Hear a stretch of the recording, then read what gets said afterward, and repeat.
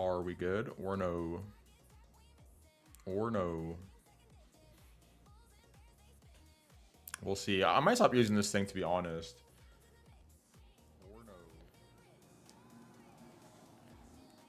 Because I watched the video yesterday and it's just a non-stop fucking buzzing sound in the background. Non-stop. This is why I never bothered to change this shit. Just a waste of my fucking time. I cannot give a fuck less about how this shit sounds.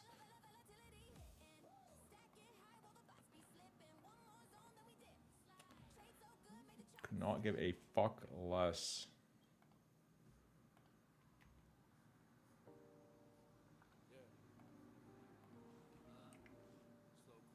So we'll try this. It's a little lower. And I'm going to switch to my old microphone in like 2 minutes. Then we'll kind of watch this tomorrow. And if it's still buzzing, I'm just returning it all. I don't give a fuck. I don't give a fuck. I can cry all you want. Whoop, whoop. You need a gate? What is a gate?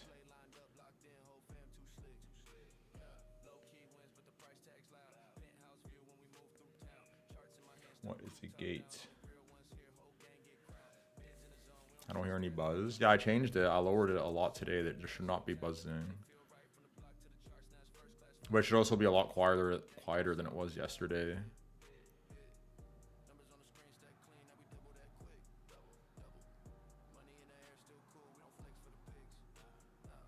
The gate passes no sound until it reaches a threshold.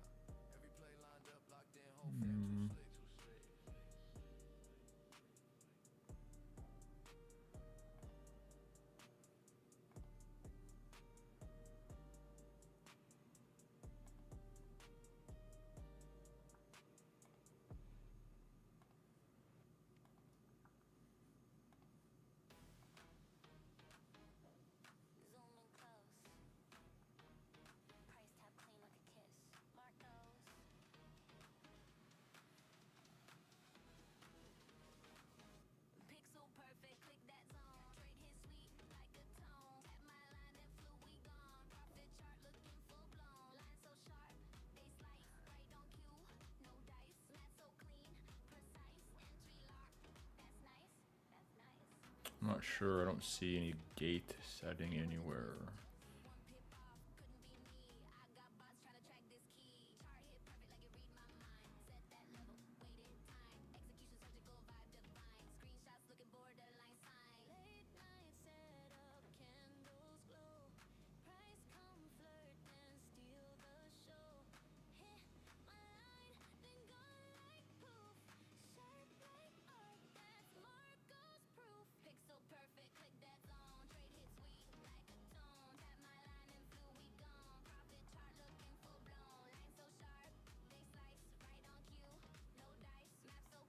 Oh shit, whoops.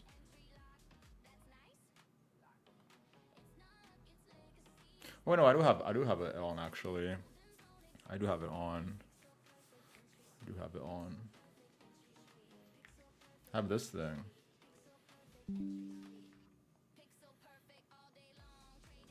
I had it lower yesterday. I had it at 30% yesterday. Now it's at 50. I guess let's turn it up right now for the sake of testing. Put it at like 90 right now. Let's see how that sounds for a little bit.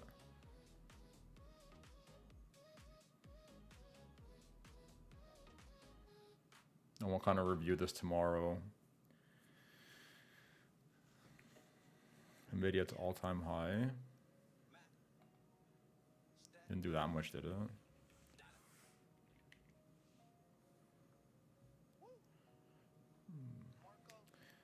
Then you just set the dB threshold. If you up the dB threshold.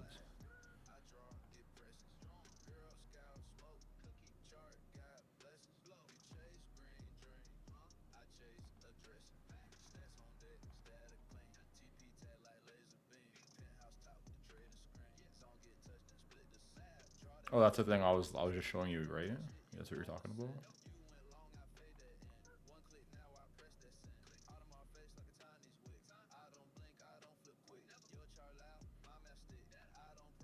I raised it. We'll see how it sounds for a bit, I suppose. Because the problem is, it's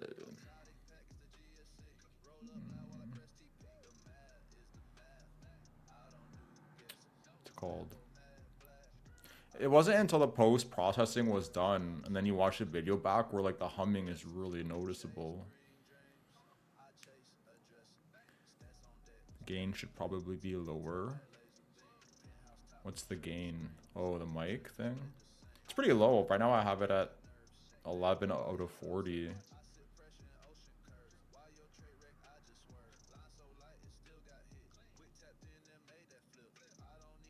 Like based on all the tutorials I've read on OBS, it seems like when you speak, it should be between like 15 to 5, something in that range.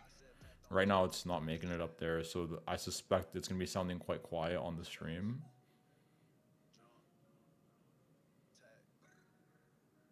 We'll try this for a bit. We'll leave it on 90 like this for a bit, and then we'll lower it for another few minutes, and then we'll kind of review it tomorrow. Stuff's a pain in the ass to like figure out. Actually, you know what? Tomorrow I'll just, while I'm doing stuff on my computer. I don't know.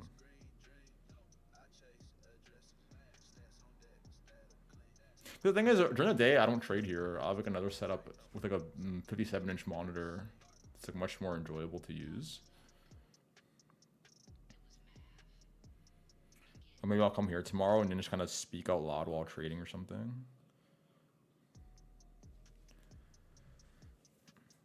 Louder than it was before? Really? That's odd. That is strange. That is strange. Oh my gosh.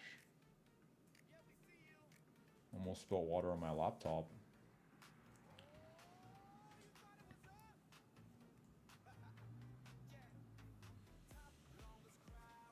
It's louder by a lot? Really? How is that even possible?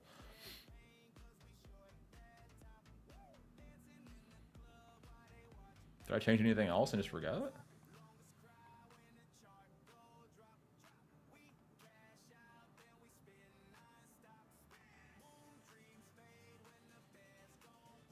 Odd. Odd, very odd. But are you saying this in regards to before I switched microphones or compared to yesterday? Because there should be no reason why it's louder than yesterday. I like lowered all the gain settings. Maybe I'm sitting a little closer. I don't know. Interesting. Oh yeah, I need to put the link for this thing. Whoops. Whoops.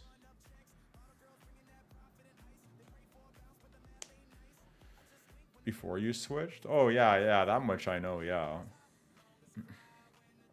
That much I know. Show me the settings, like big enough for me to read them. 1 second.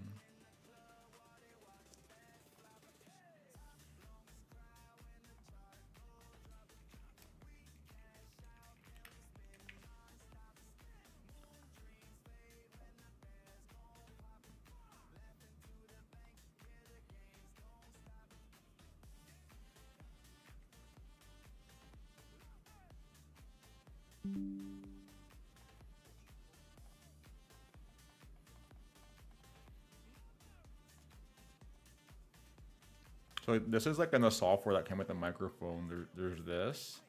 And then for the noise removal settings that it comes with, I have this. And then in OBS, it's just this.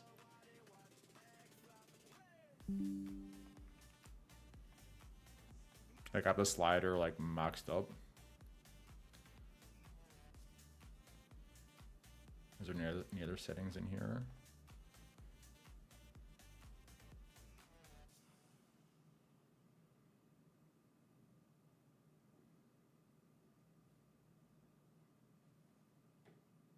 I think that's it. Well, I guess the window settings as well. Where is this thingy?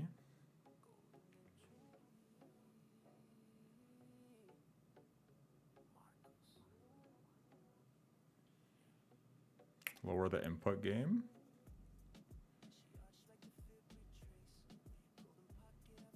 Like on this one or this one?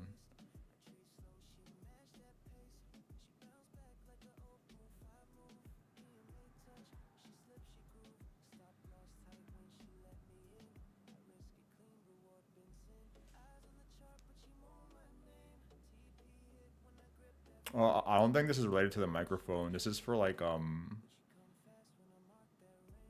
I can plug my headphones into the microphone, and that headphone jack thing is controlling how loud I hear the computer. This output volume is how loud I hear the PC, and this is like mixing it.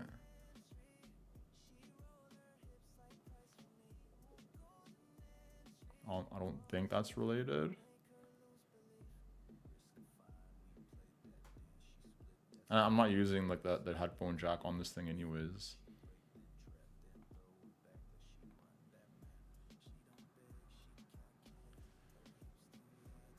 Lower the gain. Where is that thingy? Right now it's at 11. The thing is, you probably can't hear me now, right? Or it's like very quiet. Like the lower it goes. Like right now it's at 1. This is 1. This is 6. This is 11, which is what I had it at. This is 24.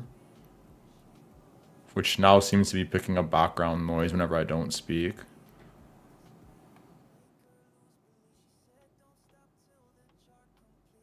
Because I can see in OBS, so when I'm not speaking, when the input gain gets to like a certain number, it starts to show that there's like activity without me speaking. But when I have it at 11 or lower, it doesn't show anything moving. So I think that's like the sweet-ish spot.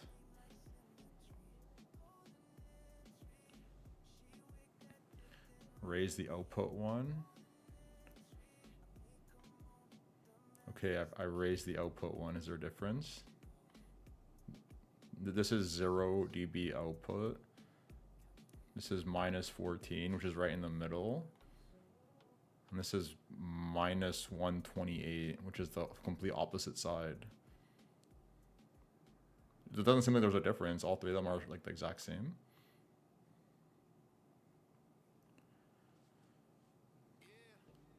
Lower the threshold on the noise gate.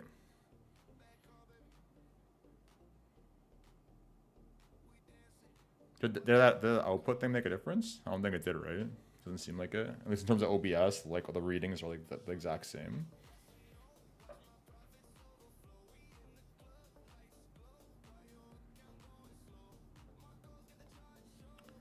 Change it. Lower the threshold. Lower the threshold. Okay, I lowered the threshold to 50 from 90.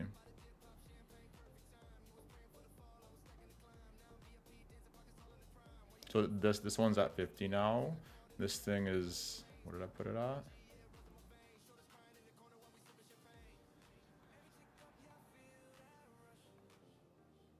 It's at 9, so I lowered it 2 knobs.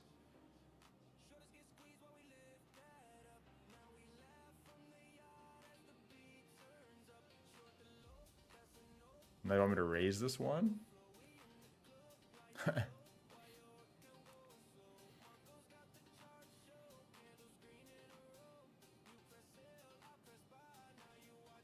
Okay, we're raising it. This is 13. This is 25. This is 35. This is 40, which is the maximum. But this seems too high. When I put it to the past, when I put it past 11, the OBS is showing like that there's picking up noise, which is I'm pretty sure what was causing the buzzing, which is why I lowered it to 11.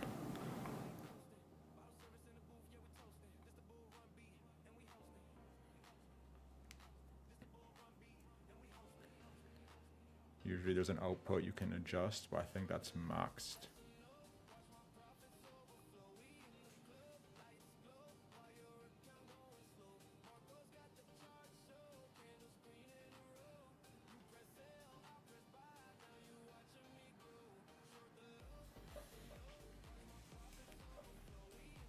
doesn't the threshold work in the other way? Isn't it like the higher the threshold, the more background noise it cuts off?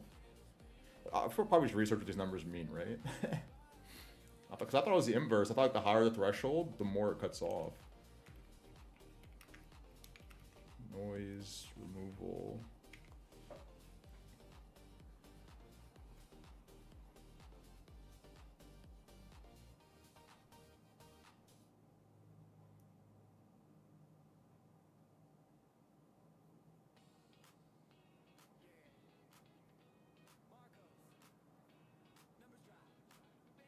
Another thing I can try too is that like there's this software, like this thing is like part of like this software called Wavelink.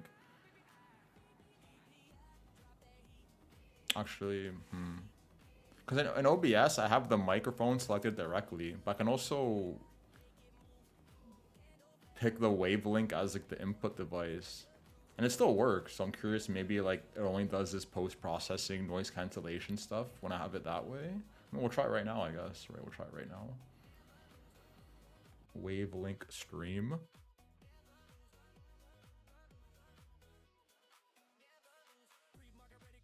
Did that change at all? It seems like it actually changed it. Like there's no more green bar.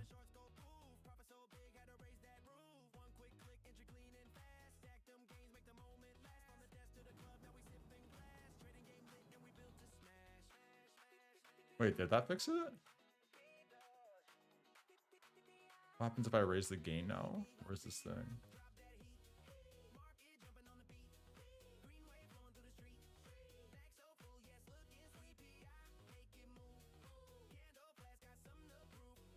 Wait, this, I think this fixed it.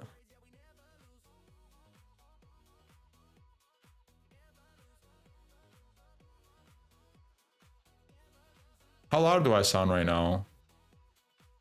Like, is it noticeably louder than it was like a minute ago?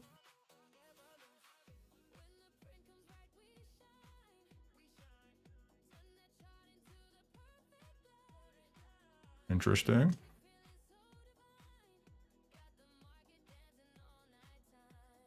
That might have been it then, actually. Because in OBS, I like for the input device, I picked the microphone previously.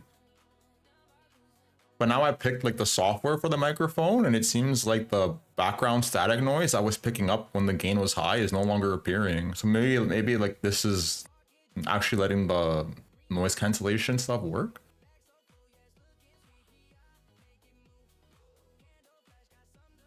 Interesting. Okay, we'll leave like this for a bit, I guess. Interesting. Hopefully that's the case. I hate dealing with this stuff. It just pisses me off. I just wasted like 30 minutes already, basically. You have an EQ with that? Yeah, I do. But I use some like default one.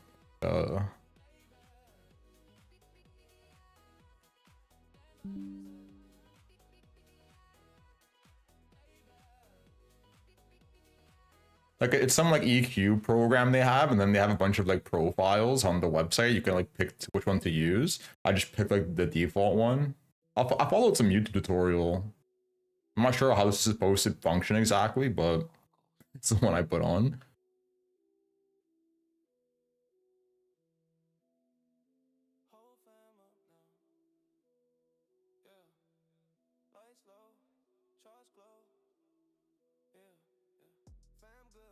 Too much upper. Well, yeah, I forgot that you're like a freaking like a music expert. You probably know all this stuff pretty well. Interesting. I fully forgot about that. I was like, how the hell does this guy know so much? You should try mixing a tempi as a band. Too much upper? What is that? I don't even know what that means. This is too high? Can I even change this? Oh, it's a picture. Whoops.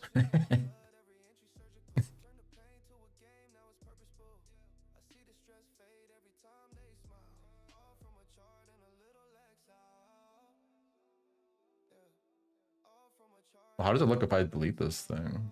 Guess we can remove it.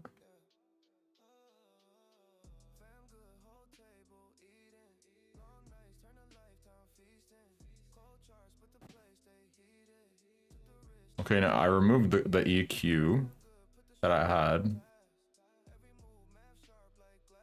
I'm curious how this sounds. Now I'll add it back to compare. This is the default version. And this is with the profile.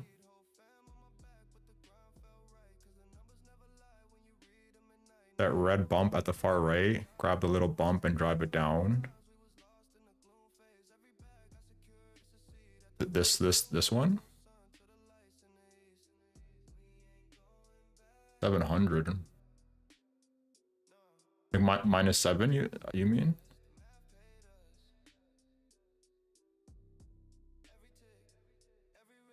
Wait, that's not right. I think you mean the second last dot.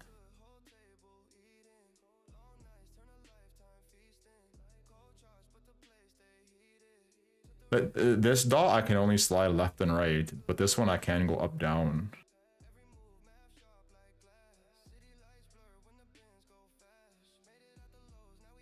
Not sure how I get 700 though. The numbers go from like 12 to -12.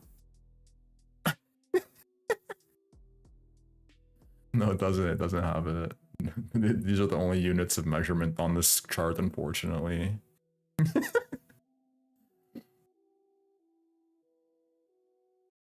Well, I'm sure there's probably another way to like. I'm sure like there's probably some other way I can do this EQ that's not on just their software. I'd imagine. X-axis should give you megahertz. Isn't that just like a unit down? Like, wouldn't 700 be here then?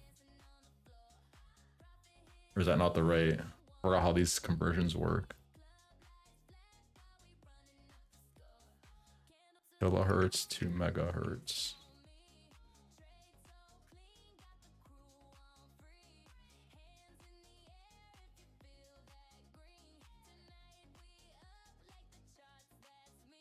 Basically, the left side of the light blue bump needs to come up.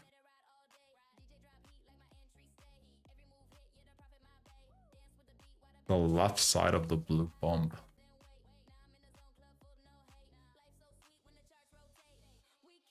Yeah, I can move it however I want. It's like when I click it, I can just like drag it around. So I can like make it look like this. If that's what you mean. Probably should not use white. Where'd it go? I can put it like that.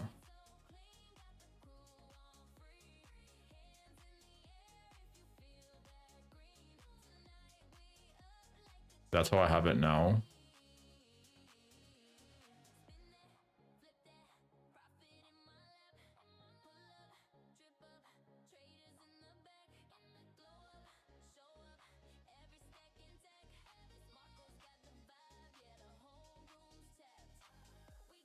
Oh, apparently these things also have settings. Oh, interesting. I did not know that. Each dot has this setting as well. I don't know what this means.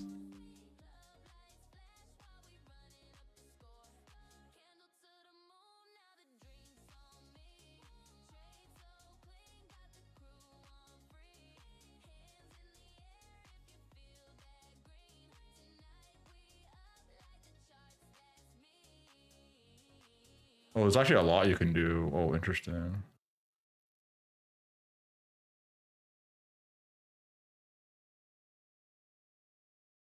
Okay, so not only can I pick the dot and then pick one of these settings, but then I can also like when I click the dot, I can scroll my mouse wheel up or down. So if I scroll it like up, or I guess in this case down, it'll like make the curve like even fatter.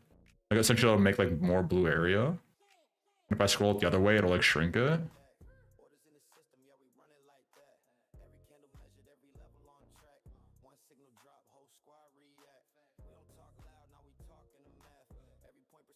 Yeah, but yo, that red bump on the far right is making you sound real tunnely.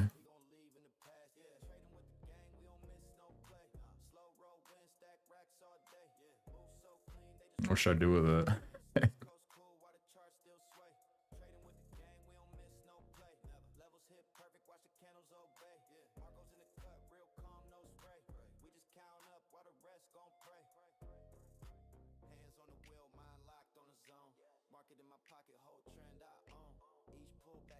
Grab it and drop.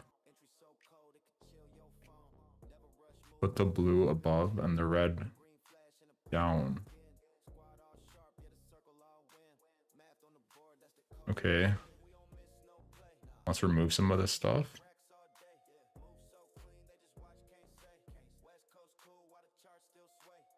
This is how I have it now.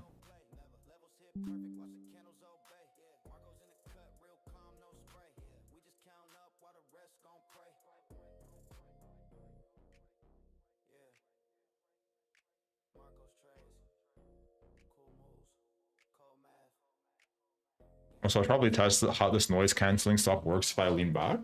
Where's this thing? Seems like it's picking me up good still. Okay. Okay.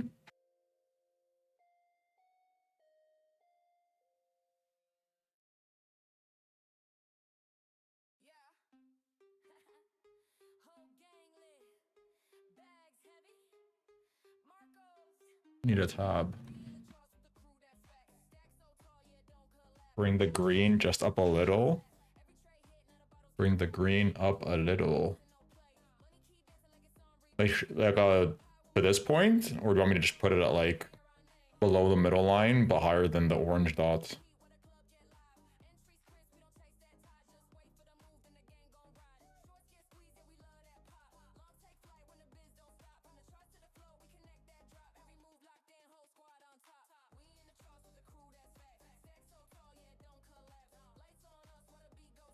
We'll label them. We'll do like 1. Whoops.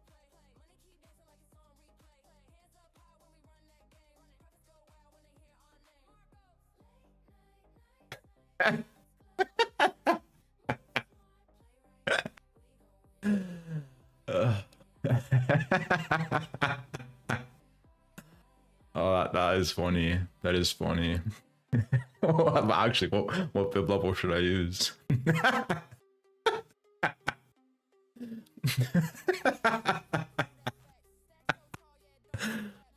Oh, that is funny. We're drawing fib retracements on a sound equalizer.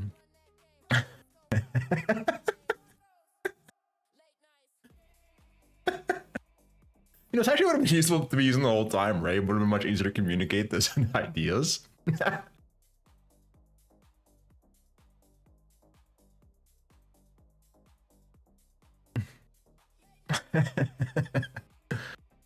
Should I bring it to the 382 retracement? Oh.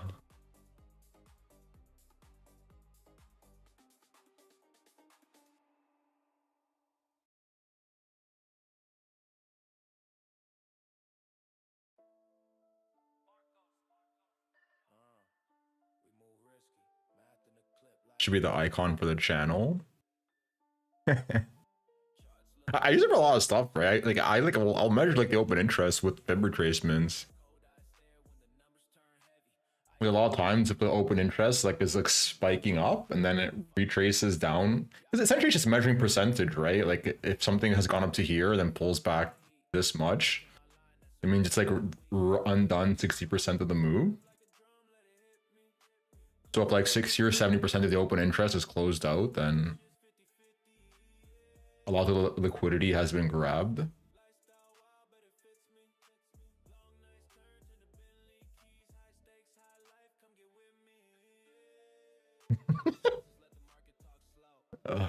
But no, but the green thing, where should I put it? Or is it fine like this?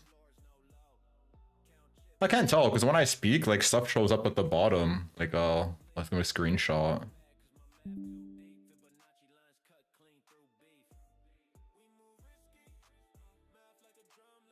Like, is the idea that when I speak, this like because this is like me speaking, this grayed area, is the idea that these dots are supposed to like match, like this blue wave essentially is supposed to match this? Is that the idea?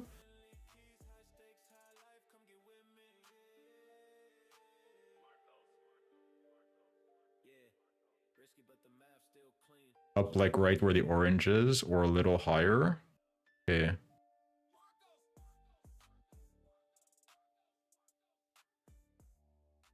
Okay, this is the final output so far.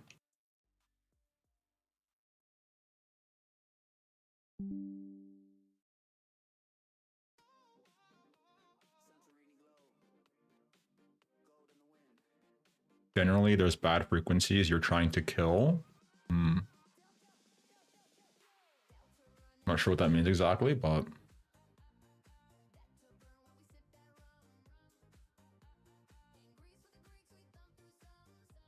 bum, bum, bum, bum. I'm also curious how much higher I can put the gain now. Like if this cancellation stuff actually works.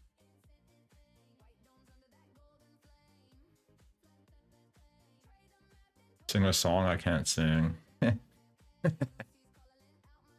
Do re mi. What is that? Do re mi. Do. Oh, wait, this is a song.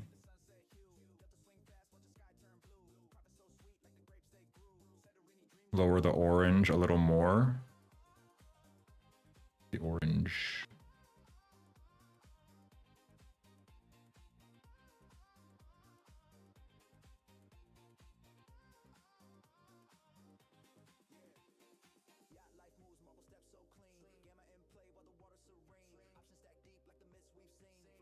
Okay.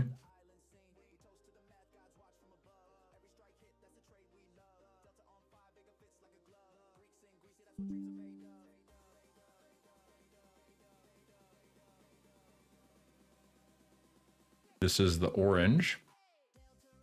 Who cares what all this stuff means? Boxy, nasal, presence, air.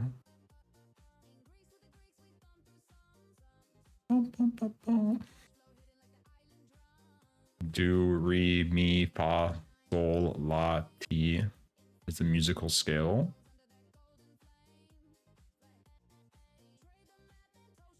Interesting. I have a chat full of musicians, apparently. No, funnily enough, there's actually another like a audio person here. What was his name? DJ Trader, right? DJ Trader comes through once in a while. Sure, probably be pretty good at this as well. Shout out to DJ Trader.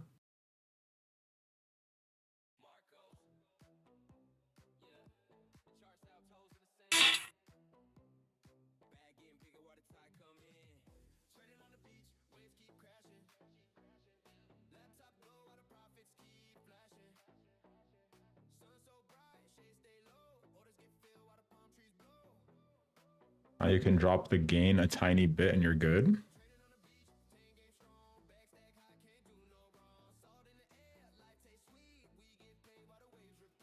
Yeah, I'm lowering it from 26 to 22. Sorry, I did not mean to pop like that. I need to mute this thing. I can lower it more. I lowered it 4 points, but if I need to lower it more, yeah. Hi, how did you make the TPO for all the single prints, not just the last one? I have multiple TPOs on. 1 second.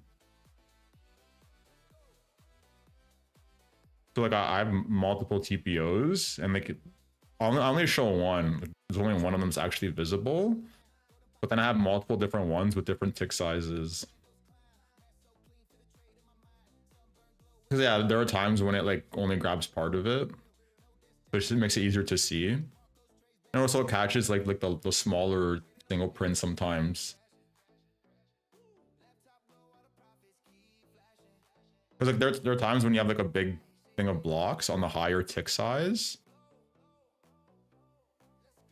And if you're not using like a low tick size, it won't catch these like small single prints in the middle of it.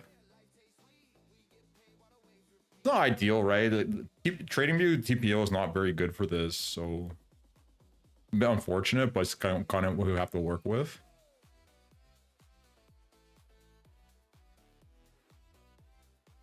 Can do something similar.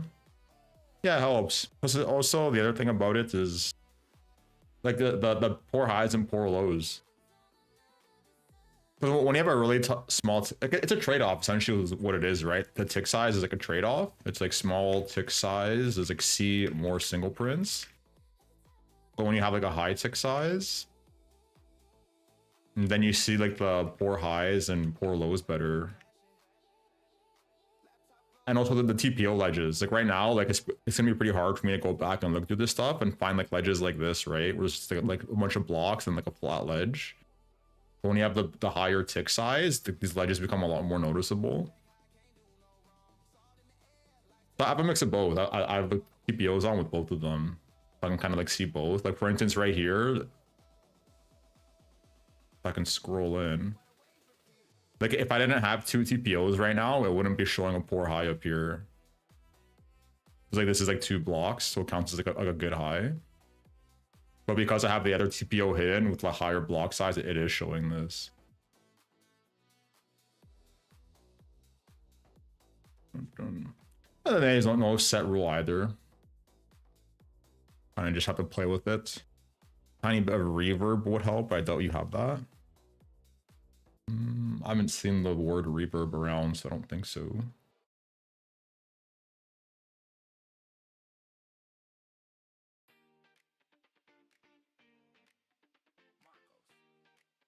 This is the only other thing. I have like a compressor on, like built-in compressor, and this is like the settings.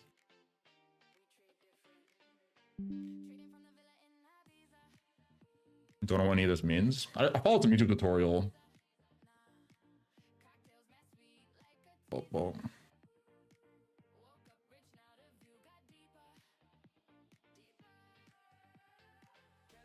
As you make your TPO sing all the single notes, not just the last chord. I'm curious how it sounds now, because I found the buzzing so annoying. Like I have like OCD for that kind of stuff.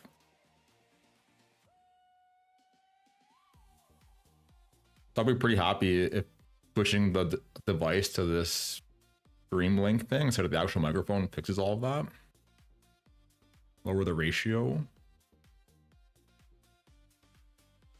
How low?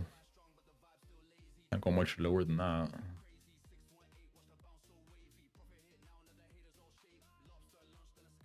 Oh, I guess it is like a slider. I can do like 1.9, 1.8, so on.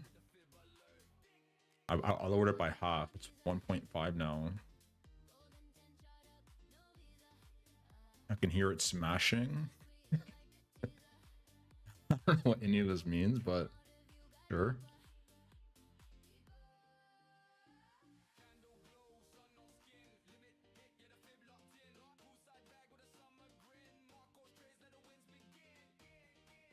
About 1.5.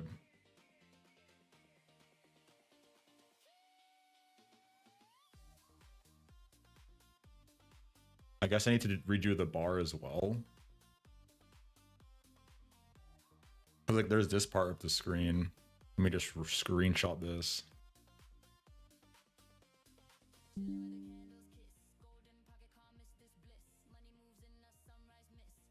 Like the video I saw was like speak so that these waves show up, and they told me to put the bar at the top of this stuff. Make loud noises, like what, clapping? Or like, what do you mean?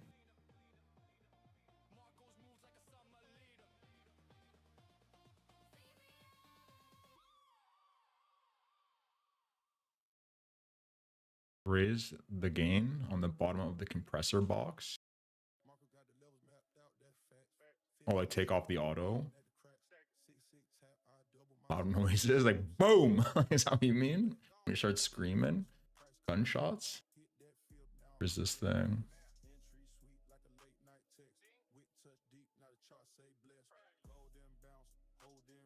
Okay, I raised the thing automatically. I want to show.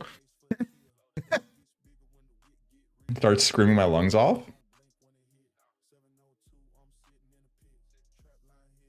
Yeah, raise it to 10. I don't know how loud this is. Or if it makes any difference. Seems the same.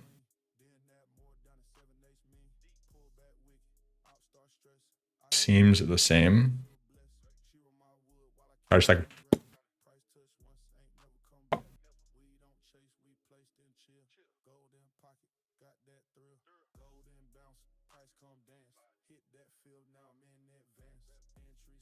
There's that. Oh no, it's louder. Little less and you're good. Yeah, I put it to half. Before it was at 0, now it's at 5. Or it went from 0 to 10, now it's 5.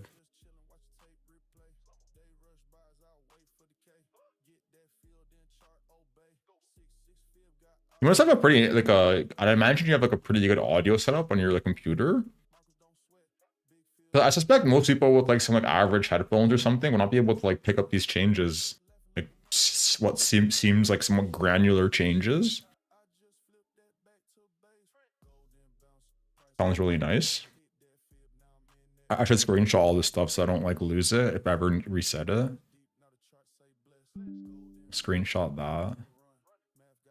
I'll screenshot this.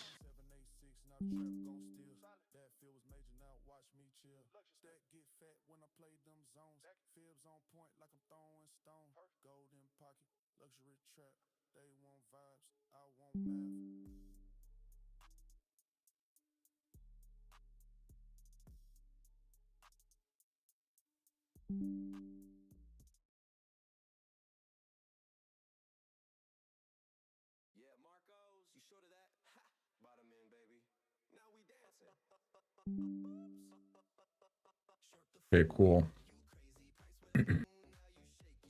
Thank you. Thank you. Curious how this sounds like on once it's uncompressing on YouTube. Hopefully good. Also, just saying, right, in terms of the fibs, just saying. Just saying. Just saying. I should probably update our levels, y'all. It drives me crazy. I'm real sensitive. Well, imagine, what's the term people use? I mean, I don't know if it's like applies to you. What do they call them? Like audio files? Something of that nature? I can imagine if it's you're like used to like being like a sound engineer in some capacity, you're quite a stickler for that stuff.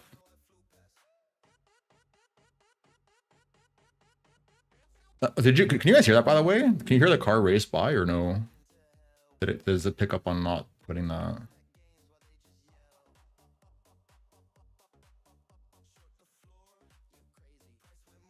I'm very curious to see how this sounds later. No car? How do you lay out fibs?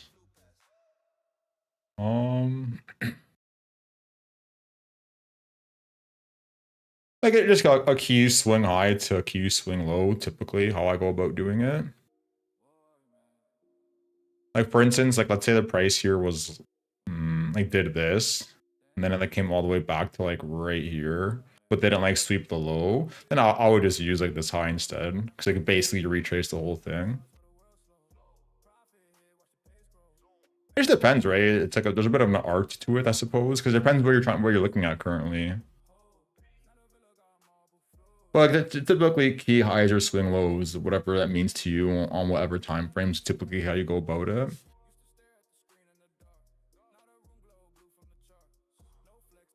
And like this is the golden pocket, right? This is like the main zone we're all watching. So typically you're expecting it to like reject around this region. If it doesn't, right, let's say it breaks through and flips it and then like turns into support, which like means what? Which means it bounced from here somewhere and then like change structure again. Then like the probability of sweeping the highs like increases. Nothing guaranteed, right? But kind of a way to like model whatever price action you're looking at.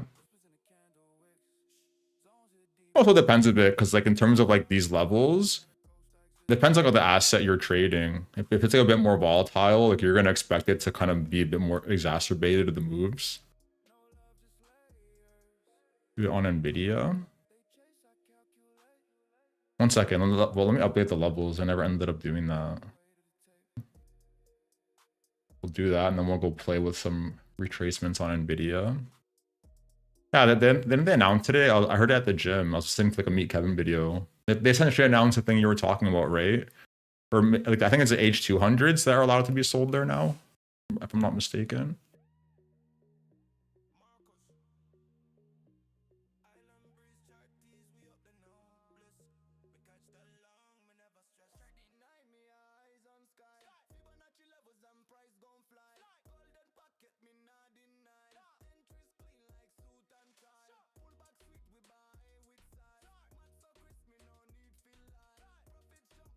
I'm looking for a 10x amount of options. I was gonna ask you the other day when you said we were talking about options, we were talking about like paper trading them.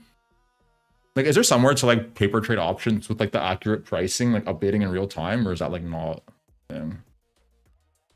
But I do want to start playing with them actually. But it's like another way to like leverage up pretty effectively if there's gonna be issues with this crypto stuff where I live. Kind of like that one guy from India that was like kind of scalping on like the Tesla video. Like kind of switching to something like that perhaps.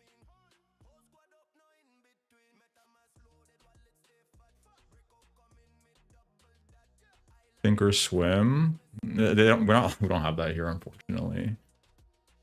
Maybe I can do a trial version or something. So in Canada, NASCAR All Out uses that, and we talked about it before, but just doesn't exist in Canada. Maybe I can use a desktop app, perhaps.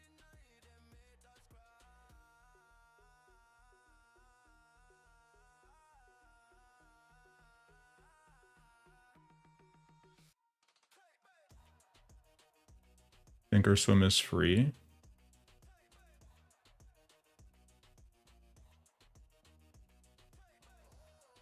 The Google thing says, can Canadians use Thinkorswim? No, the TOS platform is not directly available to new clients in Canada.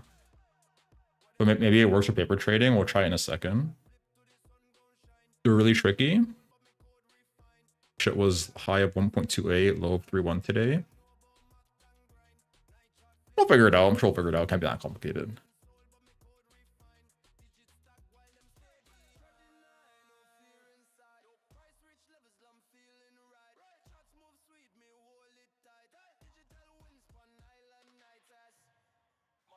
Maybe just more so of like a seeing how they operate on the low time frame. So I've never traded options like that. I'm sure there's a lot of things like intricacies that I'm not gonna be familiar with.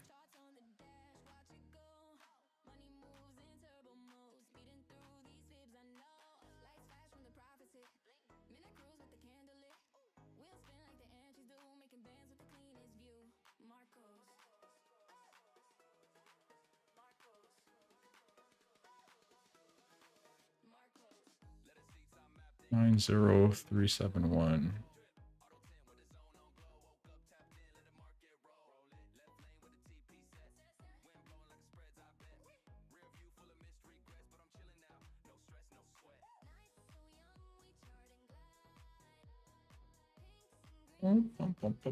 I should do it over here.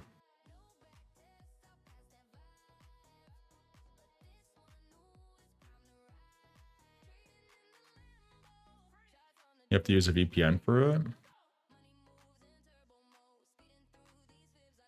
Yeah, possibly. I guess we're about to find out. They're more about volatility than price points. Unless you buy deep in the money. Options are not difficult. You can learn it. No, like I'm like familiar. I just never traded them on like. Okay, like one of the videos that we were watching yesterday. What's it called? There was another similar video where this guy was trading, like he was scalping with options, like right on market open, like the very first 5-minute candle. And it seems like the pricing changes like very rapidly on that low of a time frame, like depending on when you want to get in under your position. Yeah, I just saw that Webull as well. That showed up on when I searched up for Thinkorswim.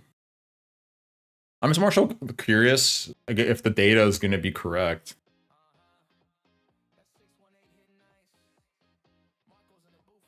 If not, then there's no point in like practicing with it if it's not going to be updating how it would in reality.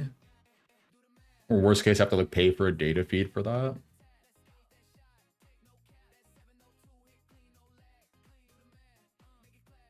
Bum, bum, bum, bum, bum, bum.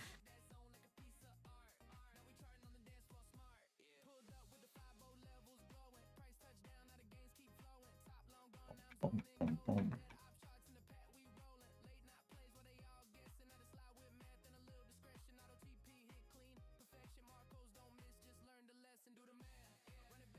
Depends you're looking at. Depends what we're looking at for this kind of stuff. Like I in this case, I have it like this, right? The fib on NVIDIA.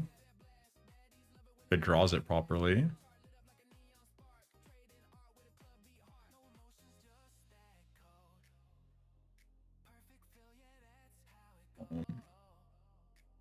Like this is like the third thing to me. It's like first thing I'm looking at is like volume, and second is like the TPO imbalances, and third is like the fib. Like in this case, like maybe this at 0.5 level, but I usually don't trade the 0.5 too often. I'd be looking at this more so than anything. Potential short, or this, and that definitely these two. But like these would depend. So at this point, you have to be like very careful of like the momentum, right? When you're coming up here, like you're so close to all-time high that it's like you might just get run over.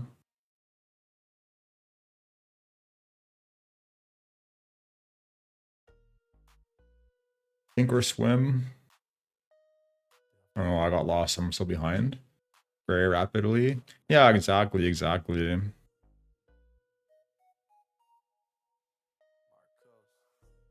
I'm still gonna keep doing the trading I do now, but the thing is, like, for instance, like lately I haven't been actively trading, right? I've been sitting in the same trade for like how long now? Like almost 3 weeks at this point. So might as well play with that on market open. Especially given this whole leverage trading potential grievance we're facing.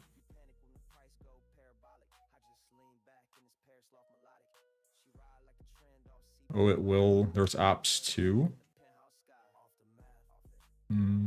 What were you referring to when you made that comment? A bit lost. Think or swim unless you go back in time and relive the past trading days if they're happening in real time. TradingView has something similar, but it's a bit it's a little scuffed. Because when I replay it, for example, like we just put play on this.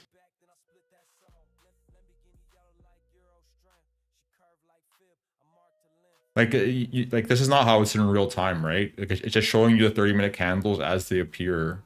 Like the first tick and then the candle. First tick and then the candle. Whereas like in reality, that's not what's actually happening, right? The candle's like printing a little bit and then coming back and then printing up and then, you know what I mean? I'm not the greatest for that, but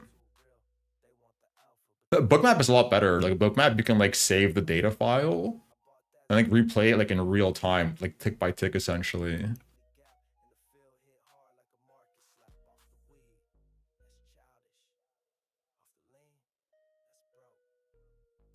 I use options strat just to get a rough idea. Options strats.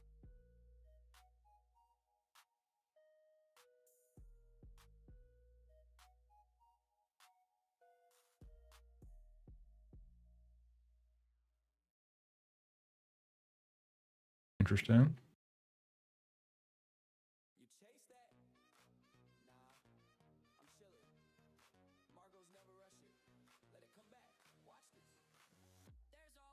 Like, what is this? Like, just like a option strategy builder? That's what it seems like. You have like a, what's the word? Like a catalog of all the different option strategies on this build tab.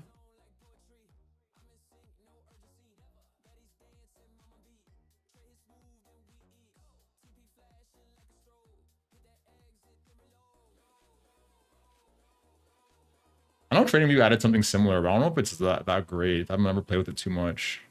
Or is it? Like the options builder.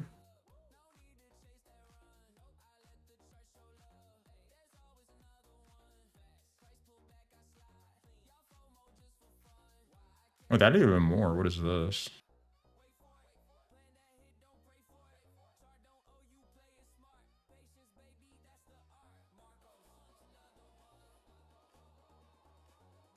Understand?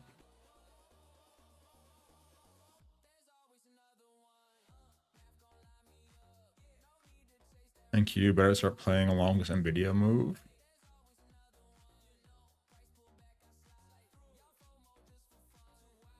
We'll see. I think everything's like at this point, everyone's just waiting for Wednesday, right? SPX 24/7, except like Sunday or something.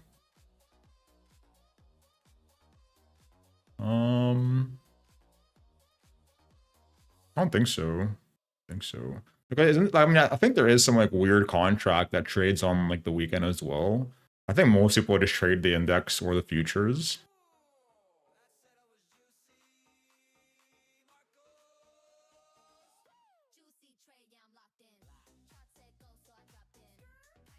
The tables are pretty good, but the IV changing is hard to predict. Yeah, and it'll show you option values at different dates and price points. There's a million ways to hedge with options and balance your risk. This feed is so behind comments. I think just me. I think just me. And kind of like looking back and forth as I look at this different stuff.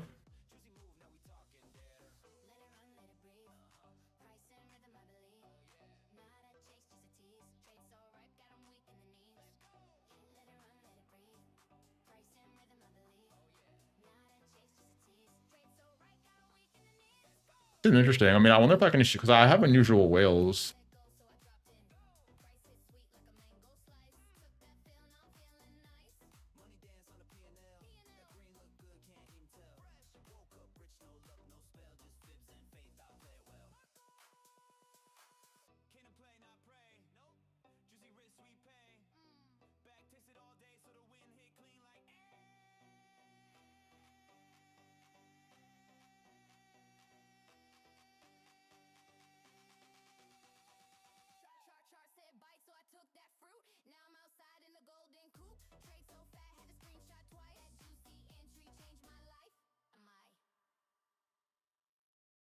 Q.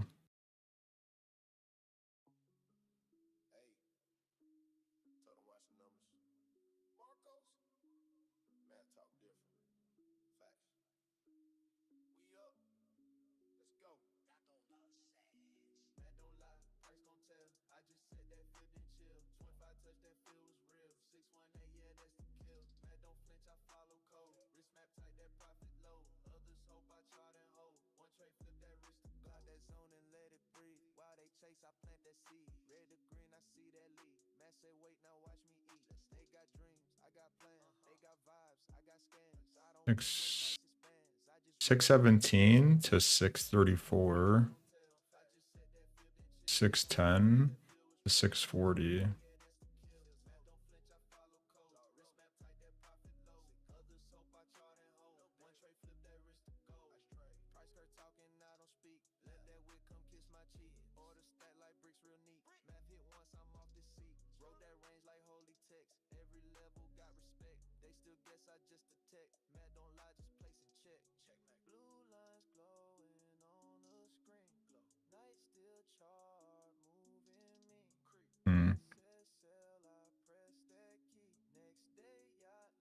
Seems like there's all.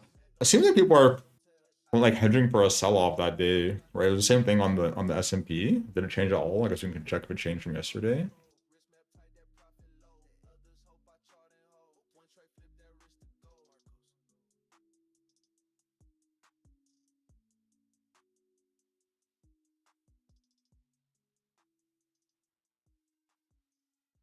Six, 855.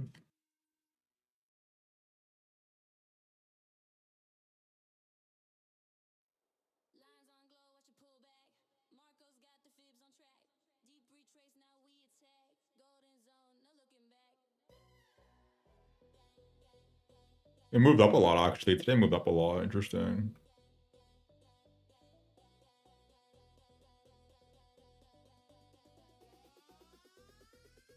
like different strategies harvest different things. You can basically make money if it just doesn't stay where it is at. Make money if it stays where it's at. The options have different Greeks, theta, delta, gamma. Yeah, like I'm familiar. Like I'm not like it's like I've never looked like options before. I just never scalp with them on the low time frame.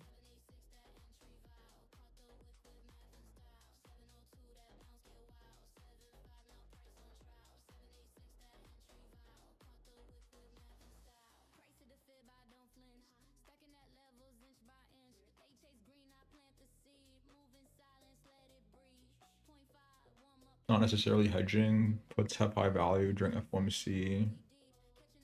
Selling puts make you good good money.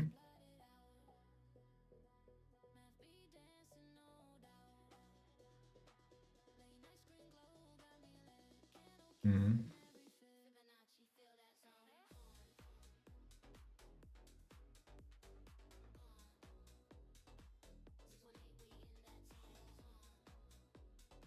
Low time frame is quick. The market maker is smart. The bid-ask spread can be issued depending on the stock / ETF you're trading. Yeah, that's the kind of stuff I'm like more concerned with. It's like stuff like intricacies like that, right? Where it's like you're trying to trade an instrument that has like low options volume and like you don't get good fills, so on and so forth.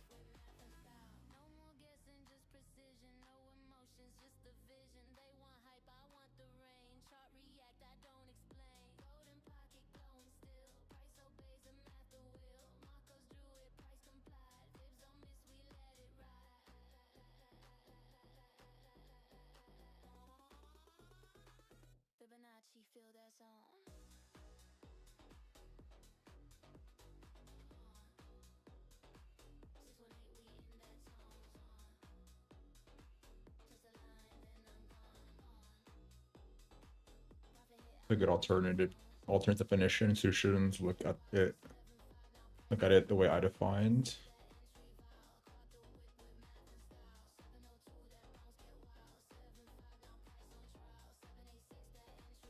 Stick to Meg 7 and indexes, liquidity won't be a problem. Oh, I'm not gonna be like I'm not gonna be fucking maxing out a strike first time trying it. Like scalping on the 1 minute, clear out the whole strike. Yeah, boy. A little crazy. A little risky, too risky for me.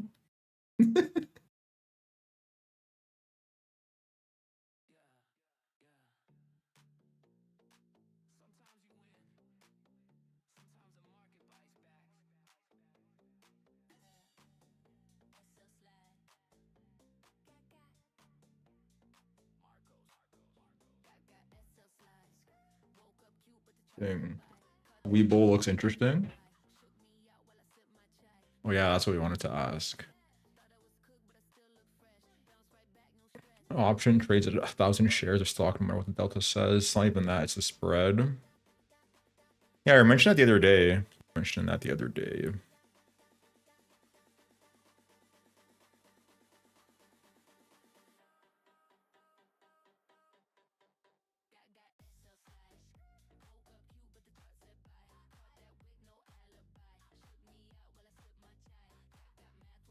What was I gonna look up? Oh yeah.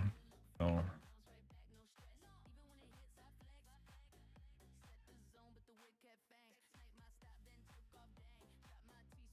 Think or swim.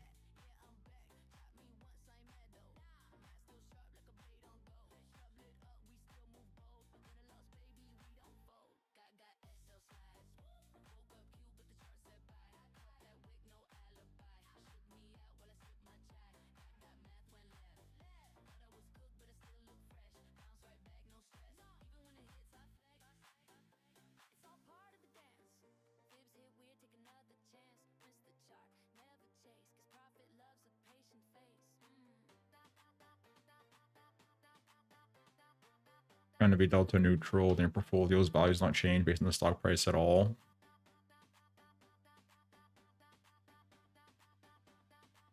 Even Mag 7 can have issues with the bid-ask spread.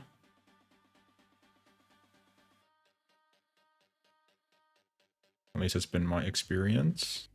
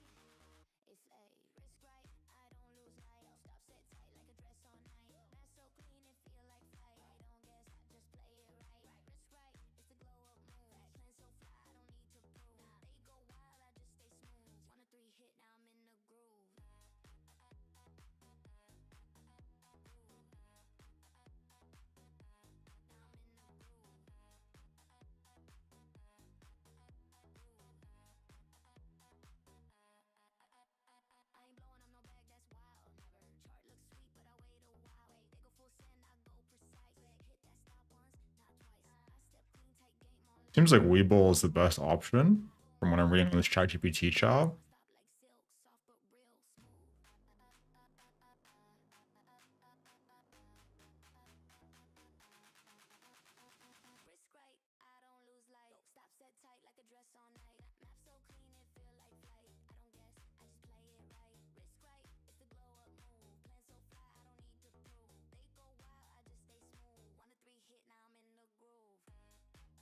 Asians buy Nvidia.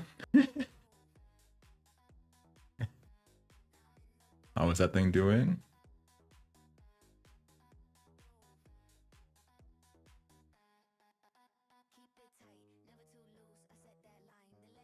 At 189.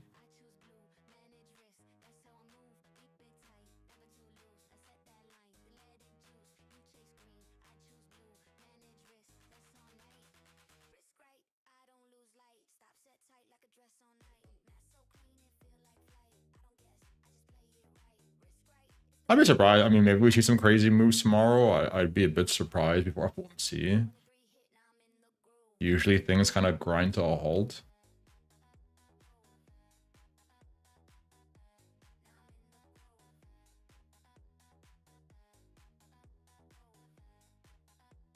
But there's a lot to be mindful of. Like the dot plots will be quite interesting.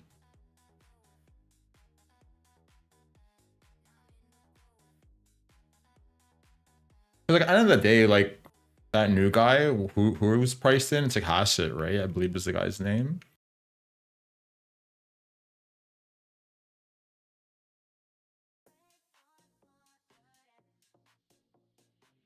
But I guess it's still a committee at the end of the day.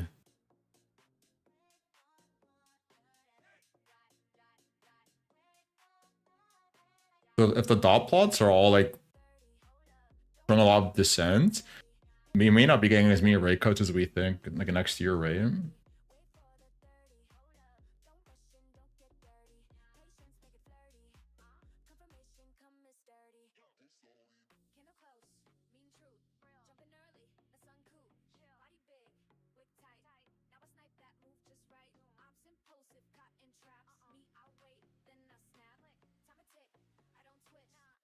$200 at open.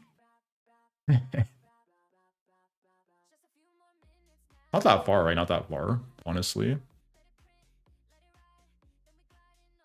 I mean, that is pretty far, but not like an unrealistic move. We'll say that.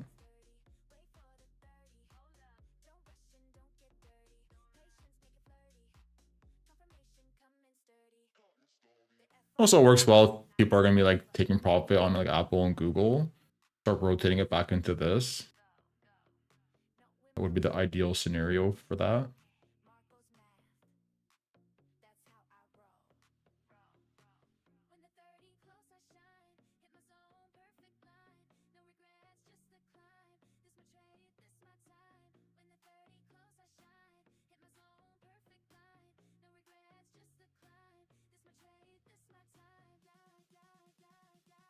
And we're gonna get a surprise 0.5. At the Fed cut? I mean just possible, I suppose. I don't know how much probability I would give that.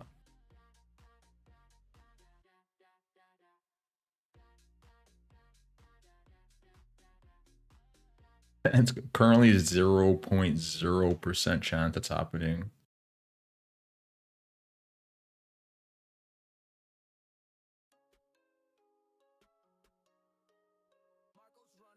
I think it would be more shocking if they don't cut at all. And like actually somewhat realistic.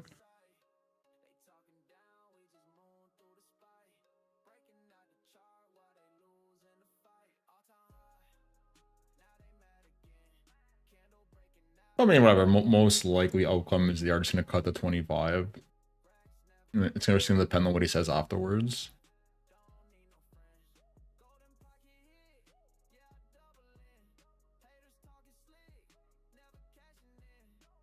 Should we bet on some of his speech? Look at this.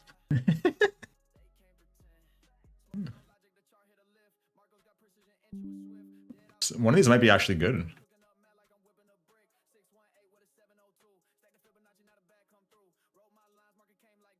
This can't be right. He's gonna mention inflation 40 plus times. Has someone run data analytics on this compared to the past ones? Is this realistic? 40 times?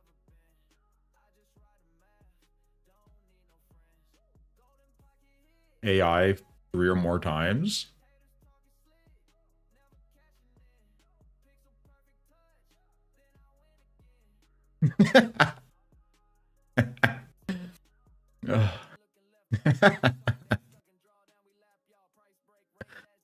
Kind of 8 billion revenue a quarter. Oh, for Nvidia, you mean?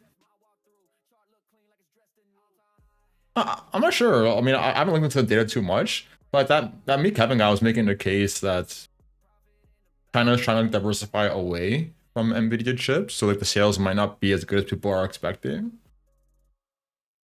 But I haven't looked into enough to know one way or the other.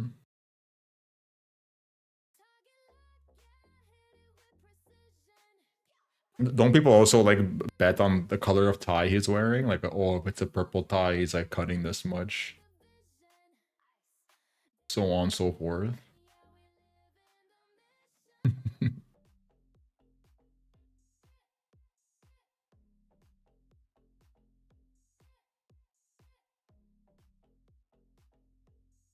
Yeah, we forgot about the gap.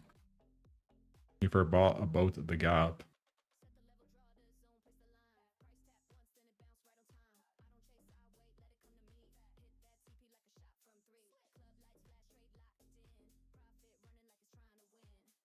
I mean, I guess it's technically basically filled.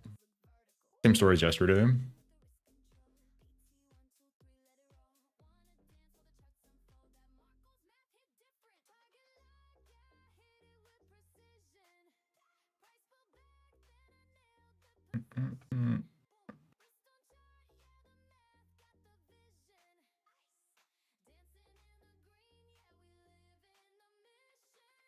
We're making an account on Webull.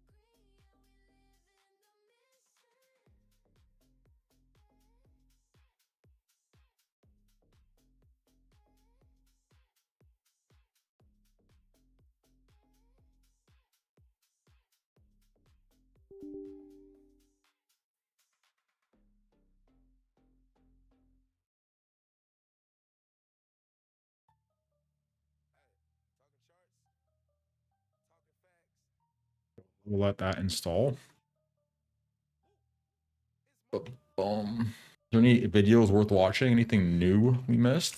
Because there is one more video we wanted to watch with these chart fanatics. We never got around to.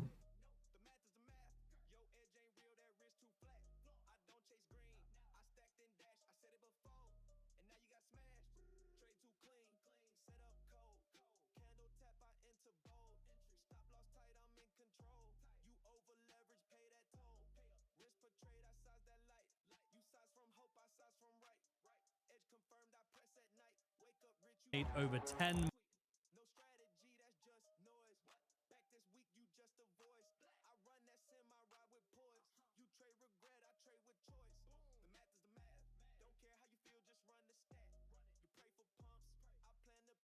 Please, what mode should we pick on Webull desktop? Should we go with the starter or experienced? I think we're gonna go with the experienced version, yeah.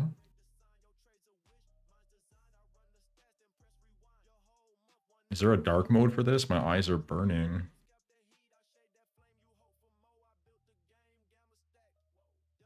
Okay, there we go.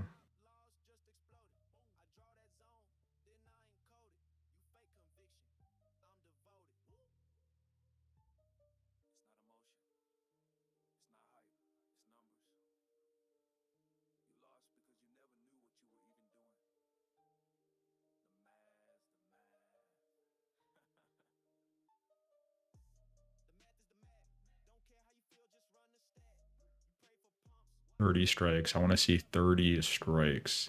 The quotes are delayed by 15 minutes. Oh, damn, damn.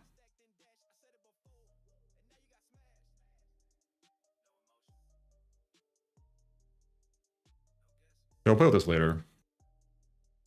Close that for now.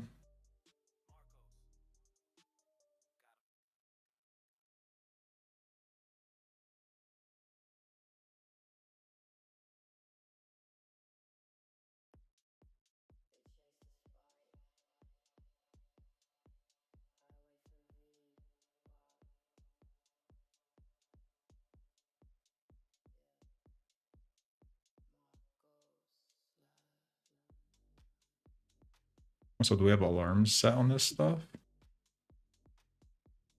Yes.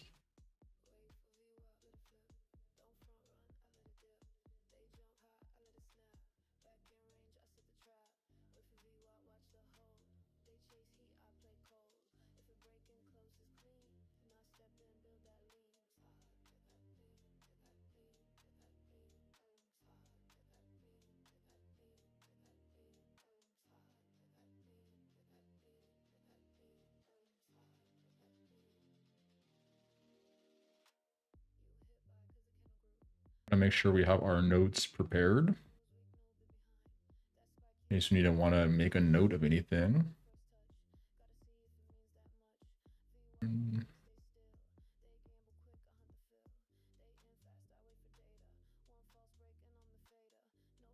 Actually, I found another channel that has a bunch of these videos, actually. What's it called? Like Trader Lion?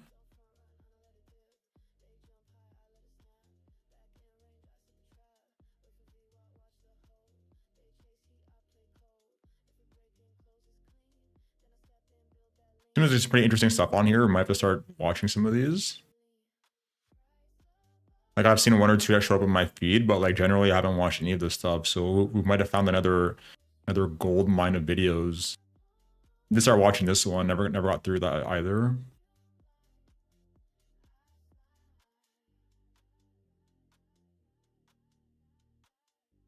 We'll kind of make note of this.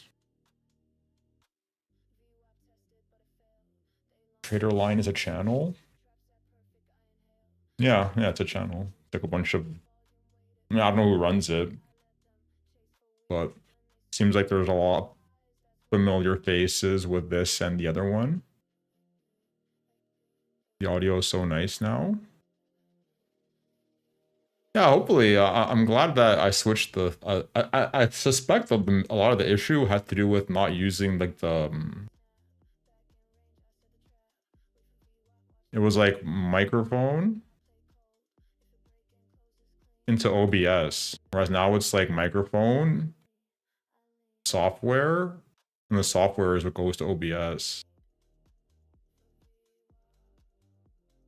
And I think that the fact that we had it, or I had it like this before, meant that the noise canceling and whatnot that I had it here, like the EQ and the noise gate and blah blah blah, was like not functioning. Like the only thing that was working was the gain knob on the microphone itself, which is nice. Definitely would be nice. I'm curious to see what it sounds like once the YouTube is done post processing, but assuming it works out good, I'd be so happy. To give you guys like a giveaway or something.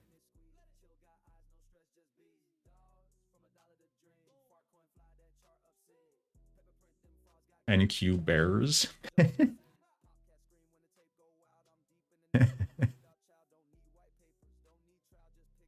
Most likely we're gonna say you're right. That would, let's just accept the most likely cause. The scenario.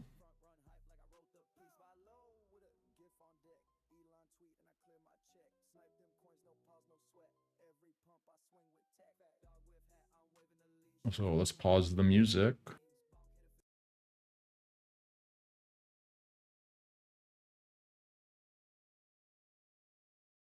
This guy has made over $10 million. You're getting a And Welcome back, everyone. $1 million. Welcome to Chart Fanatics, the go-to channel for the very best strategy and concept breakdowns in the trading industry with the very best. AMD pumps and kick off a center rally.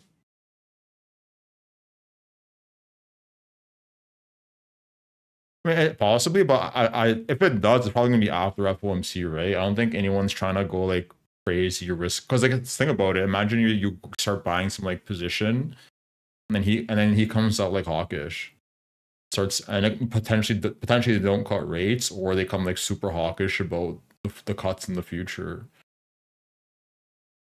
I don't think the market's gonna pump in that scenario. So it's like a bit risky, right? You're kind of just putting on a position based on what this guy's going to say or not say. I think a lot of people would rather have the certainty of whatever comes out of his mouth and then kind of go from there.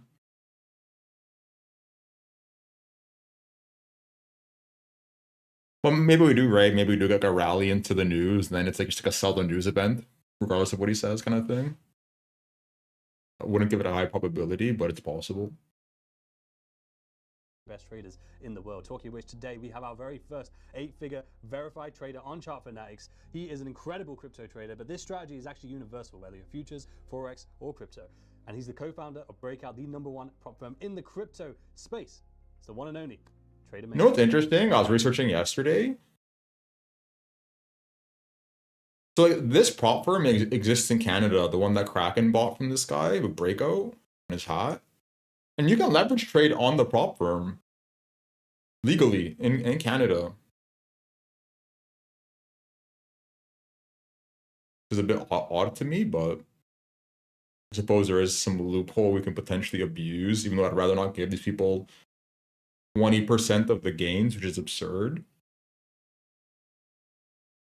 What is your goal from the videos you're trying to watch? Seems like you're looking at other trader stories. No, just maybe some people have like a unique strategy that's like worth being mindful of ourselves. Like either A, we can do it or like put our own spin on it. Or just something to be aware of, right? If there's some like popular strategy that we don't know, or I guess that I don't know, and a lot of people trade that same strategy, and then I see that setup forming on a chart, then I can kind of have some bias in the sense of like, okay, if a lot of people are looking for this trade and this trade's forming, then the probability of it playing out in like a breakout, for example, is like a lot higher.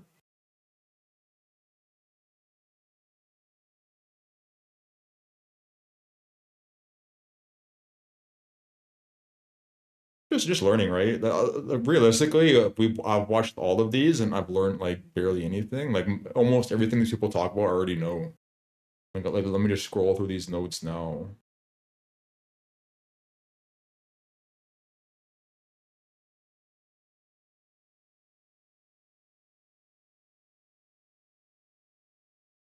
Like the one episode, the guy was using Camarilla pivots. That was interesting because you don't see that too often.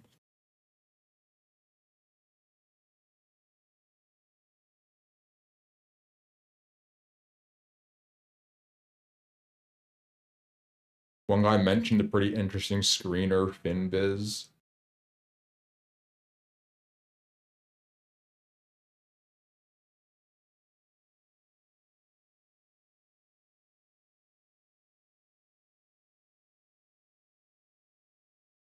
Same with Trade Ideas was another interesting platform. But like just small things like that, right? It's not nothing particularly like mind blowing. At the end of the day, most people kind of trade the same way.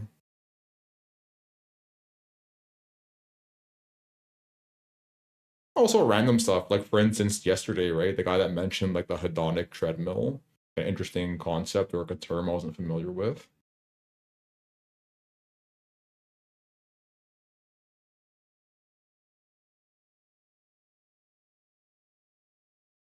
You know, Yeah, more than anything, it's just looking for like little nuggets of juice, right? Little gold nuggets.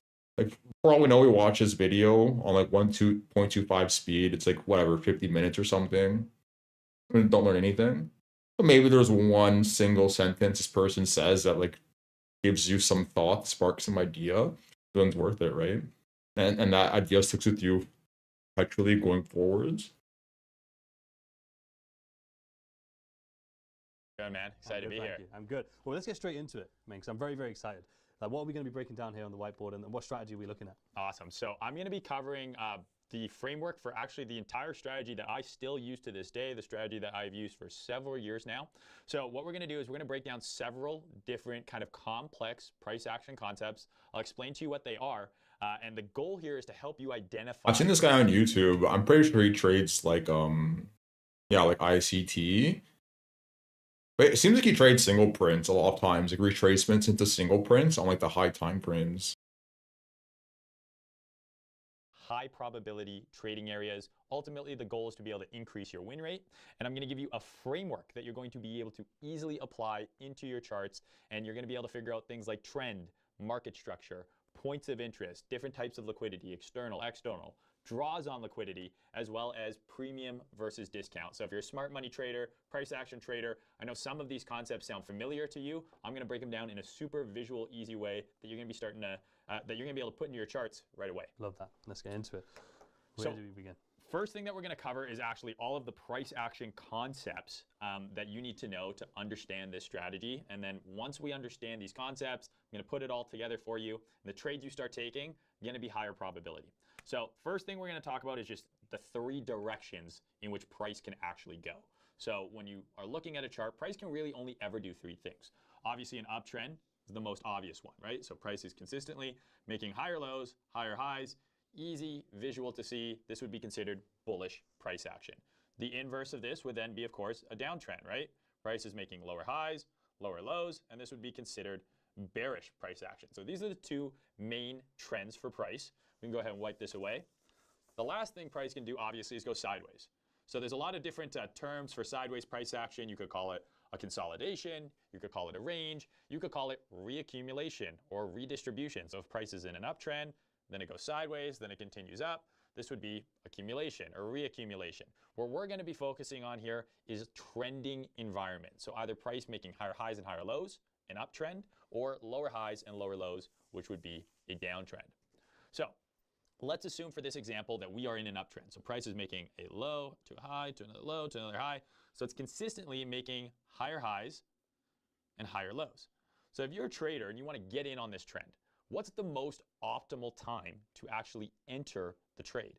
You could enter the trade here, theoretically, and if you're willing to hold all this drawdown and you survive this drawdown, you might end up making money when it trades back here. But in reality, the most optimal area to get into the trade is at those higher lows. And so what this framework and this strategy is going to help you do, it's going to help you find the most likely areas for these higher lows to occur. It's going to give you the best risk reward. It's also going to give you the best chance to find a high probability setup on the lower time frames, knowing that you're in line with that high time frame trend. When you say higher time frames, is it in regards to, is it all subjective? So like this could be the daily, and then lower time frame could be the hour, or it could be the weekly. 100%. So this framework is what I use to apply on my high time frame. High time frame can be whatever you want. Monthly, daily, weekly. The key here is we want at least 2 time frames. Okay. The high time frame that you do your analysis on, the low time frame is where you're actually doing your Do execution. you have like any that you have set out? So like if you said weekly, do you have then the next time frame already? Yes. So what I generally do is, if I'm using the weekly for the high time frame, my execution time frame is going to be the daily or sometimes even the H12 because I'm weird and I like the H12 time frame. But you got to pay for TradingView Premium for that one. If I'm using the daily or again the H12, my execution time frame then becomes the H1. Okay. If the H4 is my high time frame, my execution time frame becomes the M15. And then ultimately, I never really go down this low, but for the scalpers out there, you can go as low as the H1 and even down to the M5 as your execution time frame. Okay. So this is the time frame where we're going to be applying the framework. this is the time frame where you're actually going to be looking for your setup. Where do you enter? Where does your stop go? So Things that like previous drawing that you just had out, the high highs, high lows, this essentially would be this section. Exactly. And what we're going to go into in terms of like identifying and executing would be this section. I'm going to show you exactly where the best place to look for this is. I have a going to be. sneaking suspicion this So the video is next gonna be a kind of waste of concept that we time. need to cover is market structure. So Very market sneaky structure, suspicion. quite basic, is the market going up or down? Are we making higher highs? Are we making higher lows? So this is going to be the easiest thing to see on your chart. I use just a 3-candle swing system. So that means if I have a candlestick here, and then I have another candlestick in the middle, and then another candlestick here, to me, this constitutes a swing high because there's 3 candles with the highest candle being in the middle and a lower one on each side. Some people use 5 candles. Some people do all sorts of crazy stuff. I like the 3-candle system, and this would, of course, be the inverse. Do reaction videos.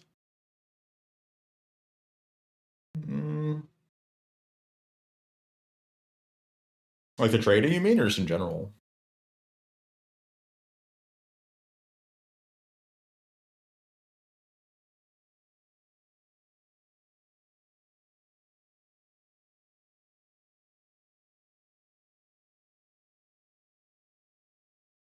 Like at the end of the day, I don't want to sit here like just roasting traders, right?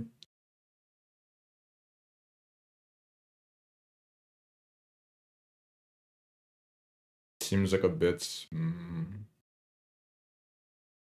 like putting negative energy out into the universe for no reason.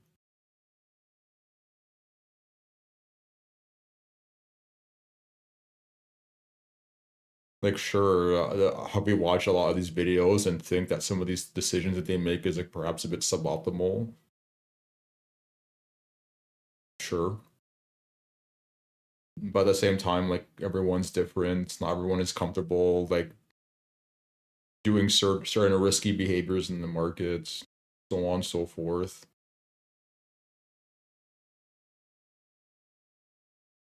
That it's like a somewhat of a subjective process. Sometimes people want to hear professional traders think of these videos. I mean, everyone on here is like a professional, right? The thing is, like, professional is very vague.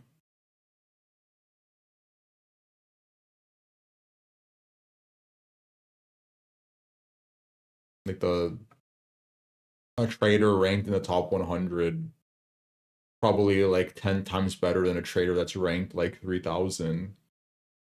But they're both professionals.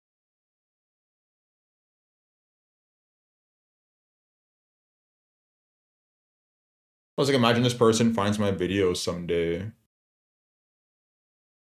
This first thing he sees is me just sitting here saying, "Oh, this guy's a fucking idiot. Doesn't know what he's doing." He's gonna ban me off. He's gonna ban me off the platform if I ever go use it.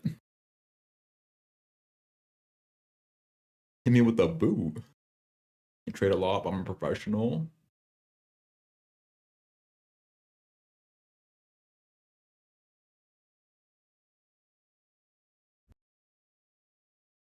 Don't make a living. Well, to me, like that's a professional is someone that like makes money off trading.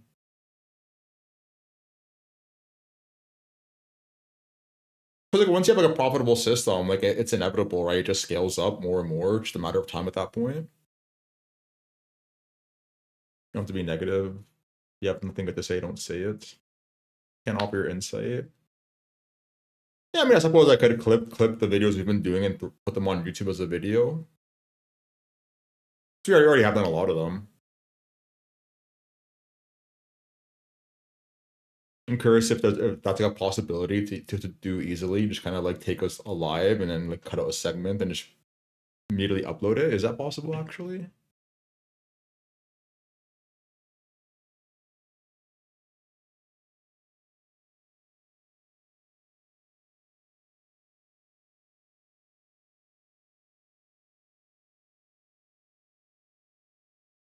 Is that possible?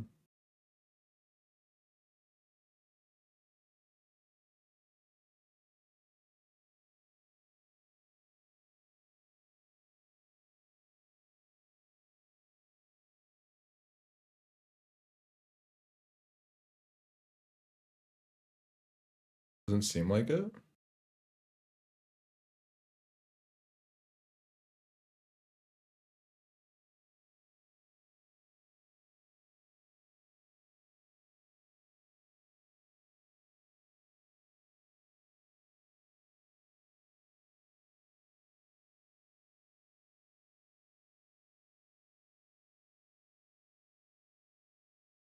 Maybe a year, perhaps.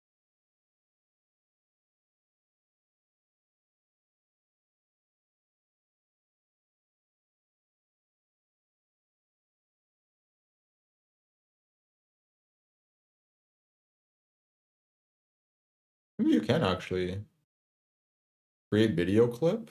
I don't know if this means like one of the 1 minute clips or like an actual full-on video. Interesting.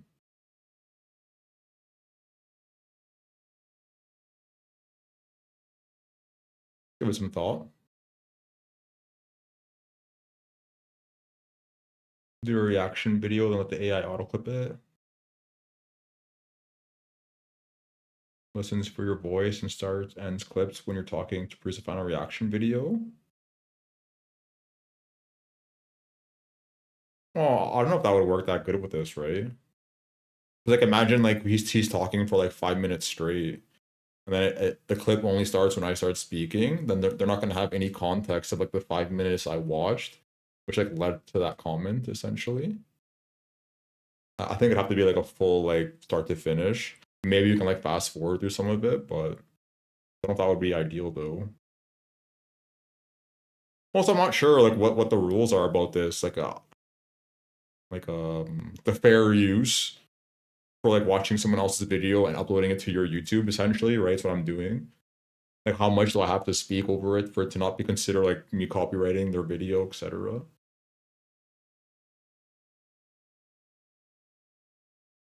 Interesting idea though. It is an interesting idea, I suppose.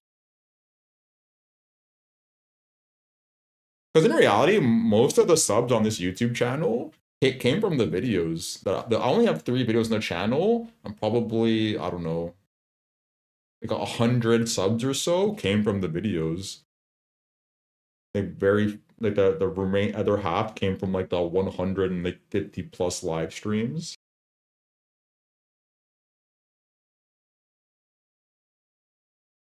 So it seems like the videos get more traction in that regard. I think there's a law that allows you to make comments on video without getting copyrighted.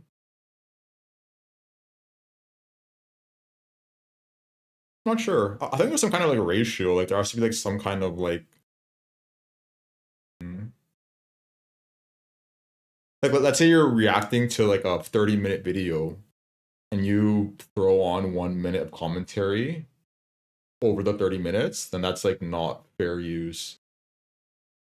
But like let's say it's a 30-minute video and you add like 15 minutes, 20 minutes of your own commentary, then it is fair use.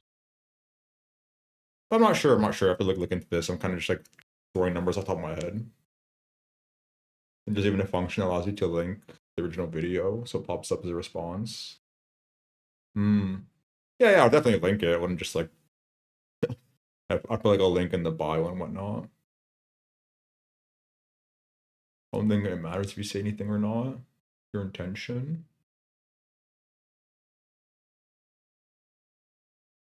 Like, isn't there some like lawsuit with that like H3 guy because some people like watched his video and didn't add any commentary to it?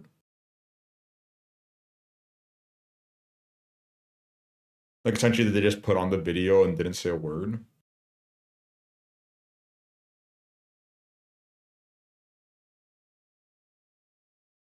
Legal Eagle did a video on this topic.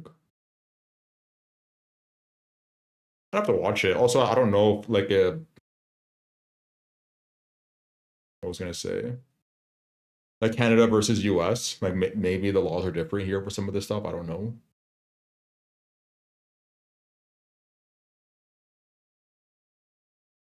Because over here, we're living in some like weird regime. Like I have friends in the US that will send me stuff on like Instagram, for example, and it's like blocked. You can't even look at it here. A lot of like weird censorship happens in Canada.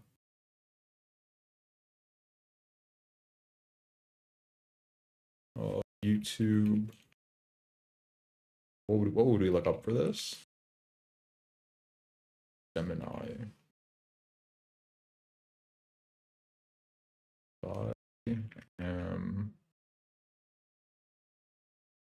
Reacting to a YouTube video. What is considered fair use if I upload a reaction to YouTube? And we'll kind of mention we live in Canada.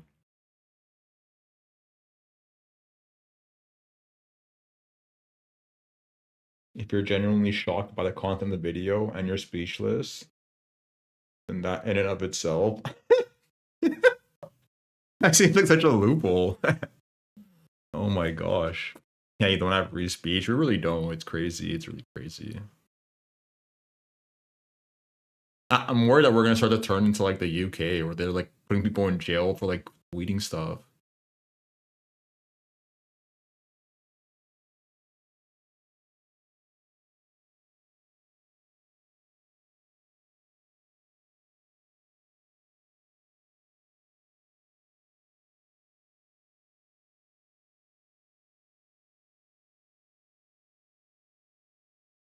Okay, so it seems like you have to meet two conditions to be allowed to do it. The first one seems valid. Like if it's like education or criticism or review, parody, etc. So we can definitely claim those quite simply.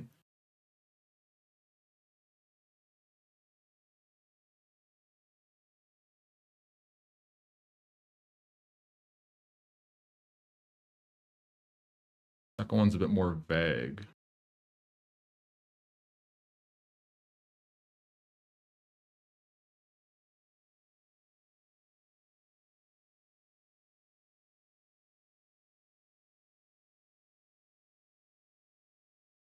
Interesting. Is it very, this seems very discretionary, the second bit.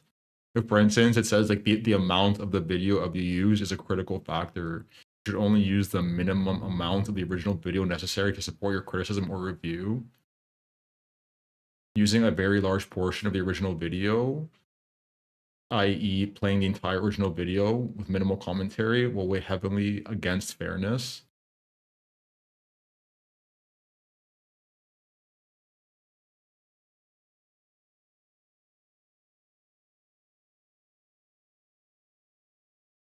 Interesting. I'm pretty sure we can do it. Reading this, I think we could argue all of them quite well.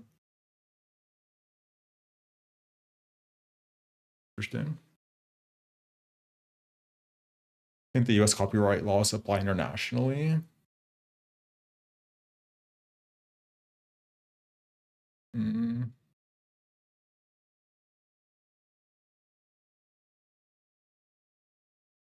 not sure. Because like for instance, like you see how it says like Premium Canada up here on YouTube.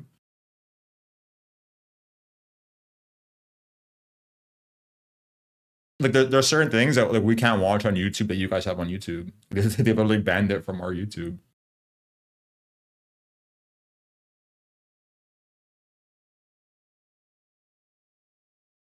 I mean, according to Gemini, it's giving me a response based on Canada's implementation of what fair use is.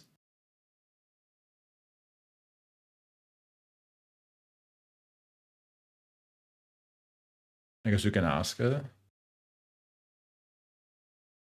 Does the US fair use law apply if, I guess we can ask if the original video is American. If the original video is American. Actually, no, we'll ask it a general question and then we'll like do a follow-up for that.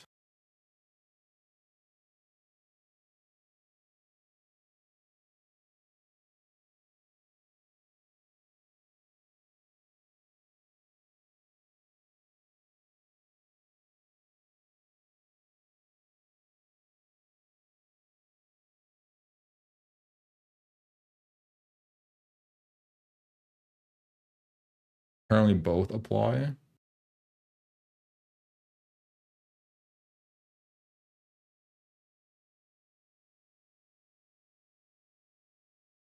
YouTube is a US company that operates under US law, including the Digital Millennium Copyright Act through the DMCA.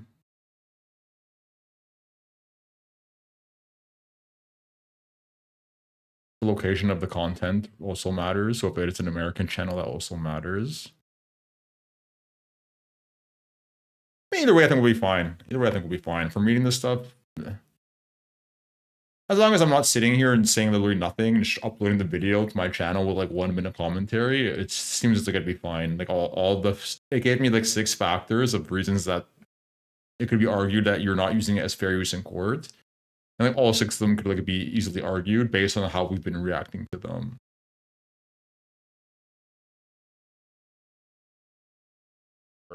For a swing low. Yeah.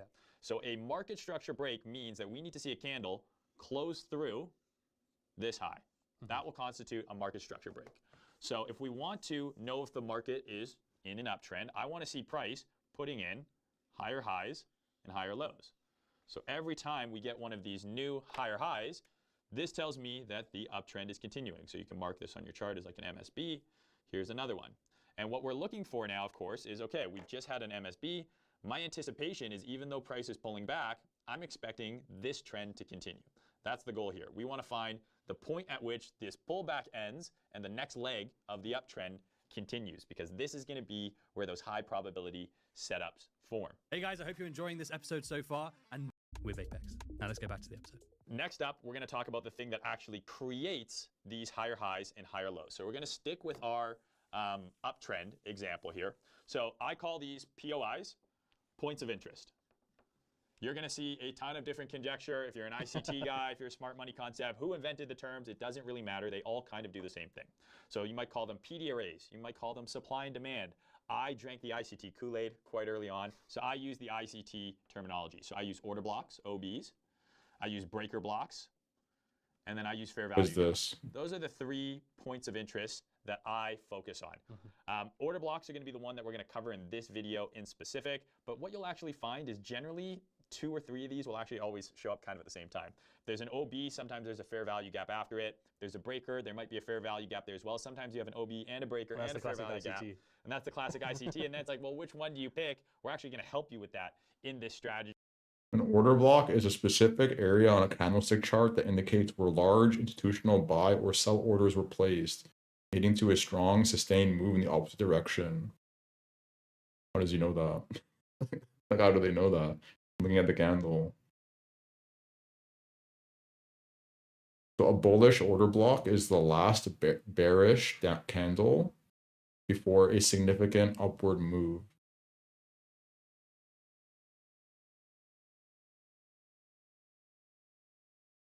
So like a red candle before like a big green candle, essentially.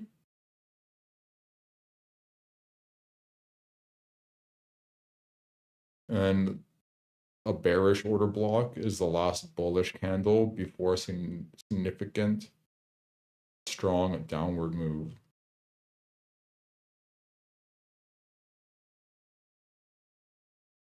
Okay. Don't know how this ties to institutional presence in the market, but we'll go with it, I suppose. A breaker block is a failed order block that flips its role from support to resistance.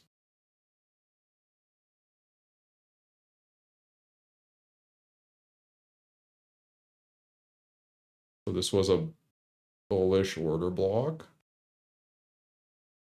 And I guess it means it flips this level. That's what it means.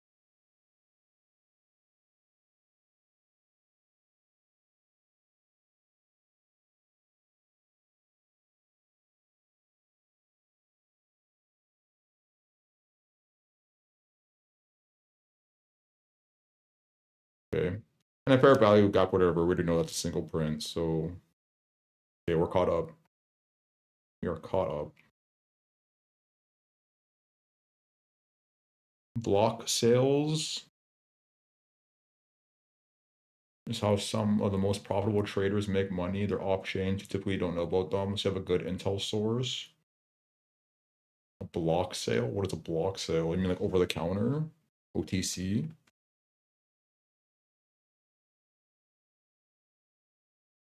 Because that doesn't show up in the chart, right?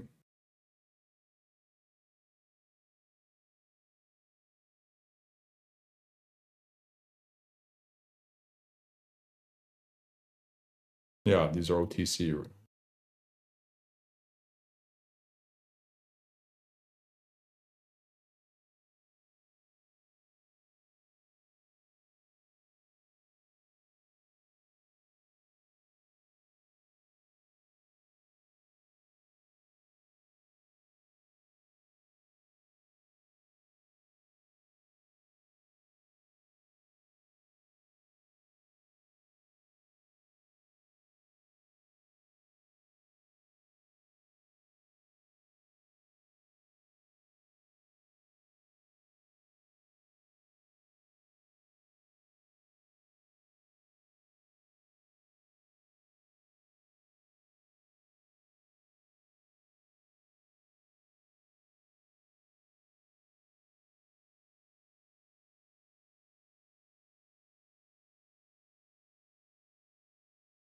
Large numbers.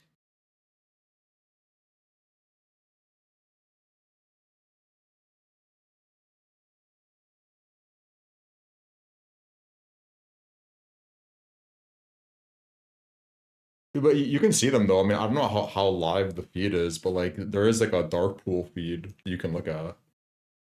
Like unusual whales, there's like a dark pool on it, the feed.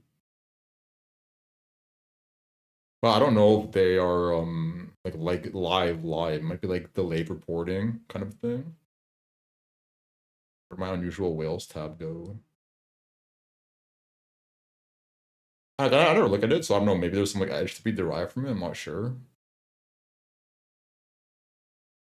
Suppose you can write that down. Look at some point. To-do list. Dark pool feed investigation.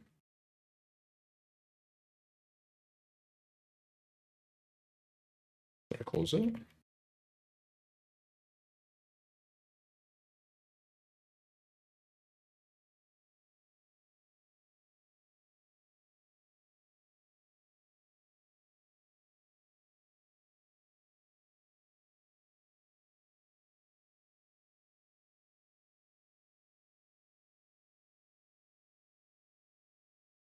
Yeah. Yeah, like this is what it looks like. You can kind of like look at all of them. Like right now, I'm not filtering it by anything, but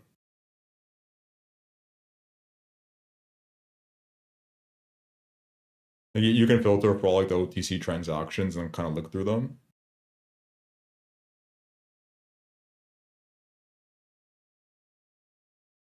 What time would this be? We'll see tomorrow because there is like a live flow button. So I'm curious how real time this is.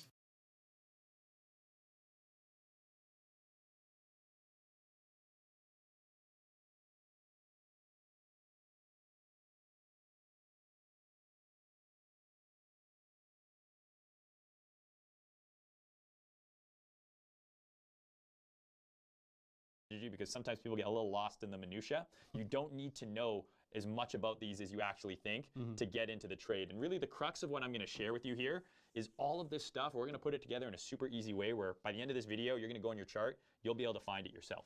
So those are the main 3 POIs that I work with. Think of the POI as where I want to do business. So when the market makes its pullback, and we have, let's say, an order block for him here, this is where you want to have your alert on. I'm now Posted an article on Discord about a block trading specialist who won a court case against former employer / hedge fund.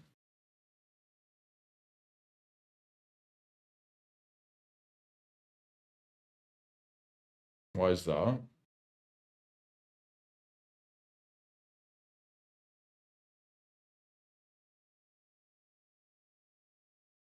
Well, I don't have access to this. I'm not a subscriber to the Financial Times.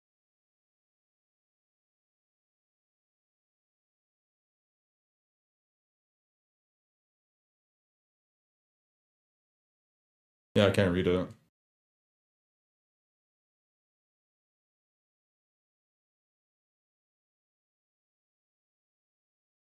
They didn't pay him his bonus. Like, what's the reasoning behind that?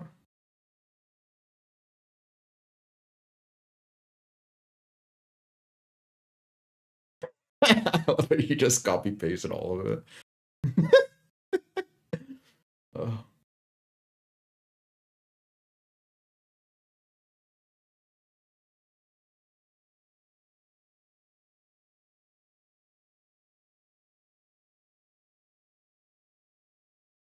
Wait, why is it formatted so weirdly? Let me copy paste this into a Google Doc.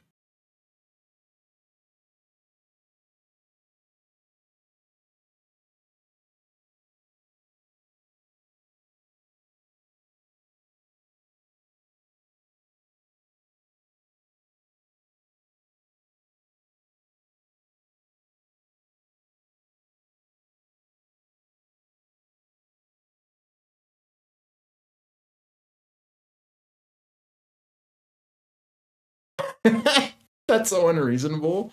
I'm not gonna pay the bonus. Fuck you, sue me. Like for no reason.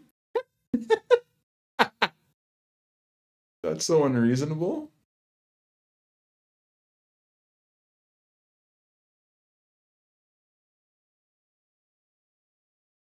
Oh, it's because you got investigated by the SEC. I see. Probably should have kept reading first.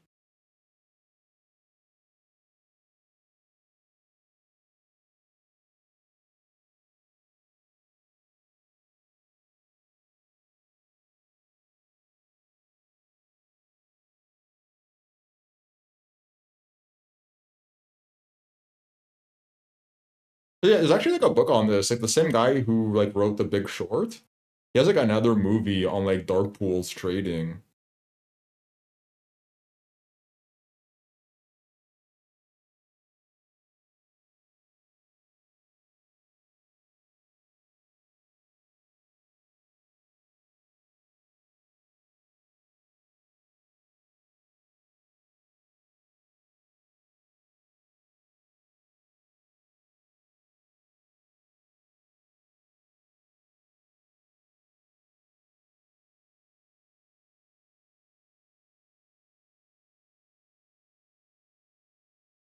Hmm.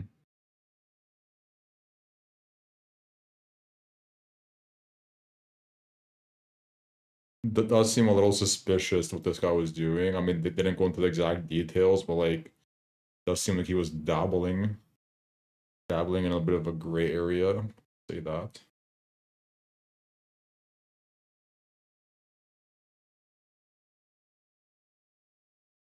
Interesting though. Yeah, like a lot of trading happens in the dark pools, right? Which is to me kind of funny because like a lot of people think like, oh, like market makers are like out to get you and whatnot. Well, like the large institutions are like out to get you. When in reality, like a lot of their orders, they're not even executing them in the public market. Like, they're doing it like via dark pools.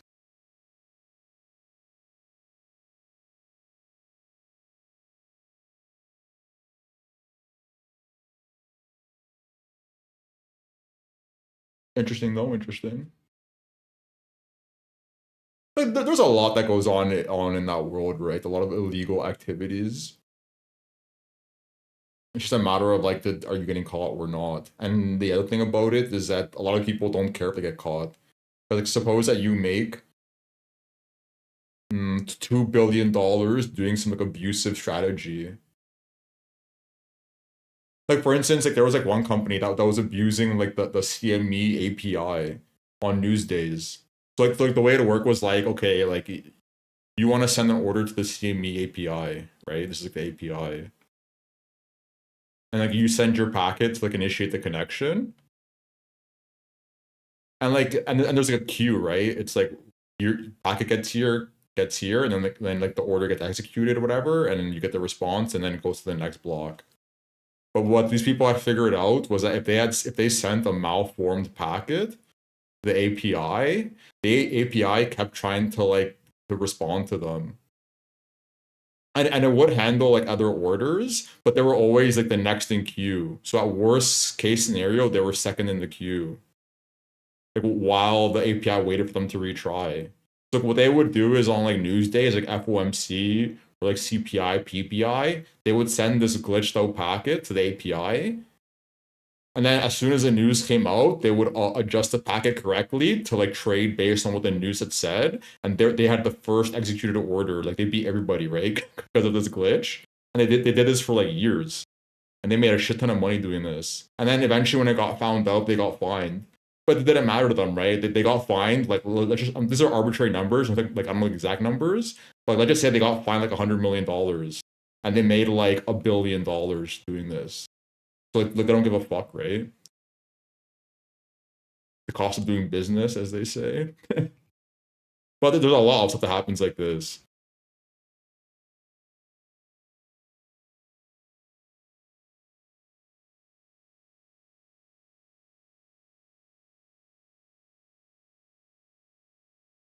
Now paying attention, because in this area, I'm now looking for that potential higher low to form. Exactly. So that's your order block, and then the expectation here, because the trend leading into this was bullish, is that a higher low is going to form here, and we're going to continue that trend. So this optimal area for the higher low is where I want to do business, because the likelihood of me being right, me getting a trade that works out, is way higher here than longing somewhere randomly in here or somewhere randomly on the way up.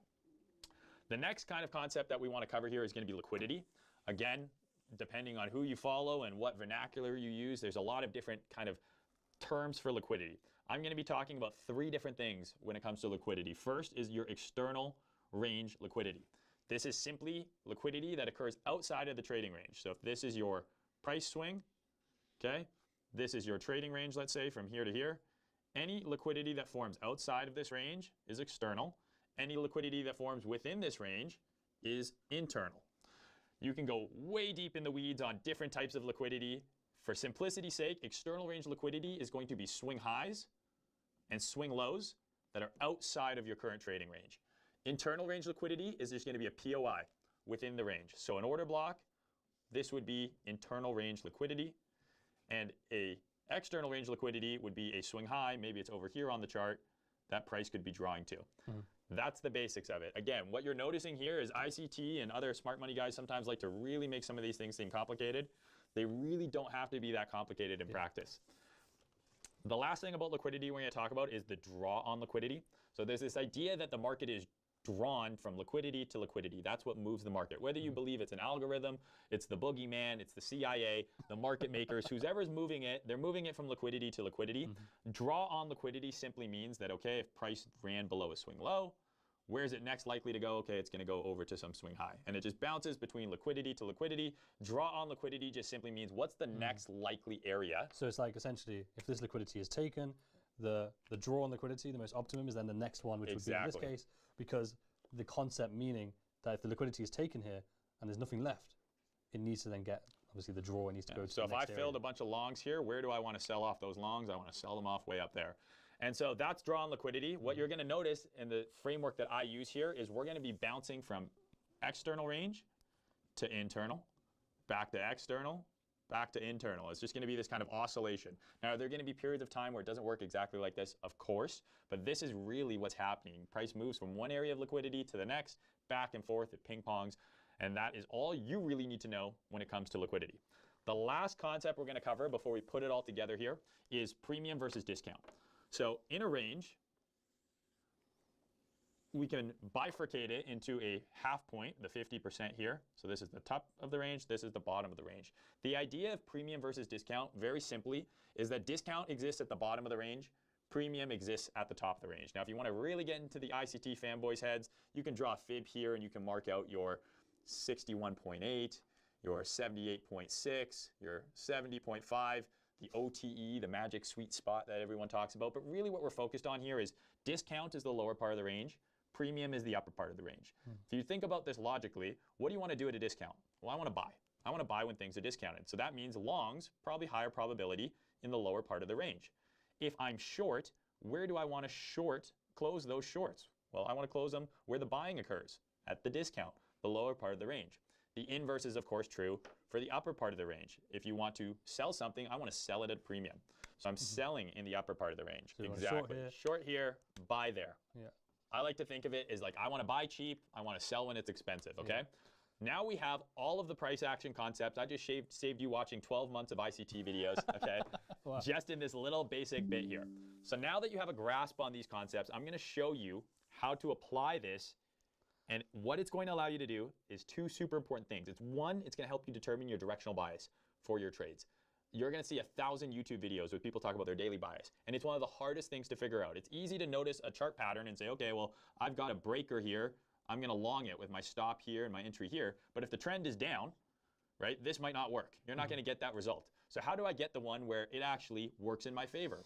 That's daily. I mean, it's never guaranteed to work anyways, right? Like, I don't know. This is leaving a poor taste in my mouth the more I'm watching. Because when I watch this guy talk about trading on YouTube as well, like, it's very clear he's not like, he's talking about like internal liquidity, external liquidity. He's not actually looking at any data to know what liquidity actually is. He's just basing it off candlestick charts. So a little suspicious. We'll say Where's price that. most likely going to go to next? And then where's the highest probability area that this setup is going to occur? And this framework is going to show you exactly that. So I'm now going to put together everything we had just discussed. So let's again assume we are in an uptrend.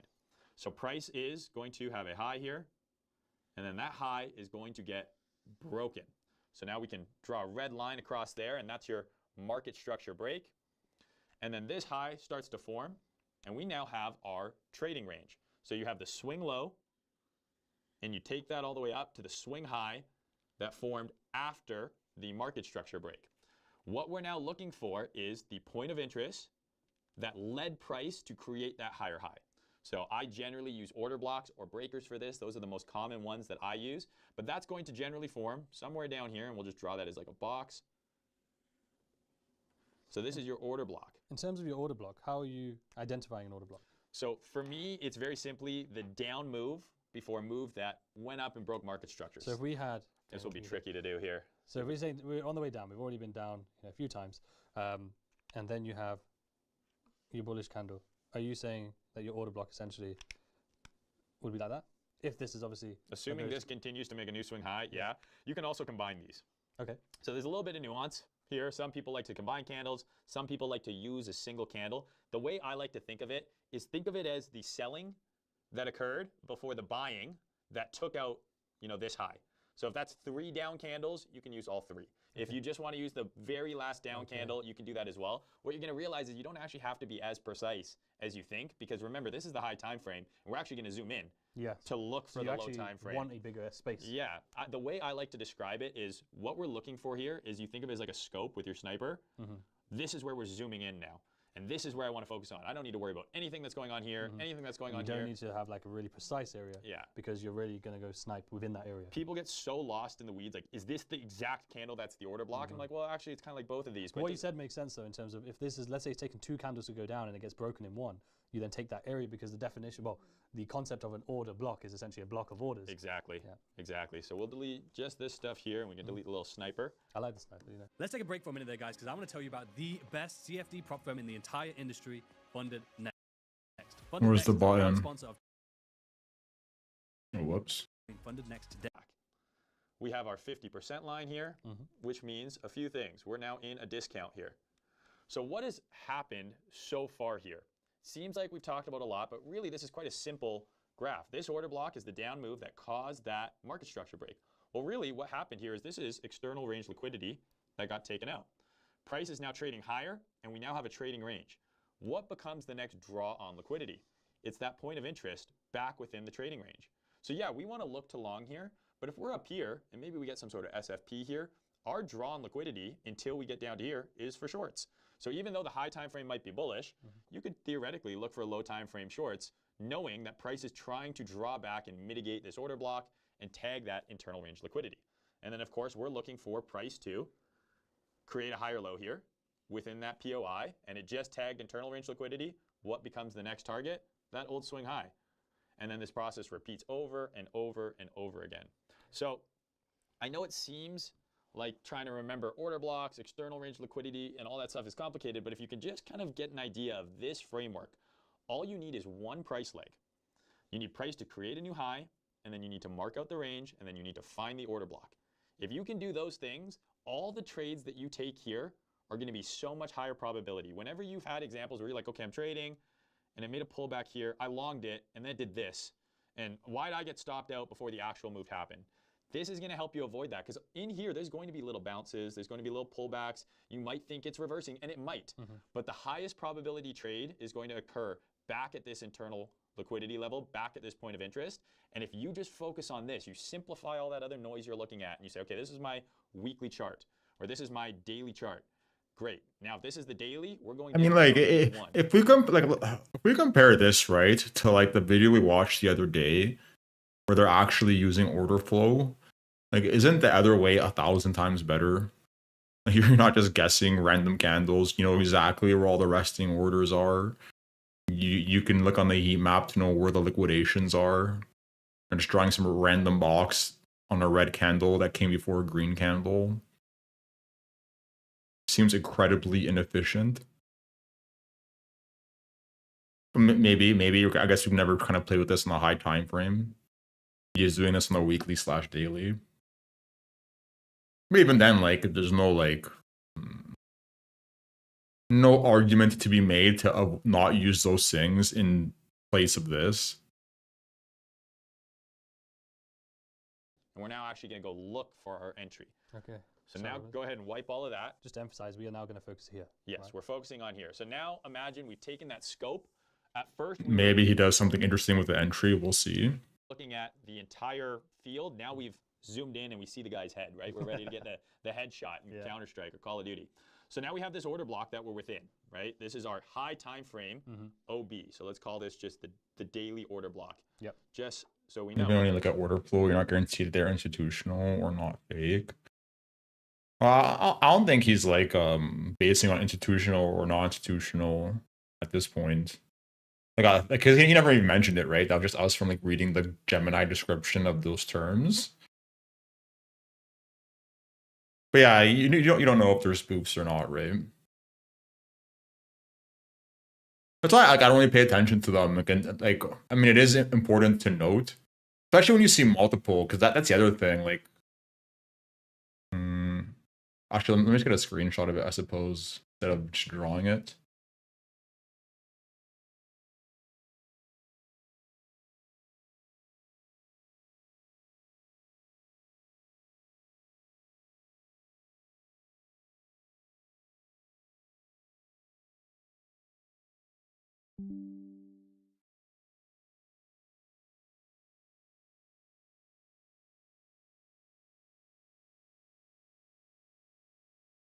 Like, this is the book map for Bitcoin, right? The spot order book. A lot of times when you see just like one of these in the order book, like randomly, yeah, you're a lot more suspicious of it being a spoof.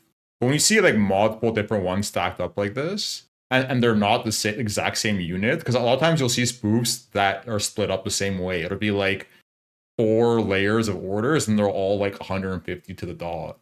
Whereas this case, it's like 304, 228, whatever.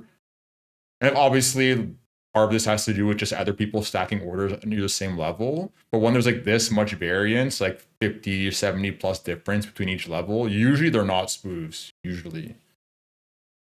Either way, like, I don't give these too much weighting. Like, I want to see them get actually filled if we get down there before I start to like really factor them into like my decision making.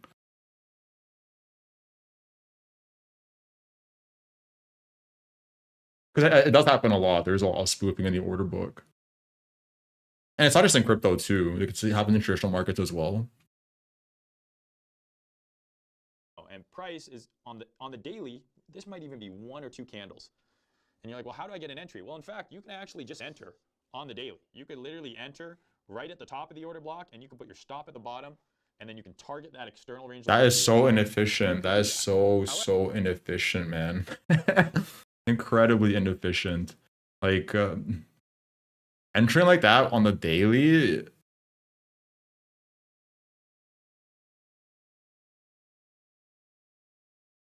Like, let's just do an example of this. So I guess this would be somewhat. Let's just make up some imaginary scenario.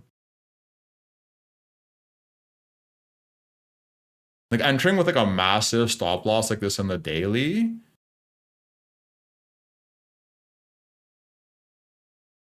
And let's say you're risking like $1,000 with a stop loss this big. If you have like a way tighter stop loss, like let's say we went onto the lower time frame and entered in this zone with our stop loss down here, and we're still risking $1,000, like the exact same risk. Your gains are way more with this, right? Because your position size is much larger. So like trying to optimize your RR in that regard is like a big deal, huge deal in terms of your efficiency. So not a fan at all of him taking entries like that. Not at all. However, if you want to get a more precise entry, which we always do, and get better Okay, risk reward, fair and get enough. a tighter setup, because sometimes these order blocks are rather large and the stop has to be super wide. Zooming in to now the H1 chart, which is what we're on here, this is where we're going to look for that actual setup to form. Glad he And addressed this. this. Is where your kind of dealer's choice occurs. However you like to enter a trade, now that you're in line with the high time frame bias, because we have our daily chart is bullish, we're in the daily order block, we're expecting daily continuation, long setups that occur in here are higher probability. They're not all going to work. If it was that easy, we'd be doing this on a yacht. But the probability is a lot higher than trying to find, oh, well, this is an H1 SFP just randomly in the middle of nowhere. And that, oh, why didn't that work out? But then the H1 SFP that played out here ended up being huge. This is the key. And this is, I think, the thing that most people miss early on in their trading is they're looking for their entry pattern to form without the high time frame picture. So that initial setup there, that gives you the high time frame enough, picture. that's true. You have your directional bias. You know exactly where you're looking for the low time frame setup to form, and you know once the setup forms in here, you're targeting a high time frame higher high. That's all the ingredients, and you're at a discount. All of the checklists that you might have, all of those things are pinging. So there's a variety of different setups that you can take on a low time frame. You can find a fractal of the high time frame setup within here, right? You can see a low, right, and then a high get made, and then a pullback into an H1 order block. Like you can see that form within here. Maybe you use, this might sound blasphemy on this podcast and coming from me, but maybe you use indicators. Oh, wow. And you might see price do something like this into this zone. And then the RSI is putting in a bullish divergence, right? There's tons of different things. The one that I'm going to share with you is my most common setup, and it's a breaker. The reason I really like the breaker entry is because it gives you the entry and it gives you the stop loss. So what we're going to be looking to form within this daily order block is first a swing low on the hourly. And we're not going to enter on the first swing low and move away that we see and assume that that's the bottom. I'm actually looking for liquidity to be engineered effectively here and people to say, okay, well, we're bouncing, I'm going to long, and what do? They put their stop right there. Yeah. I want to now see that swing low get taken out, and then I want to see the high that generated that swing low get broken. Would you say, in terms of this, would it just be a bounce? Is it just a bounce enough, or do you want it to see it break, a false break, essentially? So there's a few different ways to look at it. Some people use a change of state of delivery. So it's as soon as it trades through the down move. The more confirmation, in my opinion, the better. Using What a is full break that? of structure. A change in state of delivery? What is that?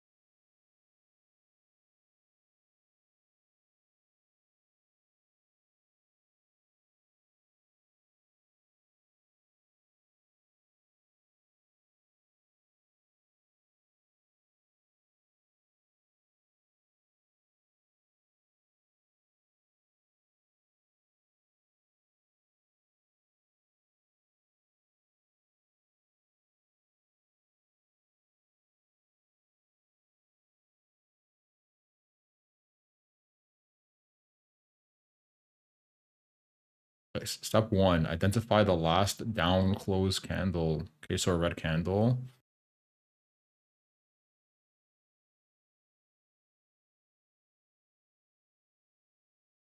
And the change in state of delivery is confirmed when the next candle closes above the open of that candle. Who comes up with this shit? Who comes up with this? Why don't you just say when the candle closes above like the opening of the red candle? Change in state of delivery. My lord, man. Interesting. Is going to give you worse risk reward than using like an inverted fair value gap. I don't want to get like too crazy with the Reaper Death Seal fair value gap, but in theory, technically, once that liquidity gets run, like you're going to see like some sort of low time frame FVG like do this, and it's like, oh, well, I could have entered right there. Yeah. But by waiting for, at least in my experience and the data that I've collected, by waiting for that high It's increasing the probability. to get broken, you're getting way more confirmation. But in terms of this one, though, the engineered liquidity, Yeah. Is that a bounce is enough, or do you want that to break as well, like a high, which is essentially then saying, okay, now, you know what I mean? It's kind of bringing in early buyers. That's what I would class it as. Yeah, so this I call it double confirmation, actually. Okay. So if you get just this is your single confirmation. If you actually get 2 shifts, because then effectively you've got a double market structure break and the run, more confirmation the better. And this is, to me, this is like the strategy so far is very mechanical. Yeah. This part is the most subjective. Yeah. Because everyone has their intricacies of how they like to enter. The reason I like the breaker is because once you get at least this, right? Like at least the swing lows form there, and then you get that run of it, and then the structure break, you now have your breaker block that forms, right? That's your entry. How And do then- you define the breaker just for the... So the breaker at is home. going to be an order block that breaks, right? That's like that's the entire So title of it. essentially the same thing that we marked out, but in this case, rather than looking to short from it, you're expecting it to break because we're in this high time frame Yeah, area. so imagine prices pulling back here, and this would be a bullish order block right here, right? Yeah. But then it doesn't work as a bullish order block. It ends up losing a low and then reclaiming it. It's like a SR, like people will call it the funniest things, right? Like it's kind of like, you know, you have an over, under, over, right? People call them over unders. Some people call it a reclaim. Like there's a bazillion different ways I to look like an inverted head and shoulders. Yeah, inverted head and shoulders. It's all the same thing. But yes, the breaker is right. It's a bullish breaker is going to be a failed bearish order block, Gotcha. right? Yeah. And now we're getting real into the ICT nerds They Kool-Aid love here. it, yeah. But the reason I like it so much as a setup is because you have an entry, Yep. and then to me, the risk is the stop run. Yeah. You could put your risk right below the breaker, but at least because I'm a crypto trader, I find that those get tagged more. You get a lot of wicks in crypto because Yeah. it's less liquid. Yeah. So I find having my stop here, like if this low gets taken out, I'm wrong anyways. And now you've got this setup within your high time frame bias. Are you holding this trade to the external? Ideally, you should, right? Because your draw is way higher, but very often, right? If you can get a pretty decent risk reward in here, Yeah. I'm 2R, I de-risk. Really? So I either take half off or I'll move my stop to break even. Depends what I'm like doing, how confident I am on the setup. It also changes if After getting to 2 Rs when he moves his stop, that's pretty greedy. That's pretty fucking greedy. Interesting. if I'm entering on the M15 Mhm. and then I use the H4, but then these are both bullish, but let's say the weekly's bearish. That's slightly less high probability than if all 3 were bullish, you know what I mean? Yeah. But in theory, the idea here is you are finding the exact moment that the high time frame higher low is forming. Yeah. That's what we're really looking for. I'm looking for the exact moment that the pullback on the daily ends. Because on the daily, this might just be 2 candles, right? I'm trying to find this exact moment that this uptrend is resuming, and this is kind of the clue. Okay, we're no longer going down. We've been trending down into this level. Okay, now we've got a change in character, a break of structure. There's so many terms, and it's the optimal area to get into that higher low. And then absolutely, you can ride this thing to the high time frame higher high. So just one thing that stands out to me potentially. I love everything so far, the layers, the simplicity, as you mentioned very early on, because we're looking at 2 timeframes. We're looking at very clear pointers, the range, the liquidity aspect, the structure, and then your OB in this case. And then you have your area, as we said, we zoom in for. Just this bit though, what's the reality, would you say? Obviously each case will be different, but is it a reality where you might take a loss or 2 in this area because it's giving false signals, false breakouts, whatever it may be? Absolutely. I mean, the beauty of trading, right, is asymmetric risk reward. Like that's the number one. I should preface with all of my entries I need as part of my checklist, the risk reward has to be a minimum of 2 to 1. Yeah. So if I see this form, but like the stop is, really wide, and I'm saying, okay, well the target, it's only going to be a 1 to 1. That's no longer a trade. Even though it ticks all the other boxes, I need a minimum. Guy 2 to says, 1 too much, needs to take a public speech course. I do too. I'm terrible with that. Actually, where'd my note go? I had a piece of paper written to remind myself to stop doing that stuff. Where did I put it? Yeah, because I'm very bad at that stuff.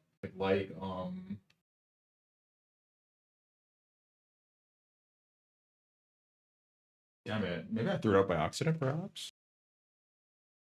It's hard. I'm not nearly as bad. I don't know about that. I'm pretty bad. Pretty bad.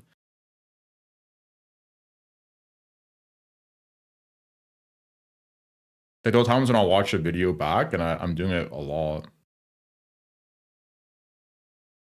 And that's with trying to be mindful of not doing it.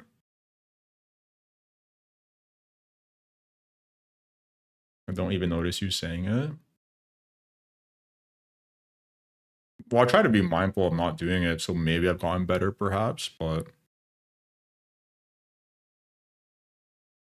when I first started streaming, I was definitely doing it. Like, that's part of the reason why I started streaming as well, right? To not have A, not have my speech skills deteriorate, and B, improve on them.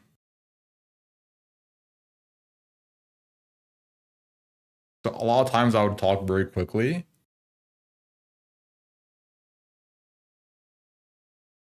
Or do a bunch of those like poor speech habits.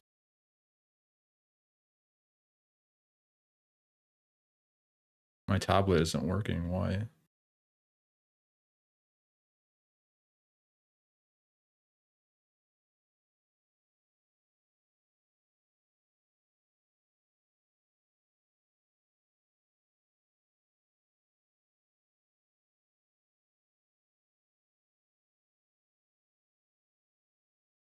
Don't ask right as well. Oh, I do that so much. I do that all the time. That's definitely one I do a lot. But I don't know, is that bad though? I don't know.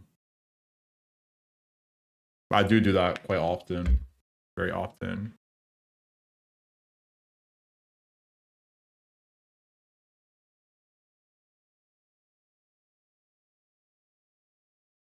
The other streamers though, oh my god, I can't. I have to shut it off. It's hard, right? Being a good public speaker is actually a skill I'm very envious of. Indicates low self-confidence. I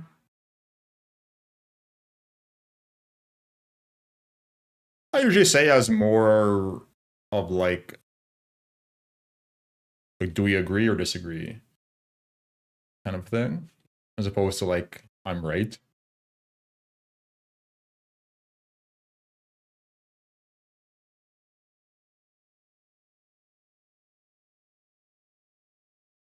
But yeah, it is like a bit odd of something I've noticed, we'll say that, right? It's not like some unnoticed thing I do. It is noticed and it is a bit weird, I find. Because there are times when I would like listen to it and I would say it like 20 times. 20 times. In like a 2-minute time span. Right? So yeah, definitely try to be like keep that in mind as well.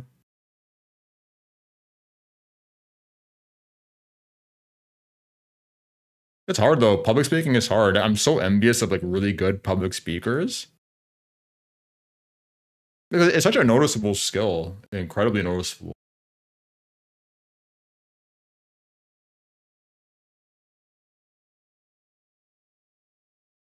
And like the way it comes off in terms of like their character, like you come up more confident, more intelligent. You can control the conversation much better, articulate your thoughts well.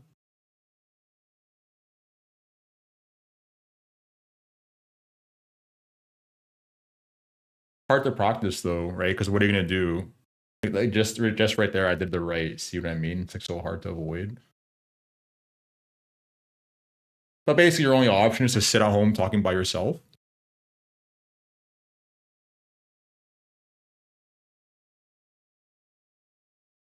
It's a good practice having a streaming channel like this.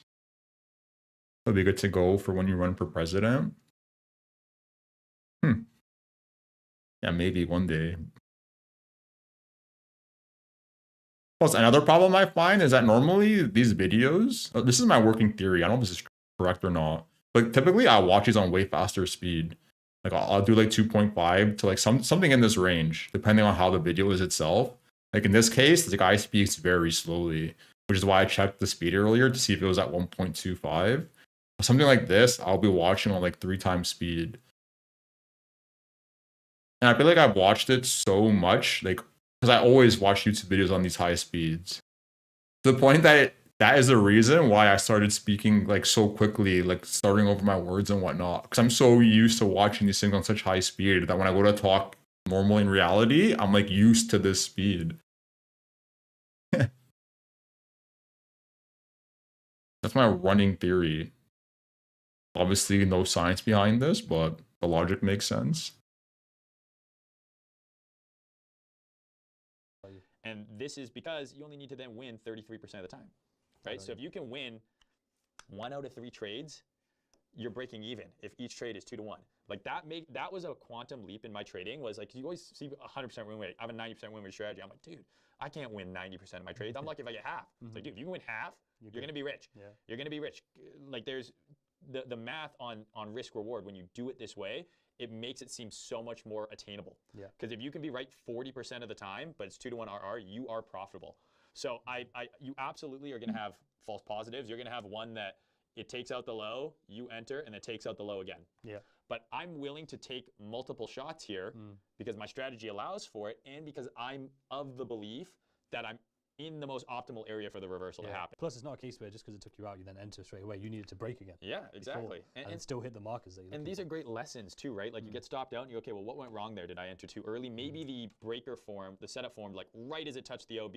And you should have given it some time to work the level. You got to remember this daily level might be a Is timing 2%. anything for you? So crypto is not as in line with the New York Open, the London session, things like that. I have found over the recent years, and this is probably in part due to institutions now getting in the pool, That's not true, that right? it is starting to trade more. Like New York Open, we always have a move in crypto now. Yeah, like you have to be. CME is incredibly impactful. Incredibly impactful. When was this video made?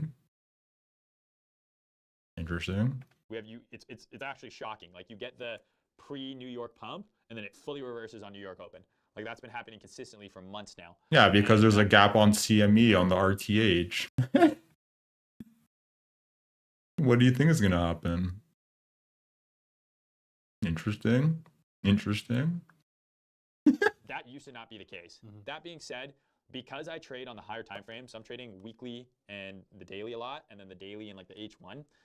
Yes, there are times where it's like, oh, lined up, but I find the timing of the setup, that's more important for like low time frame intraday traders. Yeah, true.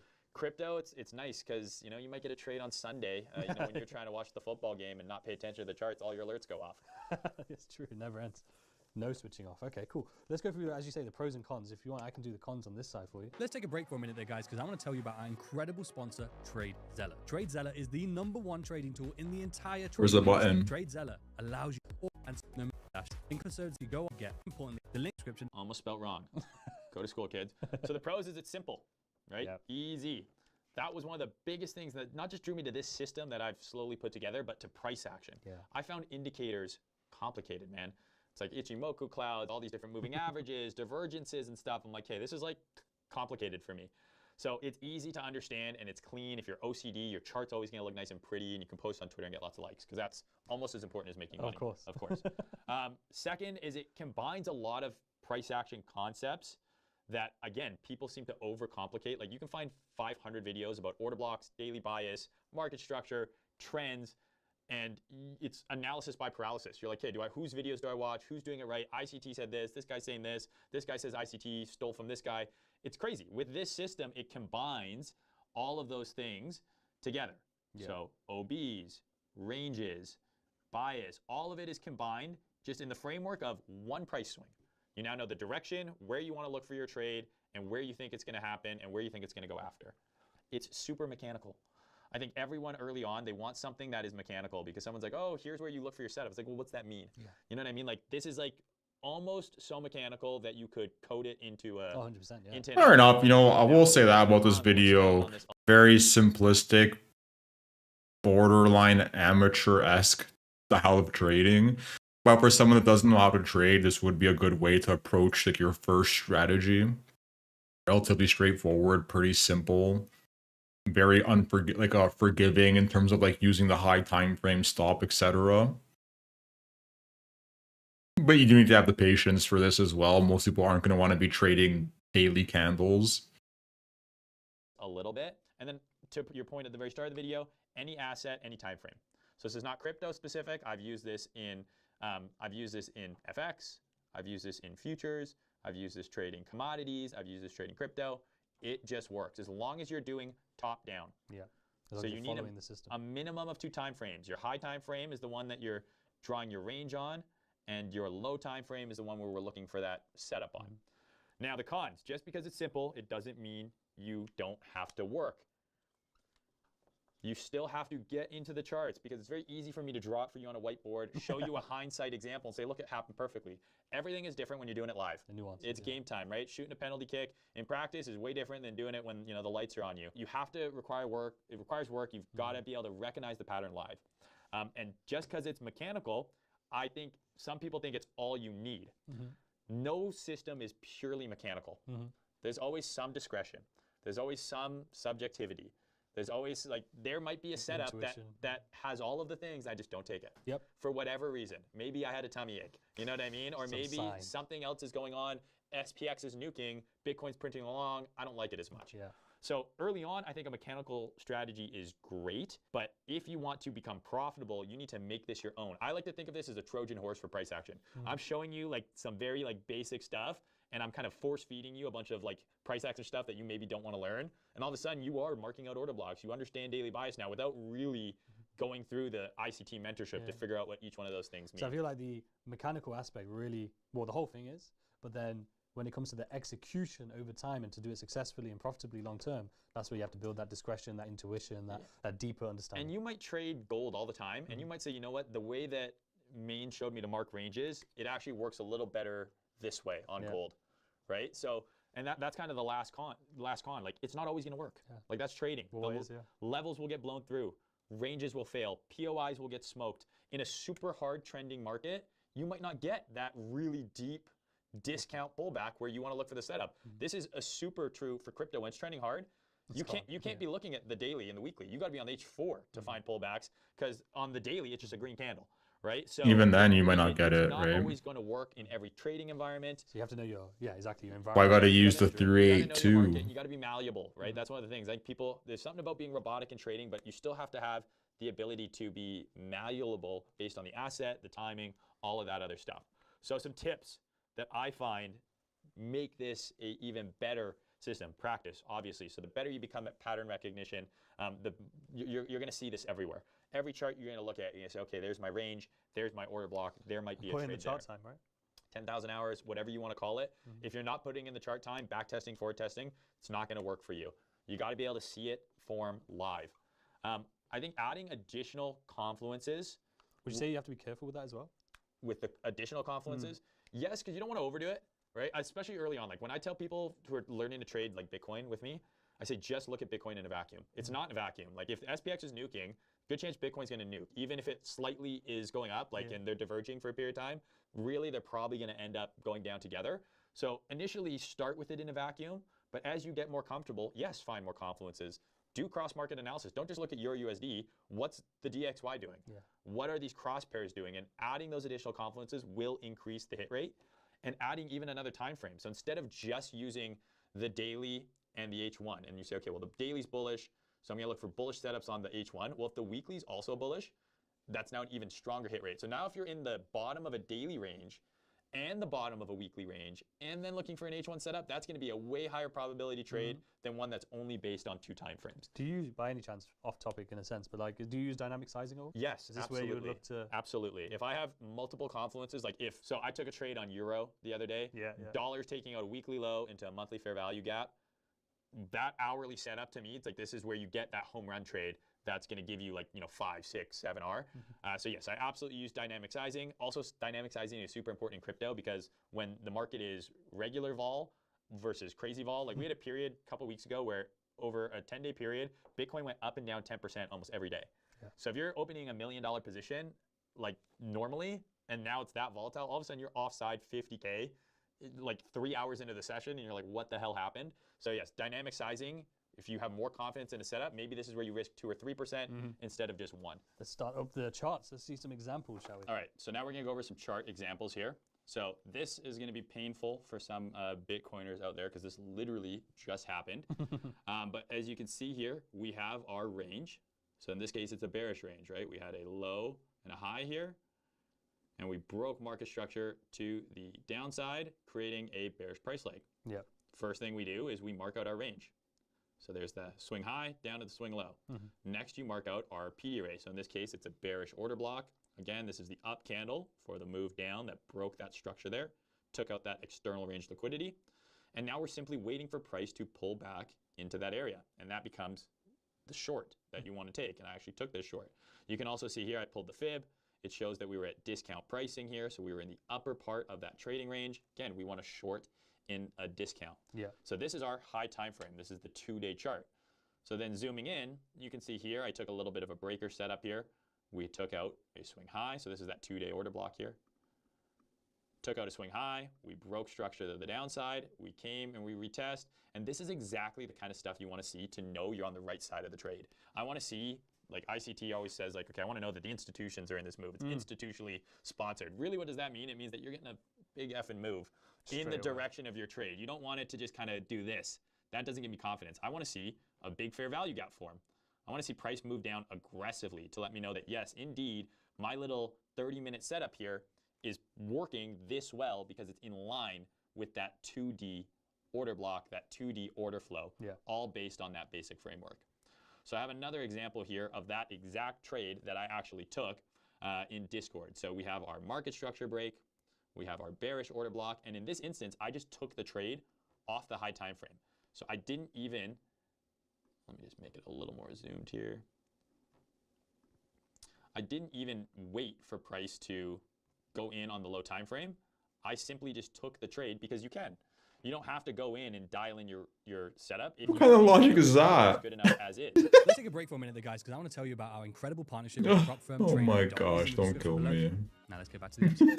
We have our range, we have our bearish order block, we have our point of interest, and I literally just entered there and I put my stop above the swing high there at the order block, and the result was everyone cried and we all lost a bunch of money. But you made money at the same time. I made money. A lot of people lost money. I actually even posted this one on Twitter because I'm so generous, saying this is the exact spot where we would have a lower high. Yeah. The bears have a super clear invalidation. This is the point of breakdown. So we're in fact seeing a trend shift. This is the most optimal place for that to happen, and that's all we're really looking to And do. you're just targeting the new external. Targeting the new low, and so you can see the candle looked really nice. Everyone got bullish again, and that same candle closed horrifically. And there's your full TP, so I closed that trade. The next example I have here is a sold trade that I took to all-time highs. Same idea here, right? You have your, oops, oh my God. You have your swing low. You have your swing high. I'm sorry, my lines are not very straight. And then you have your order block. So again, what are we looking for here? Last candle before the There's your market structure break. So there's your external range taken.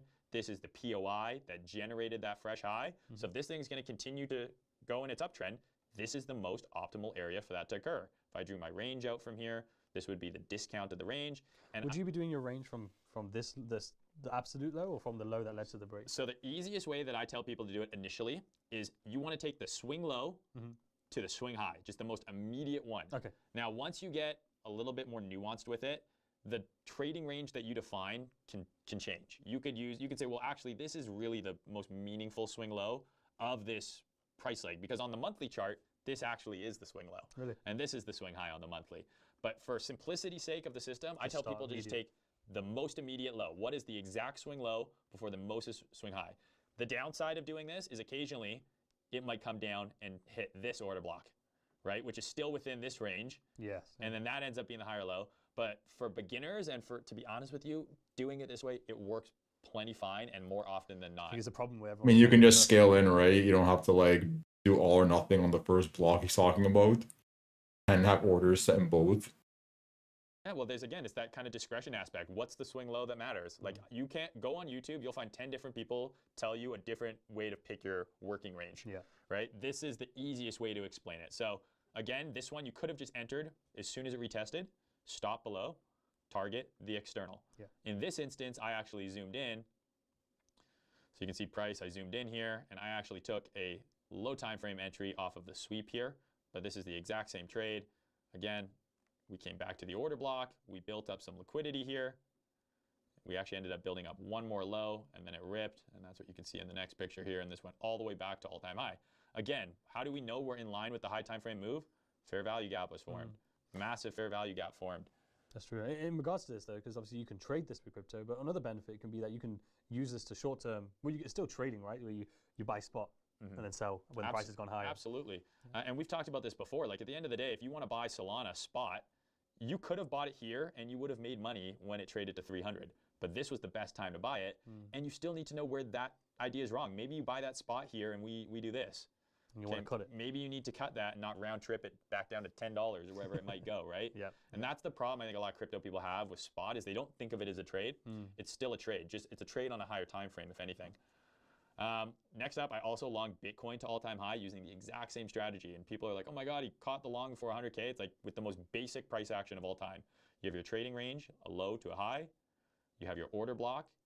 You have price pull back into that order block. And in this instance, we actually got a high time frame sweep, which is like, that's like money in the bank, in my opinion. Like if you were to enter this here and your stop was here, and then we got this sweep, I would add more size and I would bring my validation up to there. Okay. But in this instance, I actually ended up zooming in, if I'm not mistaken, and I entered in on a low time frame setup. So you can see here, we came into the order block and it was just like I was showing you guys before. I'm saying, okay, let's see if they generate some liquidity. Yeah, they're creating some lows. We took one of those lows out and now I'm just waiting for that shift, right? So I ended up entering quite aggressively because this is that H12 SFP I was talking about. Yeah. But then here's your H1 breaker. There's your H1 market structure break. And that's There's your invalidation. So that entire fractal, that's exactly what you see form right here. You see it, yeah. And it's within the high time frame zone. It creates a fair value gap almost immediately.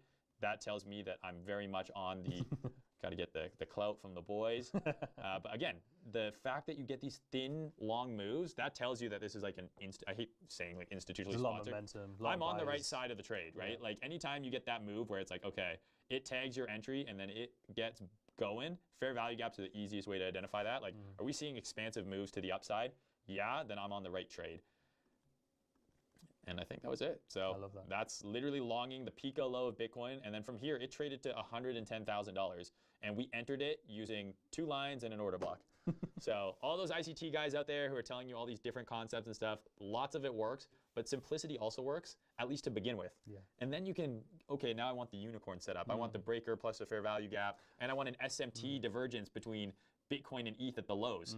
Bitcoin made a lower low, ETH made a higher low or something. You can add all of that to this system.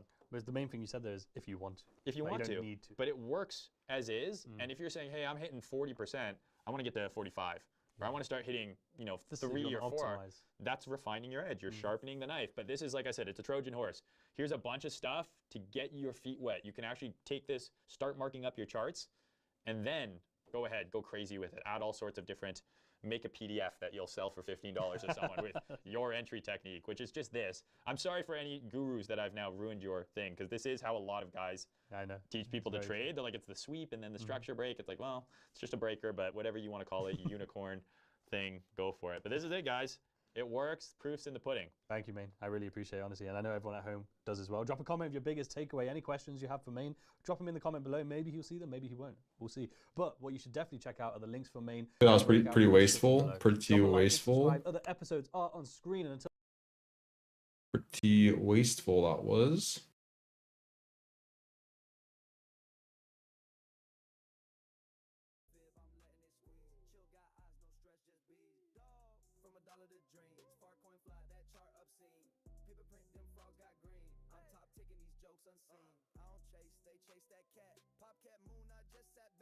Yeah, I gotta go. Or whoops, Chipotle is BOGO. Saturday, December 13th and 20th. We only have one in where I even live. It's not nowhere near me. Gotta go for a few hours. Nice. Well, I'm be going soon too. About an hour left here. Gonna get some food right now. Then we'll kind of figure out what to do when I get back. Maybe we'll continue reading this textbook.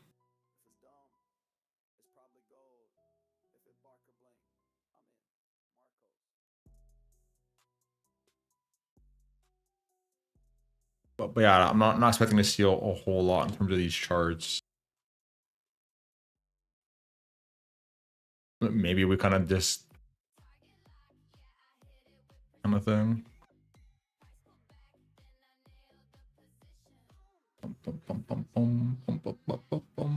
Shout out to you though. Shout out to Dev nerding out on all kinds of goodies.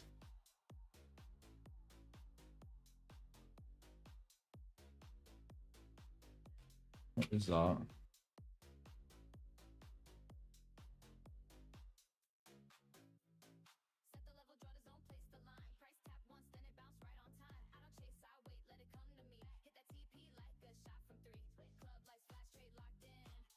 Close these notes.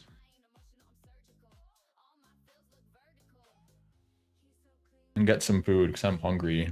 Oh, I'm hungry.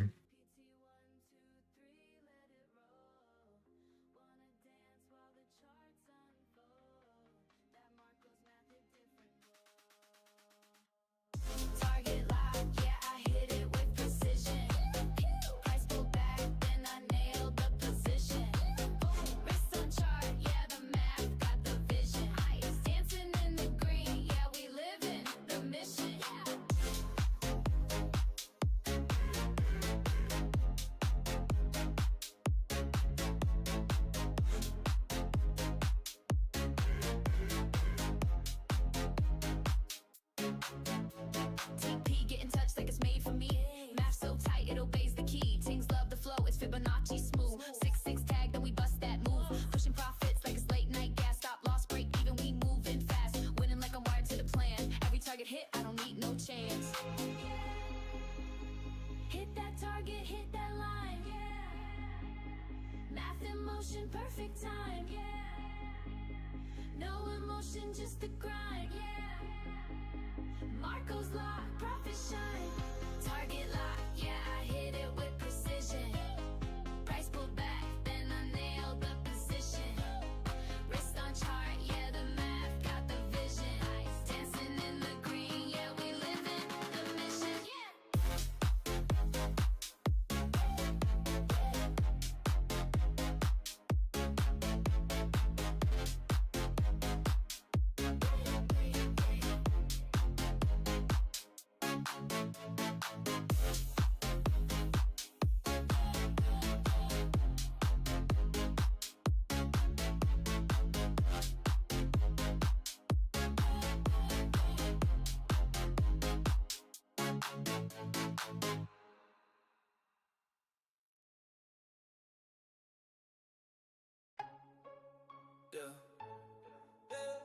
Marcos.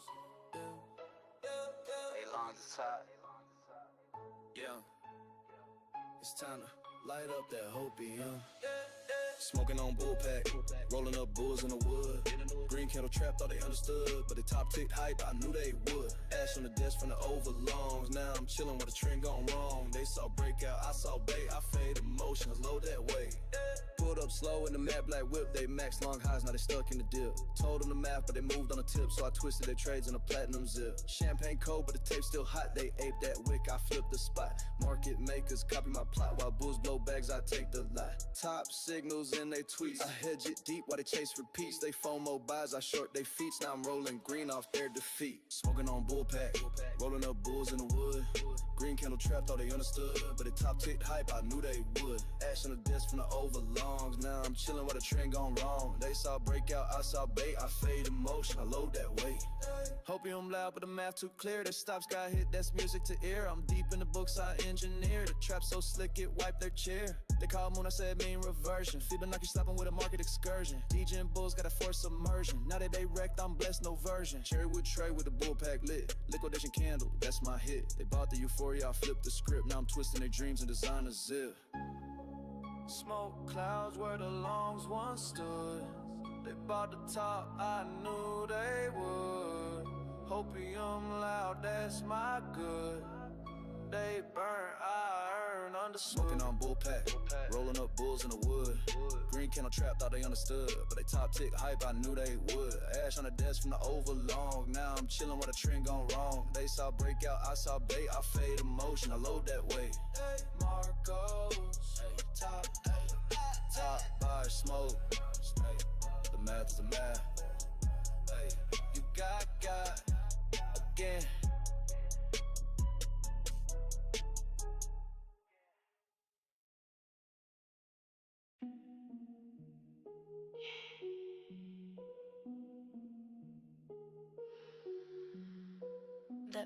ain't real. At height. Poor Marcos. They reach for stoplights. I reach for gains. SFP at the value high. With grand stops, then kiss goodbye. They bought the break, I sold that lie. Back in range, they wonder why. Polo sweet, I caught that bid.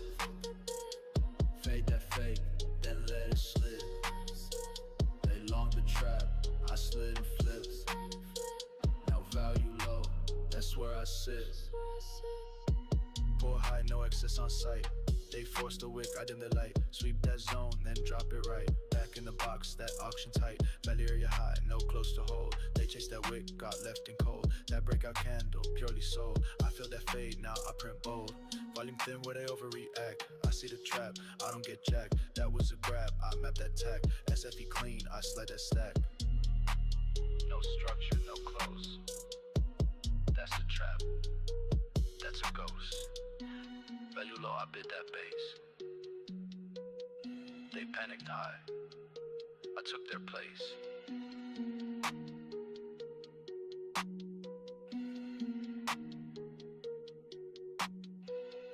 SFP at the value high. With grand stops, then kiss goodbye. They bought the break, I sold that lie. Back in range, they wonder why. Polo sweet, I caught that bid. Fade that fade, then let it slip. They long the trap, I slid and flipped. Now value low, that's where I sit.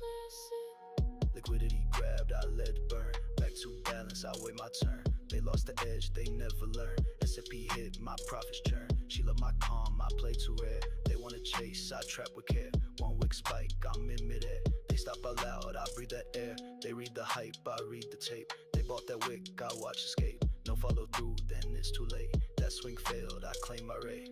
Accepter was like SFP at the value high. With grand stops, then kiss goodbye. They bought the break, I sold that lie. Back in range, they wonder why. Polo sweet, I caught that bid. Fade that fake, then let it slip. They long the trap, I slid and flips. Now value low, that's where I sit.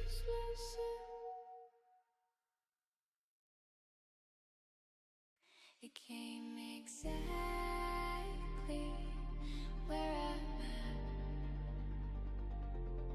Didn't chase, didn't flinch, take profit.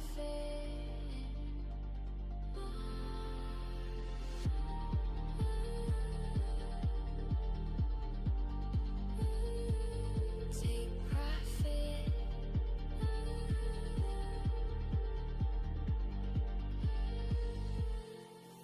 Take profit, I let it breathe. Didn't need to watch it leave it. Touch the line, no sound, no fight it. Hit the mark, then move from sight. Take profit, that's silent when no loud goes. No need to spin, I watched it come just like the chart. A perfect exit from the start.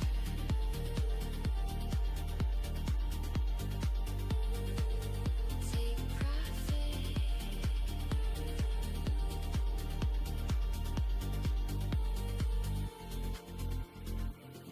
I placed it low when no one looked. Below the wick, beneath the book, they laughed at patience, mocked the weight, but price curved back, aligned with fate. No need to rush, no need to guess. I took the zone, ignored the mess. They screamed for more. I stayed the plan and watched it fill, just like I ran.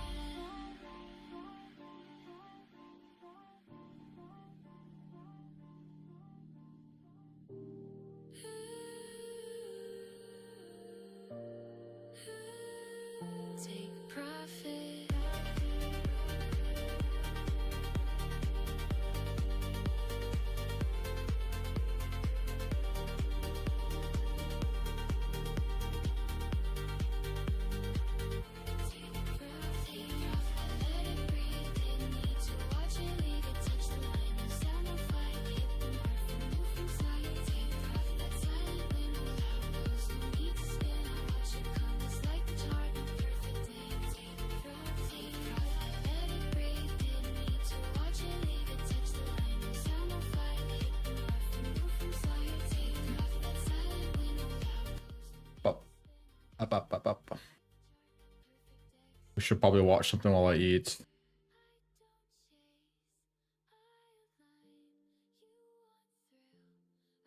Looks like those lows are about to get got. Also,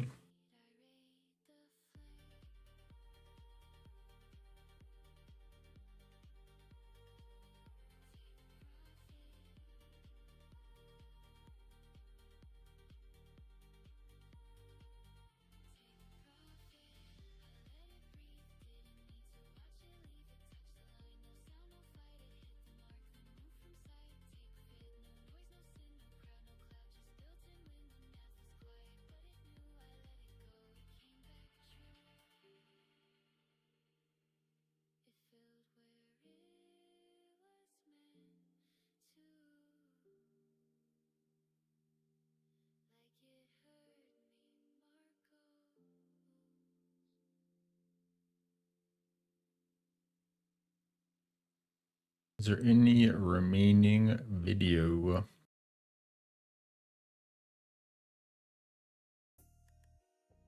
Top faders. Right. Marcos in the B-side. We don't chase pumps, fool. We fade them. Bump the math. Pyro print. Skirting full of beat ducks. Treetop faders. Catching that top. You long too early. We letting you drop. Jumping green. We loading them shots. Market ain't gangster, but math get high. I don't chase no bounces. I don't buy no dreams. I let y'all pump, then I fade them schemes. Math been red like a set on flame. Stop hunt clean, who you think run game? Bugatti parked on Rosecrans stripes. Penthouse high, but the wrist on ice. Ops go long, we laughing back. Got 'em smoked out, candle pack. Ran my fibs, let the chart drip slow. I'm treetop faded, you faded hope. AP bust like a 38 poke. Hit that zone, now your margin broke. Treetop faders, catching that top. You long too early, we letting you drop. Break your bottom line, because if you get the trade management down, it's the trade management that's going to make or break. Catching that top. You long too early, we letting you drop. You jumping green, we loading them shots. Market ain't gangster, but math get high. You say breakout, we say bait. You running fast, we lay that plate. SL hit, that's chain reaction. You bought fake highs, we fade with passion. B-chain swing when the field get placed. Double R drift like it's past your pace. You beg for trend, we pray for range. And bleed the top like a Pyru name. She asked why red, I said that's clean. Red Rari deep like treetop lean. Back this red, but the profit. I'm all over the place with these tabs. But the charts stay mean. Treetop faders. Did not mean to do that. You long too early, we letting you drop. You jumping green, we loading them shots. Market ain't gangster, but math get high. Treetop faders, catching that top. You long too early, we letting you drop. You jumping green, we loading them shots. Market ain't gangster, but math get high. Trends, we end them. Chart get jump. We slide in silence. Treetop, fade God, Marcos.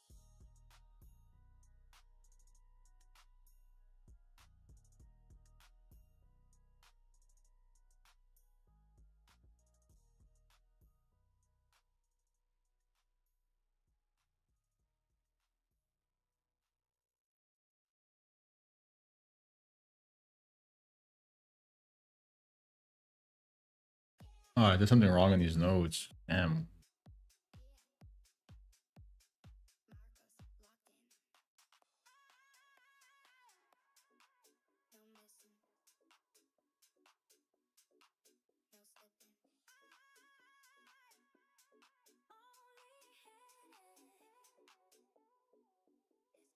TP hit, that's clean incision. Line got tagged with no revision. Mapped it once, I saw the vision. Trade so tight, it cut precision. Glowing screen, I'm in my pocket. Profit stack, no need to talk it. Numbers dance, I let it rock it. Math on point and they can't mock it.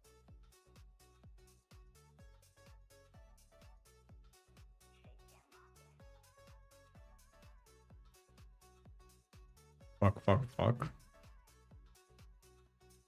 Got my zones drawn perfect, no cap. What are you talking about? It could nap. Snipe that field and watch this snap.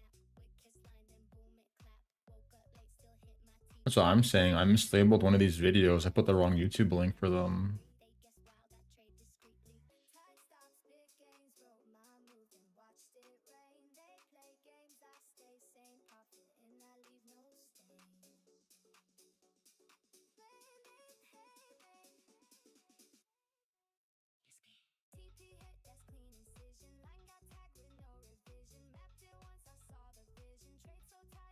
Good thing we streamed it actually. You could actually go back to the stream and find the video. True.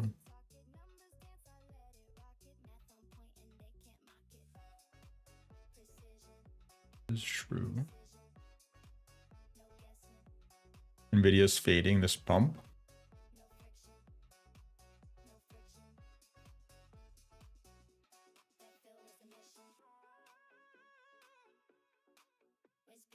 No pump.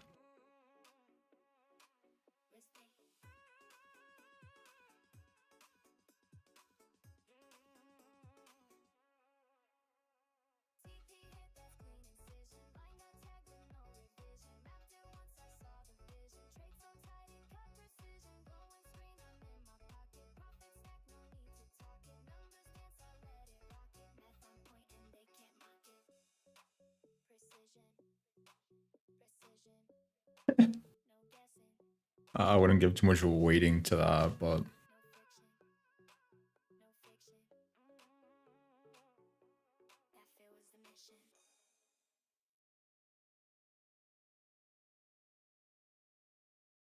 where is this tab? Okay. I'm gonna watch this while I eat for a bit. Is it right? Yeah, it is. Okay. Break your bottom line, because if you get the trade management down, To start things off today, we've got someone who is extremely special. I really enjoyed speaking with her last year, and I think this year is going to be even better. We have Linda Raschke, who, of course, many of you know from New Market Wizards by Jack Schwager. Linda is a market wizard. She was profiled back in that excellent book, which I highly recommend, back in 1992. And she's an extremely experienced short-term trader who first got started back in 1981.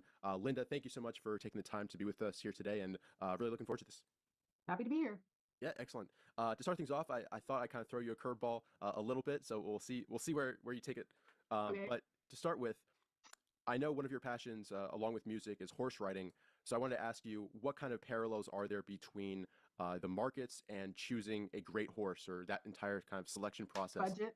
Yeah, budget. Yeah, sure. You know, how big is your trading account? Seriously. You know, choosing a great horse, there's just so many different variables that go into that. It's like it's got to feel right. You've got to, have a good chemistry with a horse. It kind of depends on the discipline that you're doing. A lot of times, if you have a lesser budget, or a smaller account size, you get a younger horse that then you take a while to train. And same thing with a smaller account size. You Right. have to start off small and just, it takes a lot more years than you think. Same thing with riding. If you bought a young horse and you wanted to train him for dressage, I mean, think about being a 7-year-old gymnast, little girl gymnast. It takes a long time to build up the muscle and conditioning. So to compete at the higher levels of dressage, it would probably take like, minimum of 8 years training. And so you have to have a lot of, time horizon and enjoy the process. And so that's a perfect parallel for trading. Start off with a smaller account. Maybe it takes you 8 years to get up to a certain level, but you have to enjoy the process along the way. Yeah, excellent. And I was re-listening in preparation for this to your feature with Jack, and you were talking about your early trading career and how very early on you had built up a partnership with somebody. There's a stock that was acquired, it gapped up, and you were down in the whole $80,000, which was more than your initial stake, and so you're actually in debt. But what kind of astounded me was in that interview, it seemed like you weren't really shaken up about it. You had kind of seen what could happen, and you had seen other traders that could do it. But what kind of bringing back to that moment? What were you kind of going through mentally? What were you experiencing, and how did that kind of process maybe shape how you thought about trading going forward? Well, that was my very first backer, and I was on the trading floor with equity options, and Mhm. I was short straddles in a takeover stock. And so yeah, it was an $80,000 hit, which, when you're 22 and you still have school debt, was a lot. And I gave back the account, which was initially 25,000, and I had built it up to I don't know, 45,000. But then when I took the hit, I think I ended up owing close to 65 to 80,000. I don't even remember, Wow. those days, Yeah. but it was a lot. And it's like a lot of things looking back does no good. You can't say shoulda, woulda, coulda, da da da da da. Especially in this business, and there's all kinds of crap that happens to us all our life. I mean, you might slip on something and fall and, break your leg, and you can't go shoulda, woulda, coulda. It's like, okay, how do I deal with this now? How do I, get better and recover now? And so in this particular case, it was a little bit awkward just because I had to find a way to get recapitalized, in order to start, paying back the debt. And I did find somebody who needed a a stooge, I'll just call it a stooge, to run around on the floor. And we were doing early market making before you had these electronic systems that would keep things right into line. And so he paid me a salary of $3,000 a month. That doesn't sound like much, but this was like 1981. And then a little bit of a profit sharing. And we did not make a whole lot of profits just because his style at that time was being short gamma. And so everything looked cheap because the volatility hadn't exploded yet. But this is right at the start of the bull market. Right. So, it was kind of a miserable 2 years running around putting out fires. And then I just thought I needed a change of scenery and left California where I'd lived all my life, parted ways with Morris. We were still friends, but he didn't need a backer in Philadelphia. And in fact, later on, when I wanted to become a CTA, he provided me with my very first trading account because you need to show a record on other people's money, not your own money, but you have to show that you're responsible with other money. So he gave me his mom, an account under his mom's name. But so I went to Philadelphia, and man, it was a lot of knocking on doors. Really, I had to approach maybe 10 different people or entities or firms or before I finally found somebody that would be willing to back me. So that's just a perseverance thing, and I just figured it was a different floor, different faces, fresh start, fresh energy. And then you just go forward. And then I think it was about another 3 to 4 years, I had paid off the debt, living very frugally. I didn't even have a car, and I shared an apartment with another gal, and I slept on a futon. So we are talking about very humble here. And, that's what it does. You just, keep going and one foot in front of another. And it's, anytime you have an adverse experience in the markets, that's all you can do is to keep going one day at a time. Just take it one day at a time. And so I eventually built up an account for my own trading account. Yeah, excellent. Yeah, showing a lot of resilience there, and that's great. Looking back on your career, I want to ask you, were there any other really important turning points, maybe some a lot more positive than that first experience, but were there any moments where you made a really big shift in your trading style, or you developed, a setup that you use that really kind of changed things for you and changed how you approach the markets? Well, when I first started trading, keep in mind, I was doing options arbitrage, okay, in equity options, which is more of a neutral style of trading in terms of having a directional bias, but you still are doing the preparation and work and leaning a little bit one way or another. And I think I have a slide here. So this was 1981, and I started off by using these SMR charts, okay? So I get them by hand on a Saturday morning. I paid extra to have them FedEx to me, and this is exactly what they look like. This is a 310 oscillator at the bottom, but at the time they had it normalized in a different manner. So I couldn't really, it took me about 10 years to figure out exactly what it was because the scale was different, but I eventually did. And so each night I would just, draw in the bar and call up this hotline number, plot the fast line and the slow line. And so this process of doing this by hand, helps you like feel in control and start to see patterns and stuff like that. But I want to show you this.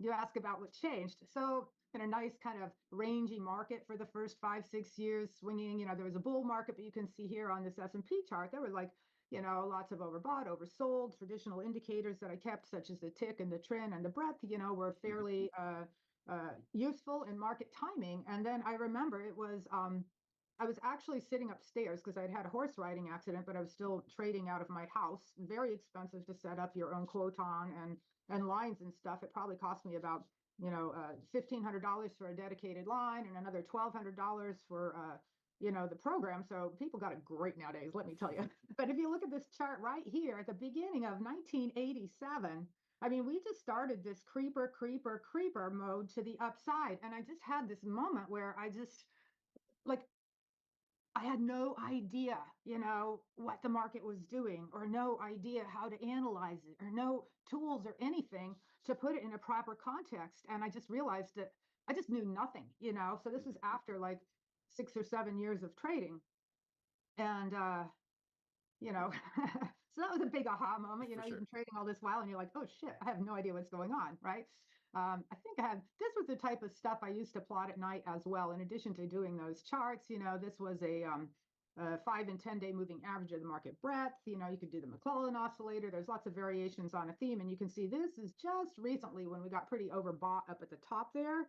And this was something here. I keep track of the 10-day moving average of the high and the low for the ticks. So when that starts to narrow, it's almost like a sign of complacency, like a low VIX. And so that also is a note of caution. And conversely here, you can see where you have a lot of volatility and the range in the ticks is very extreme, and that tends to be more indicative of a bottom. So I plotted all these things out by hand year after year after year, and really kept up all my numbers and my data and stuff by hand for at least 30 years, 32 years. And then I started to get like basal thumb arthritis. I lost the cartilage in my thumb, probably too much on the mouse, you know.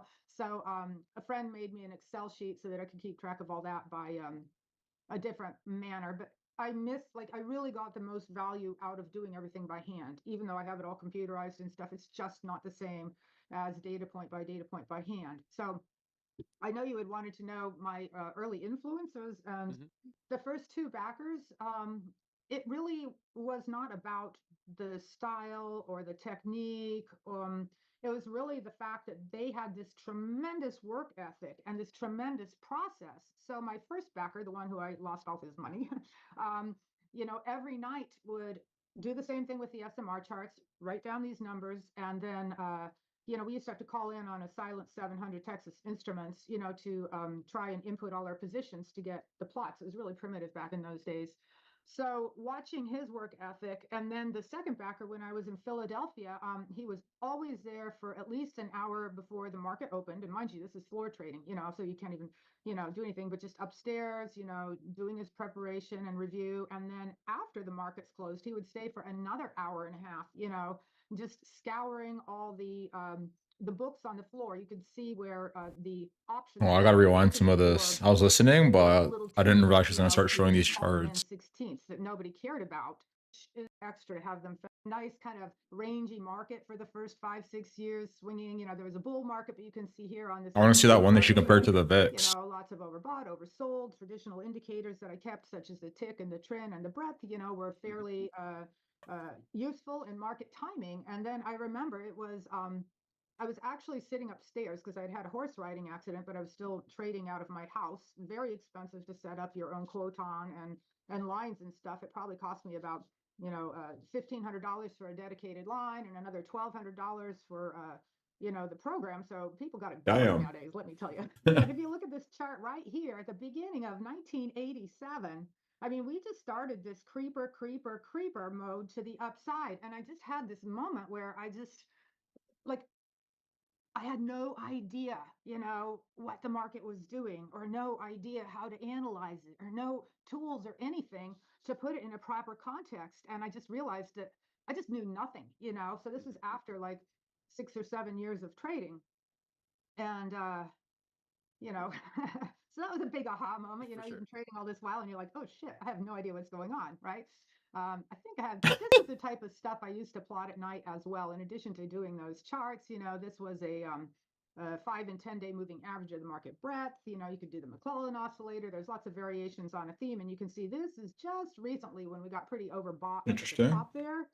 And this was something here. I keep track of the 10-day moving average of the high and the low for the ticks. So when that starts to narrow, it's almost like a sign of complacency, like a low VIX. And so that also is a note of caution. And conversely here, you can see where you have a lot of volatility and the range in the ticks is very extreme, and that tends to be more indicative of a bottom. So I plotted all these things out by hand year after year after year, and really kept up all my numbers and my data and stuff by hand for at least 30 years, 32 years. And then I started to get like basal thumb arthritis. I lost the cartilage in my thumb, probably too much on the mouse, you know. So a friend made me an Excel sheet so that I could keep track of all that by a different manner. But I miss, like, I really got the most value out of doing everything by hand, even though I have it all computerized and stuff. It's just not the same as data point by data point by hand. So I know you had wanted to know my early influences, and Mhm. the first two backers, it really was not about the style or the technique. It was really the fact that they had this tremendous work ethic and this tremendous process. So my first backer, the one who I lost all his money, um, every night would do the same thing with the SMR charts, write down these numbers, and then we used to have to call in on a silent 700 Texas Instruments, to try and input all our positions to get the plots. It was really primitive back in those days. So watching his work ethic, and then the second backer when I was in Philadelphia, he was always there for at least an hour before the market opened. And mind you, this is floor trading, so you can't even, do anything but just upstairs, doing his preparation and review. And then after the markets closed, he would stay for another hour and a half, just scouring all the books on the floor. You could see where the options were and looking for like the little teenies, we used to call them then 16ths that nobody cared about. And, if he could go and find, spots to buy those the next day. And so it wasn't that he was expecting to make money off of buying these really cheap and expensive options. But what would happen is that if the stock came to life, they would allow him to then trade safely, against the trend. So say, for example, you had bought a lot of out of the money put options, for a 16th, which is how they traded back then. Mhm.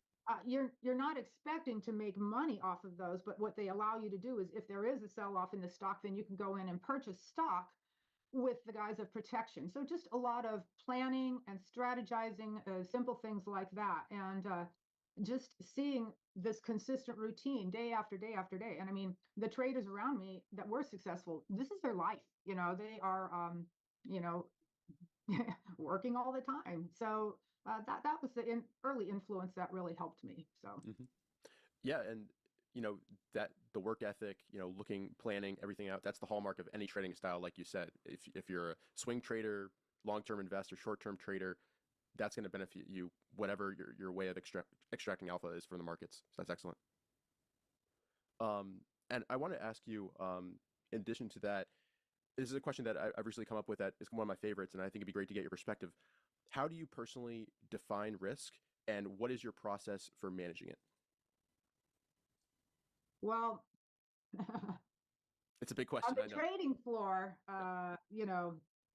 I think all the floor traders and exchange members in general tend to have a larger standard deviation to their equity curve than, if you go upstairs and, are trading a little bit more money and stuff.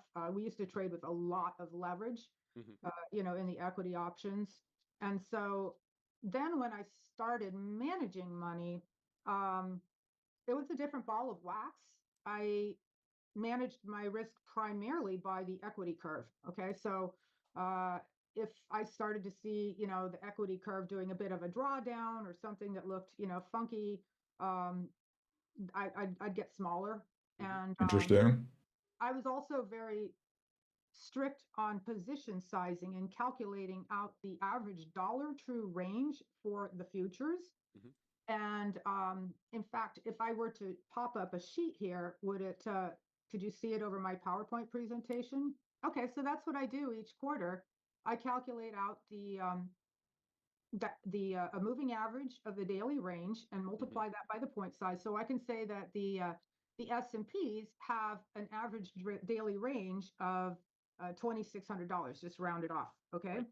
And but the bonds have an average daily range of $1,300. So therefore, in my unit size, I can trade twice as many bonds as I would an S&P. And then I usually denominate it per $100,000. So I'll have a unit size per $100,000, whatever that might be. Or perhaps if you have a $40,000 account, you adjust your unit size accordingly so that you don't end up trading the same size on crude oil that you perhaps would on the currencies or so forth. So I tried to keep it very quantitative oriented for the position sizing.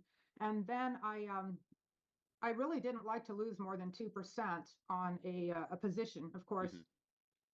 that It can happened, happen. especially if there were adverse events, but the nice thing was about keeping a portfolio. I usually had 5 or 6 positions going on at once. Is that something is always working somewhere? Okay, something's always working. It's really rare that you have 6 positions on and something's not working. So it made it really easy just to dump the crap that wasn't working, and I just hit like flatten, get it out of there, flatten, get it out of there, and then stay with the stuff that's working. And so, it was. I didn't back in those days. I didn't use stops. Mhm. So the reason is because the size that I was trading was really too great, to put a resting stop in the market. Maybe not the case in the S&Ps, but most of the markets, and the bonds were pretty liquid, but a lot of these markets, you don't want resting stops, on really big size. But, I would always see if the position was starting to not work, and then you just start peeling out of it, or just flatten if you can. So that's how I managed the risk. No, that's exactly what I was looking for. And, looking at all the different markets here, were you always trying to trade different ones that weren't as correlated? So kind of like you said, one would always be working when maybe, others are pulling back, just to kind of give you that, a little bit more stability in your equity curve. Yeah, it's not like you try to, and you do have to be aware of correlation. So, for example, if I were trading the S&Ps and the Nasdaq, I would trade like a half a unit in each of them because it's basically the same, Right. similar position. Not always these days, but the same thing like with gold and silver, they're going to, be fairly correlated. So you just have to be aware of that. I might go. I haven't traded a trade in like the sugar for a year. Mhm. But I still do the analysis on it every night. I haven't traded a trade in the unleaded or the heating oil for like a good 8 months, but I still do the analysis on it every night. And sometimes you just sort of get in a groove with a couple markets and you just kind of keep on working them because you're in sync with them. So, I mean, I would have to say that the metals for the last 2 years, have been predominantly my biggest trade. I haven't traded platinum or palladium, but I trade the copper and the gold and silver. And but then there's also a time just to walk away from them. Like right now, the grains are really coming to life, and I'll show you one pattern that Mhm. I detailed out for you. So I kind of left the grains alone for a really long time, but it keeps you fresh, looking for different things. But I'll always trade the S&Ps. I almost always make a trade in the crude and the gold, and I used to always make a trade in the bonds, although I don't so much anymore. So. What is this from? Yeah, excellent. And a very common question we asked viewers for questions was, how would you describe your current trading style, and how has it shifted from how you were trading a few decades earlier? The truth of the matter is it hasn't changed at all, really. I still kind of do my S&P day trading. Some minor things have changed, such as the way that the market internals work. The ticks are of value on certain days, but they're of no value on other days. So, and I'd say the last 6 or 7 years, I used to be a lot more engaged with confirmation, non-confirmation. I just threw all of that out the window lately. It's just doesn't mean anything. So, uh, that's changed. The other program I do a lot, it's in one day out the next, or in Mhm. one day hold, maybe 2, 3 days. I'll always do that. And a lot of times I put those positions on in evenings. So that's changed. The start of the session now is really Asia opening. And I like to initiate at the start of the session. Now, not always, because there could be some major economic data the next Interesting. day, but a setup's a setup, and the computer doesn't know the difference. The computer doesn't know if something, is going to come out in the morning or not. So I'm always trying to say, well, what would the computer do? What would the model be doing? Da da da da da. So you have this like little broken loop in your head.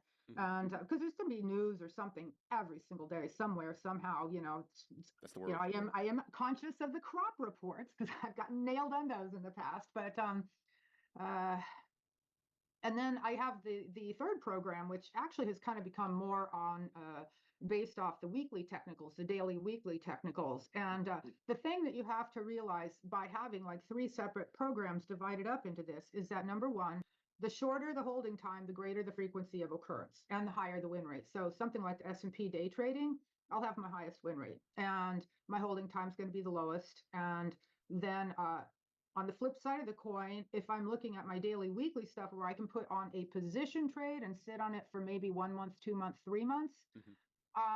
I tend to get 3 setups a year per market.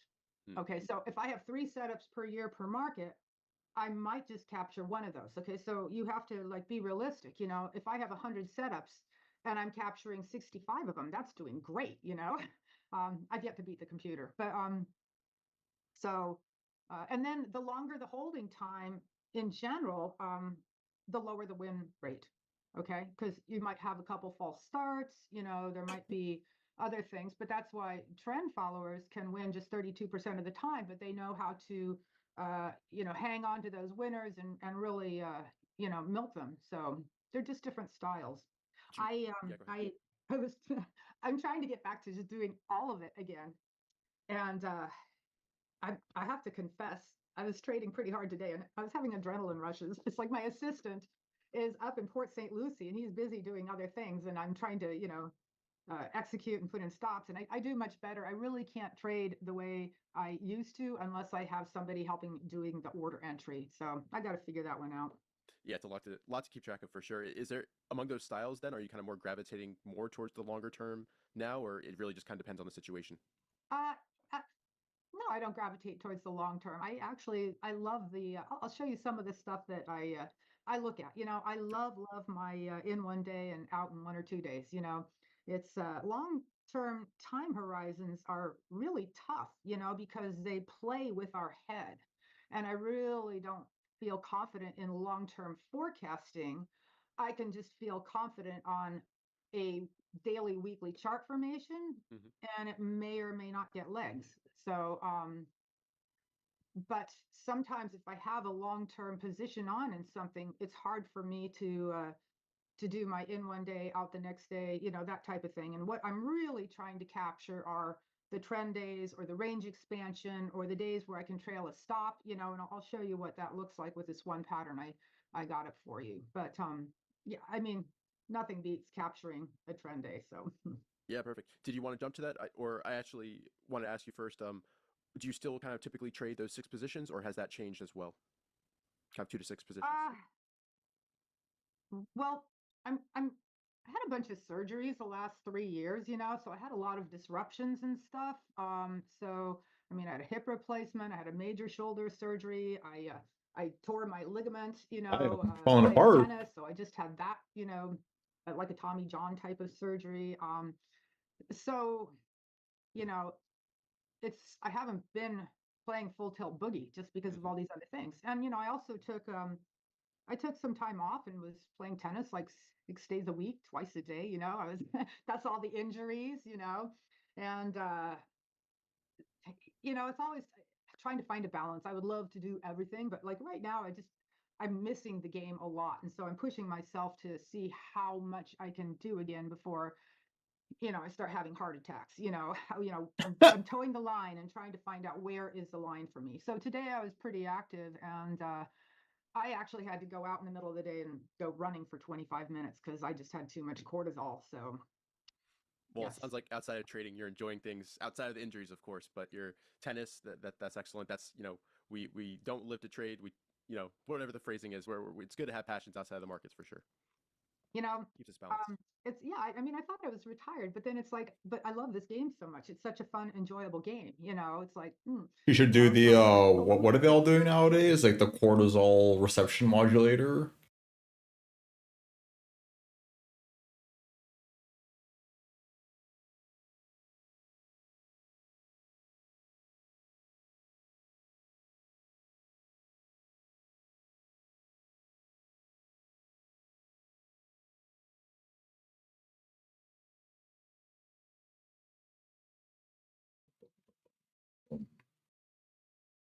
No idea.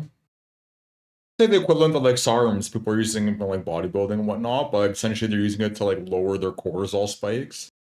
A bunch of people in like Silicon Valley are using this. Biohacking, essentially.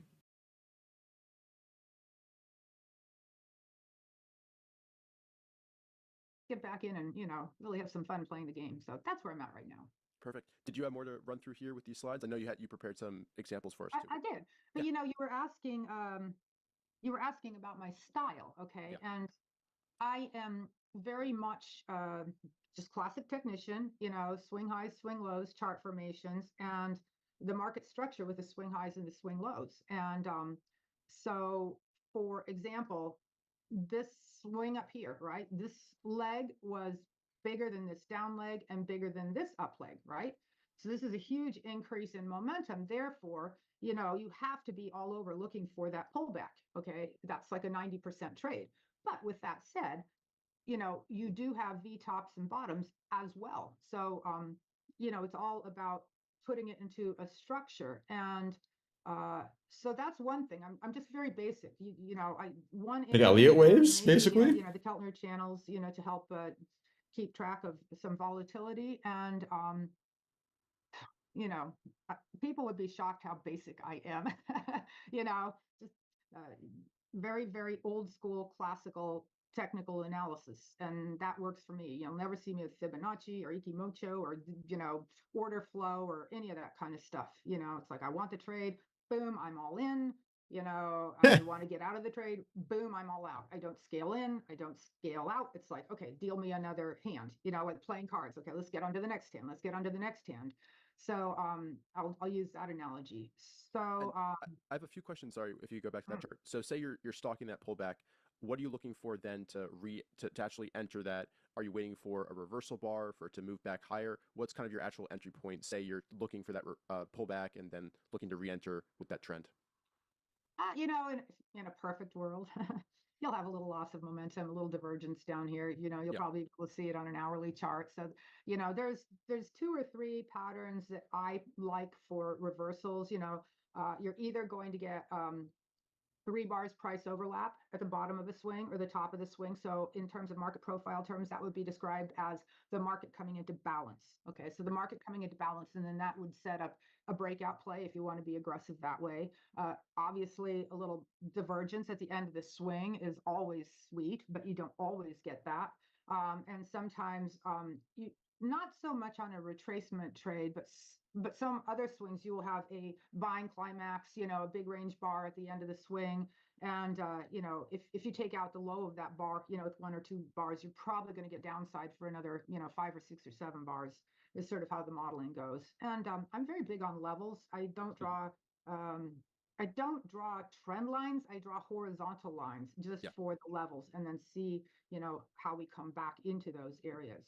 And those horizontal levels, that's like where a lot of key swing highs have kind of started reversals as well as swing lows. That's kind of what you're looking for to draw those horizontal levels. Well, there's an old adage. You Yep. may not agree with it, but pros sell above previous swing highs and pros cover below previous swing lows. So I'm very much that way. If I exit and it's going to be a solid breakout, you can always re-enter again. It's never a problem re-entering again. So, you know, and it kind of depends on the volume and how the market's acting and the preceding structure, you know, which I can show you. Um, I don't know. Did I answer your question? You know, just the Yeah, I think level. so. Yeah. You're looking for spots to exit. You're looking for, you know, have something fun. I'll just keep on spilling my guts here for everything. There was a sweet little one today here in, what was it? The Russell. Okay, so this is my chart of the Russell here. You might have to bring it back in. I just see it. Oh, there it is. Perfect. Okay. Yep. So this is actually a 120 minute. I prefer to use like a 240 minute, but you can see this area here. So if you're a market profile person, you would call that single prints. You know, we jokingly call it the cave fill area. A profile person would call it, you know, it has to repair. So here you can see it went up too far too fast. Therefore, we have to come back down and fill this in. So you can very much treat these areas like gaps. Sometimes you just get a partial trade into the gap area. Other times you'll get a full repair, in which case you're likely to get continuation. If you never fill it or repair it, then it's very much a breakaway gap. You can see even here, this little area here, you came back down and Right. and filled. So anyway, that's just an example of the structure. I normally don't use candlestick charts, Mhm. but I do like on the 240 minute. I mean, just to find those little spots, you know. And then during the day, I'm mostly watching my quote boards, you know, and you know, just the little bars. But I don't have enough detail to look for a true reversal, this or that. You know, I mean, I just see the tape action that it's stopped going down and it's, you know, acting a little you know, bouncy support there. And then like copper today, then it started to you know, I'll show you that copper chart. you know, in a perfect world, I would trade every single market if I could at the same time, but it doesn't really work that way. We only have two eyes. Yeah. But How much of your trading do you think is based on intuition these days? Because obviously you've looked at so many charts, you've traded so much. How much do you think it's feel? I don't believe in intuition. I mean, I guess you could say that it's like the sum of all your experience or something, but intuition implies that you have a feeling that you can't necessarily quantify or identify. And I just don't do that. You know, I have to have a model, you know, so you start to see things if it's going to start to work or not. And like this copper, I actually didn't trade this because I had too many other things going on. But you could just see it start to just creep. And right here, I'm like, God, I know I should buy that, but I didn't, you know, that's okay. So but this would be a case of where a market had sort of stopped going down and then it Right. did the little flush and it came back up. So I love that if you have a box and you flush down and you come back up. I think that's very constructive. So there's these little classic adages, you know, the bull trap, the bear trap, you know, the push back into the box, you know, which is what we had with the S&Ps on Friday. You know, maybe it was a little artificial with that CrowdStrike thing. It doesn't really matter what the reason was, but we did push back down below a really critical support area. And then we sort of stopped right in the middle of that box, and now we'll see how that all plays out. Sometimes you can rotate around these areas for a little bit. So I'll if you don't mind me Value areas. indulging, you know, Please. indulging and doing all this stuff on the fly, because I might have posted something on Twitter about this at the time, but this is again, so my husband, You might have Damon, to pull it back in. Sorry. I You have to- am, I'm Okay. just going, okay, so my husband, Damon, let's get this out of page. Very is, unprepared, we'll say that. very much a market profile person, and I am very much not a market profile person. But with that said, you know, you're always learning from different places and different sources and something. So I love these boxes. You had 2 data points for resistance and 2 data points for support. So really important structure if you have that box. And then if you were just to take the middle of this box, I mean, this is like I'm telling you, I'm in big school of the KISS method here, you know. Keep it simple. Yeah. Very simple, yeah. So you can see we just came right back down to the middle of that box where in market profile, if you smushed all the profiles together, you'd call that a point of control, you know, one of a point of control, which provided support. So you have several scenarios. Here we just tested it and we bounced back up outside of that box. So that's constructive. Another What are the other guy? It's like an order block from another video, right? It's an order block. because it's like a home sweet home to it. And in your most drastic cases, you will fall right through and go through the bottom of that box. And there was a technician from many years ago, Arthur Sleroux, who would say this. I don't know if it's really quite pertinent with this example, but the amount of extension outside that box could lead to the same extension outside the other end. So you have several different models and you're kind of looking to see which it's going to do at that time. So that, excuse me, this is my water bottle, my water bottle during the day. Lots of people that do boxes. You can never drink enough water. Yeah, I mean, it's And a when we pretty get similar to- concept. Like, whatever, call it like a order block. She calls it whatever she called it. Other people will call it a volume node. Like, it's all the same shit at the end of the day, mostly, right? We're not as sharp. So just be careful about that. So I'll just go on and, okay, so if you had another question, let's see here. I was going to show you something for fun. Okay. Yeah. Because I'm always playing around with stuff. And this is something that I've been doing lately, having a lot of fun with these coils. Okay. So my goal was to come up with a more systematic We use approach for ovals? entry and trade. But like, they're not actually trading the oval, right? They're just using it to, like, it's like instead of a rectangle, it's just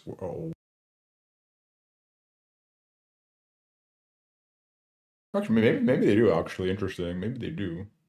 I guess you could get potentially a better entry if it's like breaking out of the oval as opposed to like the square.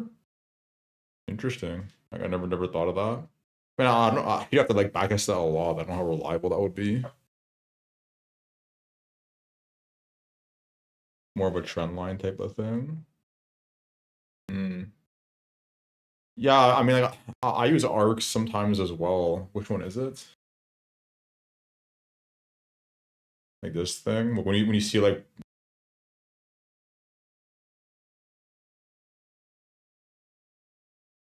a lot of times like you'll notice if price is like arcing like this for example, and it starts to break. A lot of time it just starts to like nuke lower. Same thing like with the inverse on the upside. It's actually just it's a bunch of like unswept lows, right? Like unswept, unswept, unswept, unswept, unswept, and it just gets them all at once. And it's like losing momentum over time. It's getting slower and slower. Kind of applies the log. Yeah, yeah. Interesting though, and I never thought to use like the actual oval, but it's interesting. Management so that I can put the trade on and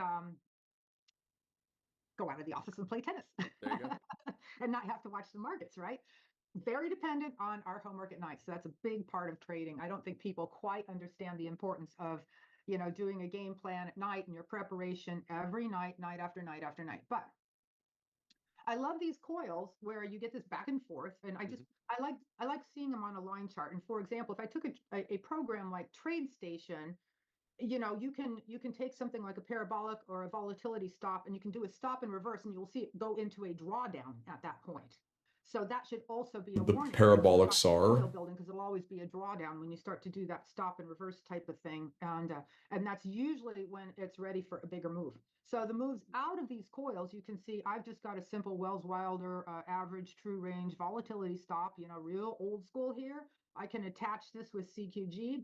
I can enter early and then trail a stop. I can set it so that it initiates at night when I'm sleeping and then it'll trail. So lots of ways you can go about that. So with this S&P, even though this is not a flat coil, it was still a coil of a wedge type, which usually is the end of a swing. So all of these are initial conditions that can lead to a bigger win. And I'll show you a failed one too, because that's always important when you do your work. You have to see what the ones look like that don't work. So this was a really nice bond swing. And here was the Australian dollar. And I loved this coil here. I thought it had chance to really get some legs and keep going, just because this weekly had been so dull and the dailies had been so dull for so long. So I put this trade on, and it got to, got something that was nice. And then of course it came all the way back down. But Yeah, I was thinking that at the start when she was talking about like drawing them by hand and whatnot. I'm like, man, I don't know if I like trading that much. It just seems like so tedious, right? Like it's already enough work as is. Imagine having to like do it all by hand on top of it. Ugh. That would be tiring. We'll say that. But apparently there's a lot of advantages too. Like for the people I used to trade like on the floor of these actual exchanges. But I think they've even mentioned in some of the interviews that we've been watching that like you could literally see people going to execute orders and like front run them, or like making the exchange, or like riding along with their orders. Like someone hands you like some institution's order to like go buy like I don't know 200,000 shares of Apple, and then you just go put in your trade for Apple, and then you submit the institution's order and just ride the move up. There's a lot of like weird gimmicks like that going on. Was a downside breakout from the 3 bar. That's a different pattern that I have. But you just never know if you're going to get a little or get a lot. This was the euro currency. I like doing this with 240-minute charts, by the way. You could do it with 120-minute. You could even do it with daily. But what happens? What is that? The 4 hour? Your frequency 4 of hour occurrence drops way down. And so that's what you got to be mindful of when you do your research is what is that frequency of occurrence per market? So on a 240-minute chart, your frequency of occurrence of a really choice coil might be one Wolf of Wall Street. So usually it takes about 5 to 8 bars of overlap on a daily chart minimum to build this kind of coil. So this was kind of interesting here because this Russell had a huge long coil, like everybody knows, that. And so I tried this breakout here. You can see it got up here and then it got stopped out. So it was really like no harm, no foul. But that's what a false breakout would look like, or a losing trade, and that's why you trail stops. And then this one was really interesting because if you had a resting buy stop in here, when the number came out, this is a little deceptive because it makes it look like it was a continuous move, but there was a gap there. And that Mm. that 1 second after that, it moved like 30 handles, and you had like one teeny little check back somewhere in here, just one teeny little check back, and then it was just off to the races. So your fill was not good, but I think it was Richard Dennis or somebody always said that the worse the fill, the better the trade, Yep. because the demand was so strong, the urgency there. So, I mean, I don't know if I would have definitely taken that a real personally. It seems outlier like in how chasing much it, money, no? that took out there. Did you And just kind of definitely force it at when you're that playing a point? numbers game, you have to have a certain number of setups. I know if I have 100 trades based off this pattern, 10 of them will probably be home runs like that. So this Sorry, is I have a question actually about the last slide, if you don't mind going back. The second coil that led to the big breakout, it almost kind of makes a bigger coil with the first one. They're at similar levels. Is that something you look for at all? Kind of a fall back into that same range area and then look for the next breakout? You know what? I really like to look for the 3 bars, and I'll show you exactly what that looks like here. I'm going to slide this over here. Sure. So, I mean, I was starting to think this market was just dead, because that can happen Yeah. to a market. It just goes dead for a period of time. But as long as you have these 3 bars, so a 3 bar is, so you see this bar here Yeah. inside the previous 2 days high and low. That's a 3 bar. It didn't give enough range expansion to pull you in to the downside. But right here, you can see that this bar here was below the 2-day high and above that 2-day low. So pretty much, that serves as a good trigger. Even if you didn't have the coil here, that would still be a different type of breakout trade that I would take. Okay, so it's a Interesting. different pattern, but in this particular case, it all set up Lines up. anyway. So Yeah. that was pretty extreme. And then I'll just show you 2 current trades that I'm in. I don't know if they'll get legs or not.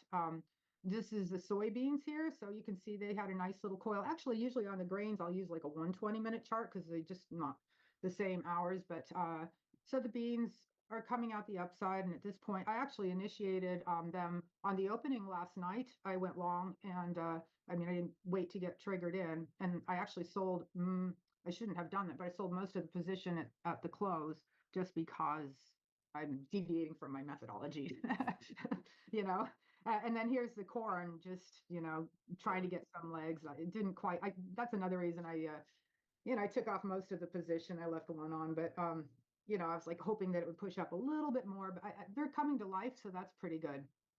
I'll show you what I do too. This is a nice little tool that people can use for themselves. I missed so many serious I moves because I'm use afraid to Spike. chase. I'm going to bring it over here for you so you can. Mm.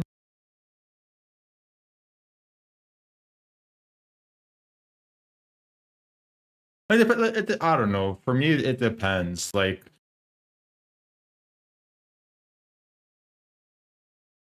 okay, like I have I do plan for that, right? Like if I have something level in mind to the downside and I'm not in a trade and it starts like going before it reaches the level, like there'll be like a region where I'm like willing to tolerate chasing it. But like once it gets past that, I just give up on it. It's like whatever, I missed it. Like who cares, right? Always another trade. It's the way I look at things. So I'd rather not like chase. Like I'd rather not be like, oh fuck this, let me get in, and then it just reverses, and I'm like a top longer, and I just get like immediately trapped and dragged under, and that's it, right? It's also hard to say because like I'm saying this from the perspective of like lower time frame leverage trading, whereas like she's trading on the 4 hours, so like a high time frame breakout that has like started to break out. Perhaps it's a bit more viable to do that. But either way, I'd rather wait for a pullback personally. It seems risky. It seems like a necessary risk. Up 2%, then it does 30%. Yeah.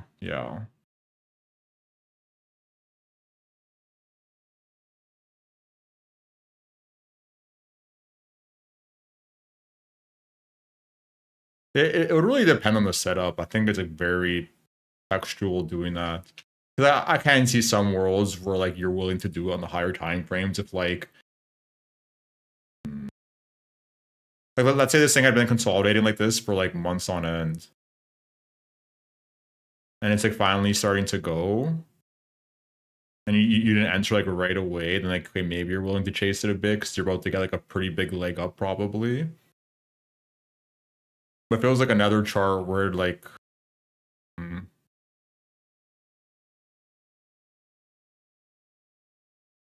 like like right now, like if I didn't get in here, I don't know if I'd be chasing it. Maybe I guess I suppose it did like undercut in a rally, like a lot of people look for. But I would have rather just gone on the sweep of this or this. I always look at things from the perspective of like, if I missed it, I missed it. Like there's so many things to be trading, so many like different sectors, correlated, uncorrelated, that like sure you might miss one trade, but there's always going to be like a better, less risky one than chasing the one that you missed, in my opinion. And as much as it might suck to sit there and watch it just run away on you, you have to have like some kind of discipline in your trading. Because like yeah, you might have chased that one and it ends up running away, but then like the three that you chased that didn't happen were just losses. Hard to say though. I have to like collect data on it to have like a better idea of like, is it really worth it or is it really not? FOMO is toxic. Yeah, exactly. That's the thing, right? Like most of the time, like that's what happened. It's like you miss the initial move and you're like, oh shit, like let me get in, and then you like short down here. Yeah, you're a bottom shorter. It just sweeps the low and then yeet. And same with like longing when it's already up here. You just have top longer.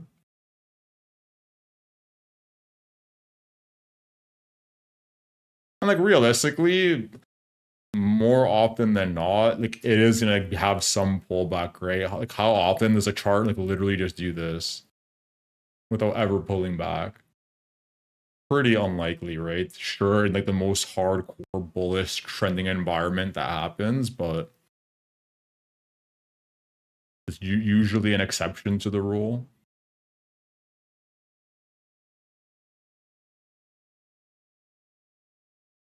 No, honestly, sometimes it feels better to do the right thing than to make money doing the wrong thing, like in my opinion. Then it's like it's like, okay, I've improved, right? I'm no longer chasing these moves that I know I shouldn't be chasing. Feels good, feels good.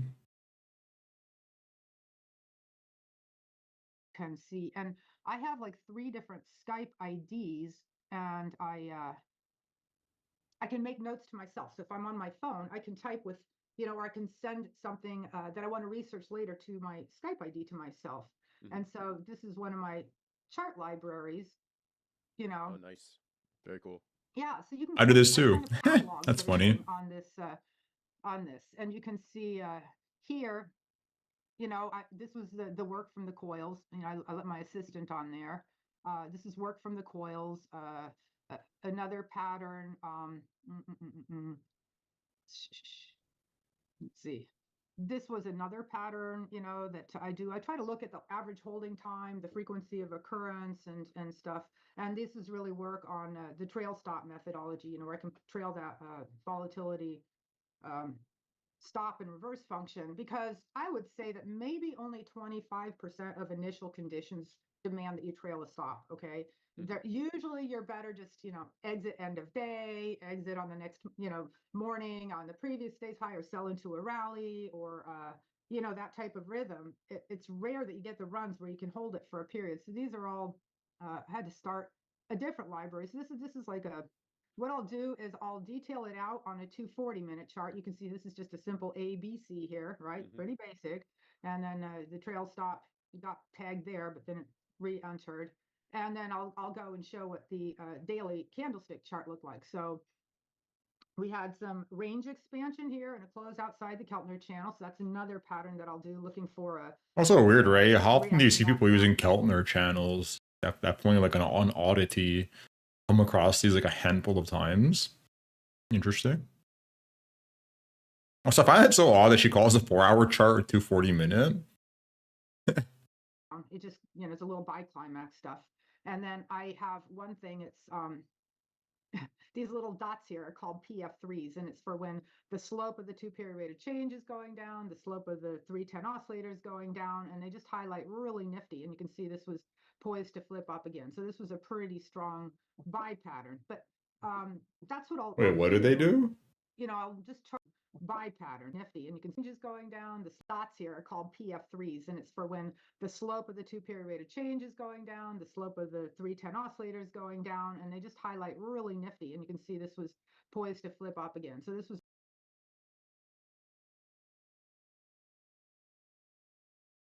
Oh, okay. I thought, okay, I understand. I understand. You know, a lot of people use this actually. It's pretty interesting, like derivative to be using the rate of change for this stuff. A lot of like I think like Steven Druckenmiller uses the same thing. a pretty strong buy pattern. But like he uses it on breakouts. Like he looks for when it's like doing like this kind of shape. Like if there's like a big base forming on a stock, he's like monitoring like the rate of change to start like doing this. And he'll start to like buy when the momentum's getting really high before the breakout actually occurs. Pattern. But that's what I'll do. What time is Is it? try to keep on layering on examples for myself, and instead of trying to put everything into an Excel spreadsheet, it just doesn't ring a bell for me. I like to see the visual. And I had another chart library, but I made the mistake of of inviting a few too many people, and then all of a sudden I noticed that I was getting too many comments in there for it to be of much value. I'm like, I'm trying to put in and build this. Okay, we're gonna pause this for now. Call it a night.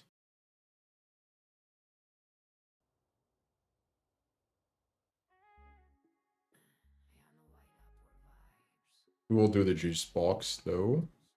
Nothing's really changed in reality though for this juice box. Bump.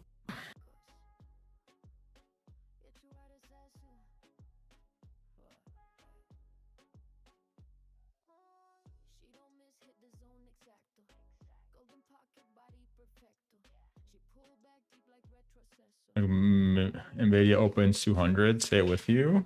Hopefully it works out for you. That'd be nice, right? A nice little pre-Christmas present. The gift before the gift. Kind of curious how some of this stuff is looking.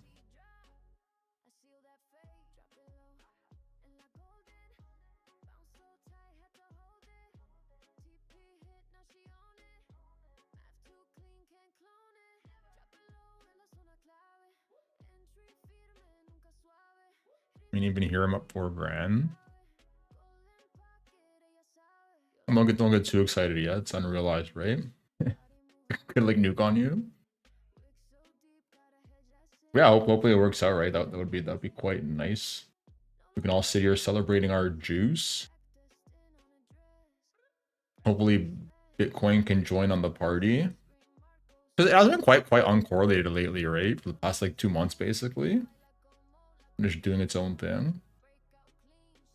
It would be nice if everyone's in a bunch of longs and then together some like bullish FOMC meeting and everything just starts sending for like a nice Christmas rally.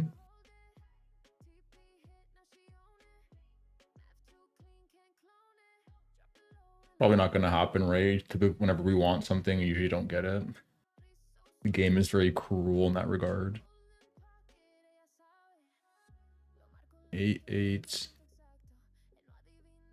9.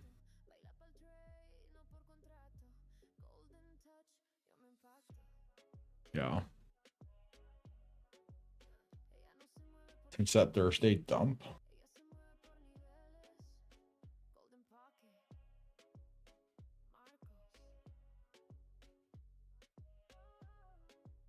Oh, this initial thing.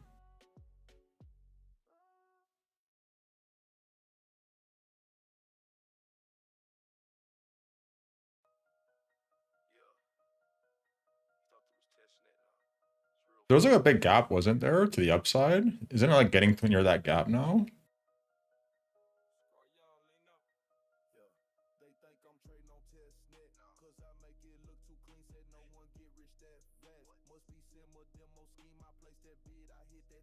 Yeah, it's up here.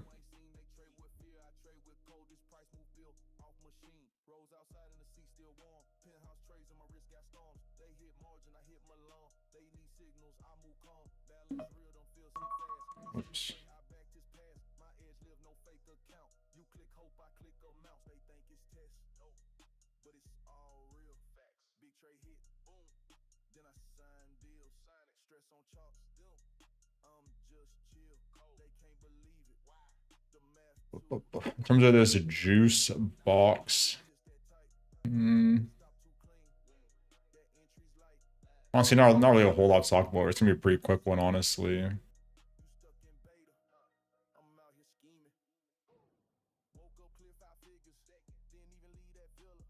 One click trade got triggered. Chart Like for the long, like we've already talked about this lower stuff, so nothing has really changed there. you post gains, I post results. You hold hopes, I hold the pulse. Wrist on gold, book on stealth. But like, I mean, depending on your tick size, like yeah, we bounced the naked point of control here today. They pixel perfectly. I'm sure some people have the smaller tick size and are still watching this. But regardless, like, we did like a poor low here, right? And there's a bunch of like liquidity like right here in the lower time frames. Like maybe we do that kind of thing as a little scalp opportunity.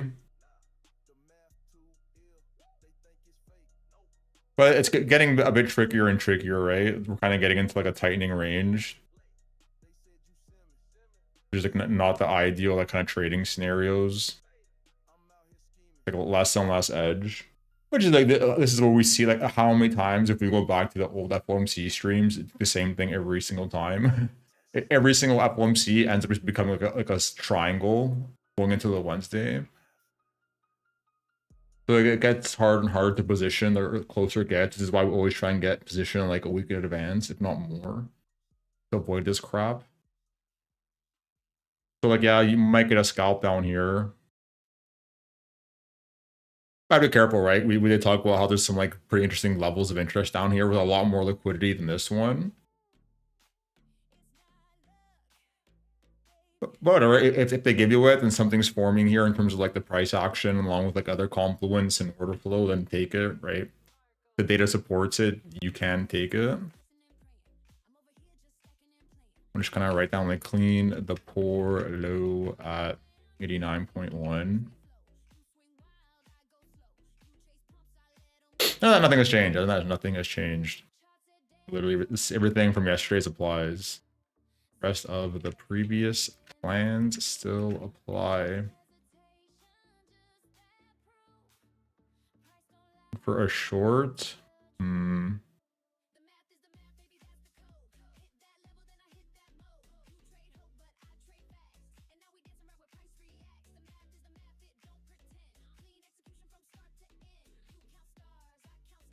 like there was a world where you do this like golden pocket kind of thing to like top this high. Like yesterday's naked point of control is like right here. But again, same story, right? Like we have like a poor high up here, and like if we reclaim this level, like reclaiming the value area low, right? In which case, like people are gonna be like targeting this higher level. So like taking this one's a little bit suspicious. Like a pretty realistic world where just like kind of blast through.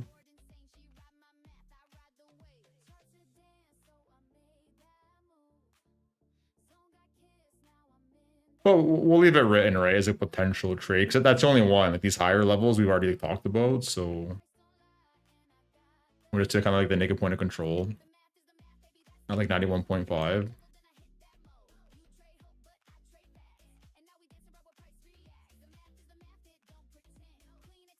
Yeah. And I guess in terms of a long, like where's yesterday's VWAP? Now that we do mention that.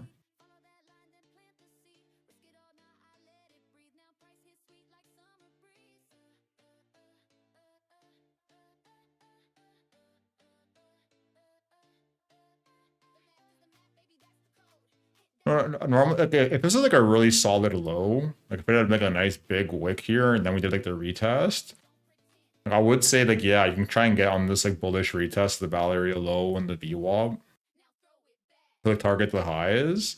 But given the fact that we left this here like this and all the liquidities here, I wouldn't be too comfortable taking a long here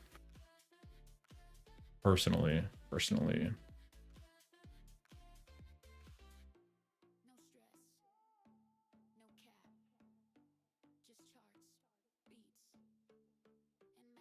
Like I would say, like if this candle ends up like printing lower, and then we like print like a candle that changes structure again, above the golden pocket and above the VWAP, then like, okay, maybe you can entertain it if the order flow is like supporting that. Like you're kind of getting the vibe, right? All of these trade setups right now in this little ding dong range are like pretty iffy, right? Like stop loss break even like immediately on like low time frame structure change, so on and so forth. So it can reverse you any minute, right?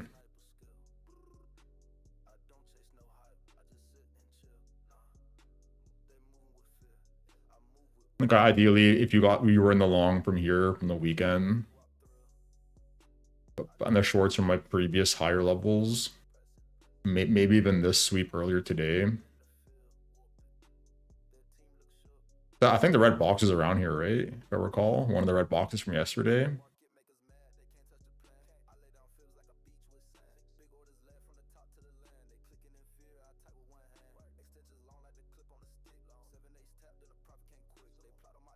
Yeah, I'm kind of just leave it at that. The rest of the previous plans apply here as well.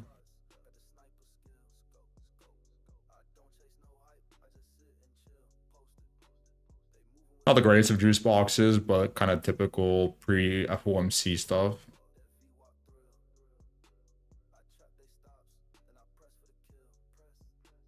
Did we miss anything?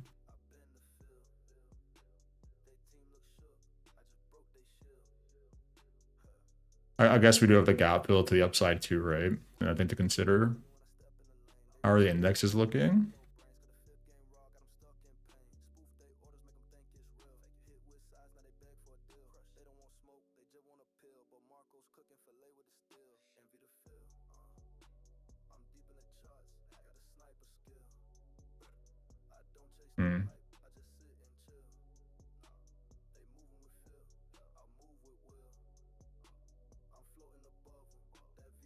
Yeah, I probably set my hands. For now, to be honest. Unless they give like this like lower sweep or one of these higher shorts, I don't know if I'd be dabbling in a short here or like a long, like in this kind of region, trying to get this move. A little too risky for me. Not enough. It'd be like very order flow driven. I don't know if we're going to be getting that during the night. And the thing is, even if you do get a pickup in order flow over the night, but like it might be like coming up, and then as soon as the New York session opens, like the real order flow hits, right? And it might just like yeet. Same with the short. Like it might be looking like the short's looking good and starts going down, and the market opens and just yeet. So keep that in mind. If you are going to take them, just manage your risk, right? Make sure you have some data that aligns. If not, just kind of sit in your hands and wait, right? Because we're going to be getting some pretty juicy opportunities here soon. Whenever we start to like leave this range, if we go to like the way lower levels or the way higher levels, there's going to be some like much juicier trade opportunities coming here. And now while we're like holding up in this like tightening range, just kind of like just scalp aggressively and kind of get your money and get out mostly, I would suggest. We'll get rid of this. Get rid of this. Staying above 187 pretty much locks in that gap fill.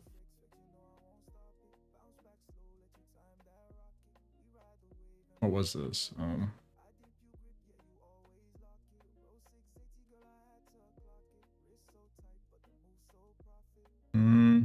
know if I go that far. But I mean, it is looking good, right? In the ideal world, you do want to be leaving, like leaving this stuff behind, right? Just imbalances that are getting left behind. The ideal world, right? Ideally, you want them to get restored. So the fact that they're not being restored is like pretty bullish for now, at least.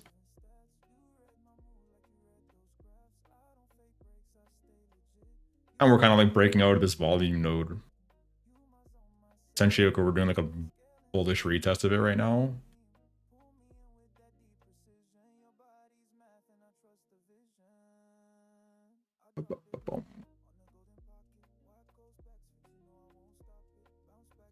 Looking good in that regard. Dev back. It was a little late, my friend. I'm about to go to bed.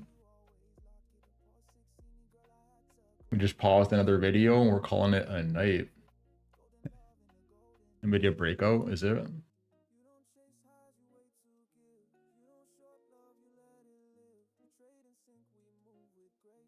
It what was the price here? Why didn't it show it?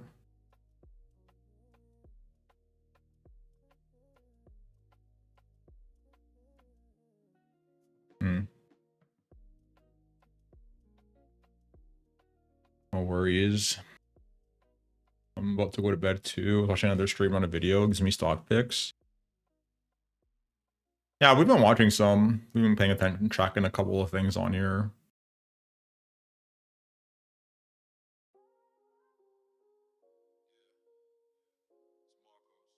Now, oh yeah, this Unity thing today. We were talking about this for so long. I never ended up like buying any, but it's starting to go. I think it's starting to go, right? Feels kind of bad. Feels bad. It's almost fucking 10% today. Feels bad. Well, might still have time. Might still have some time, honestly. In terms of like a cup and handle on the weekly, I mean, this is basically it, right? What was that? That was loud as hell.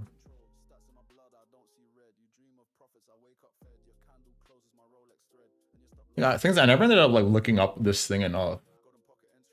So much shit to do. I'm gonna be so sad if I look at this chart later on and it's just like Lord knows where, going to the high heavens.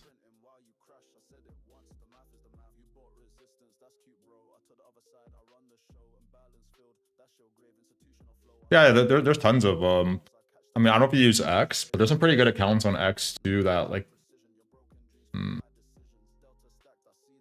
it's like a group think, right? Essentially. And people are posting like charts they're looking at or like investment theses they might have, and like sure, a lot of the time it's a lot of garbage on there. But sometimes there's some pretty good stuff, right? Especially when you know it's coming from like the more like established, like reputable people.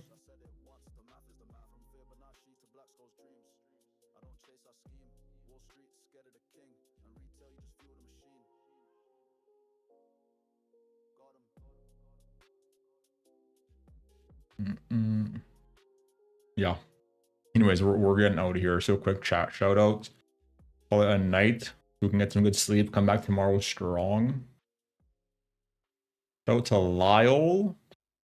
Who else we got in here? Yeah, shout out to you guys for helping with the microphone today. I'm curious to see how it sounds on the replay. Very curious. Forgot about that. Shout out to Dev. I think it was just you guys, right? Oh yeah, shout out to Olympic. Shout out to Olympic as well. I think that was it. I don't recall any other names popping around. If I missed it, my bad.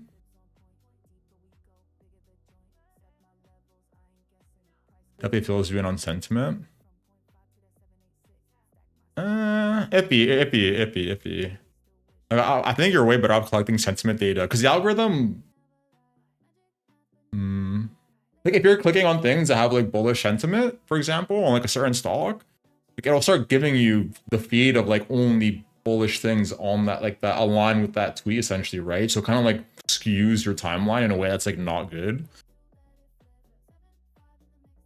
So I think you should be collecting the data anyways. But yeah, like if you're going through the other part of the feed, like the one that's not. What is it? What are the two options? Oh yeah, the for you and the following. If you go on the following one and you follow like a good amount of people that kind of conflict a bit, then yeah, it can definitely help with sentiment in some regard. They're all kind of starting to lean one way or the other.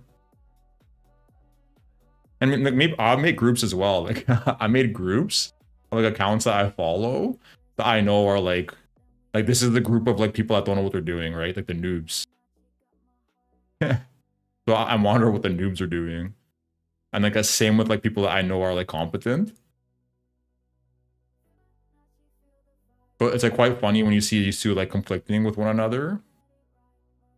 Also, I found a pretty cool tracker on Hyperliquid. Where is it?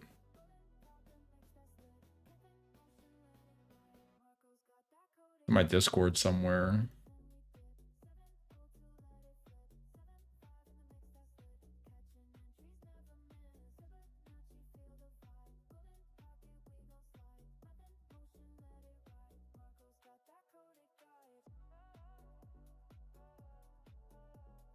is this thingy? Essentially, it like aggregates like the cohorts on Hyperliquid, and then they're like their positioning. So you can see if like the whales are all like leaning one way, and then like the other cohorts are like leaning another, and so on. But it puts it like all like on a nice simple dashboard. Damn it, where'd it go? Damn it. Actually, I have it in a Google Doc, actually. That I know. I find it quickly that way.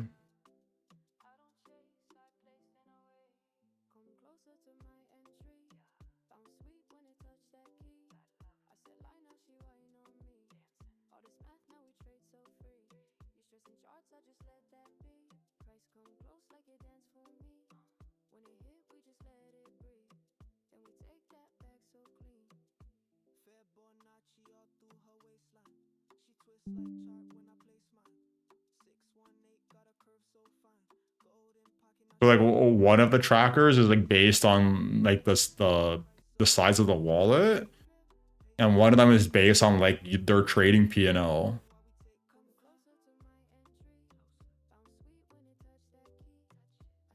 So like these are like just flipped pretty recently.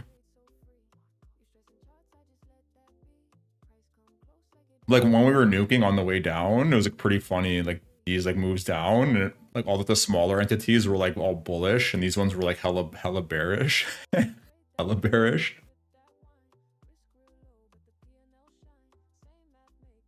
Seems to be more stock related and not really filter bullish or bearish. Yeah, it depends. It depends. Like the algorithm on there is like a bit tricky to say because it's like a black box. You don't really know exactly how it works. But I've noticed, like, because I use it pretty often, right? I like, read through it, like when I'm at the gym or whatever, and in the bathroom, so on and so forth. But if you like read like a 1 or 2 type of tweets, like if you click on it and you read it and like the comments on it, for example, like essentially if you engage with it, and let's say you're engaging with a post of something that's like bullish X stock, and then you like engage with another post that's like bullish that stock, all of a sudden the For You feed starts to put like a lot of like bullish arguments for that, like tweets related to that stock kind of thing, which I don't like.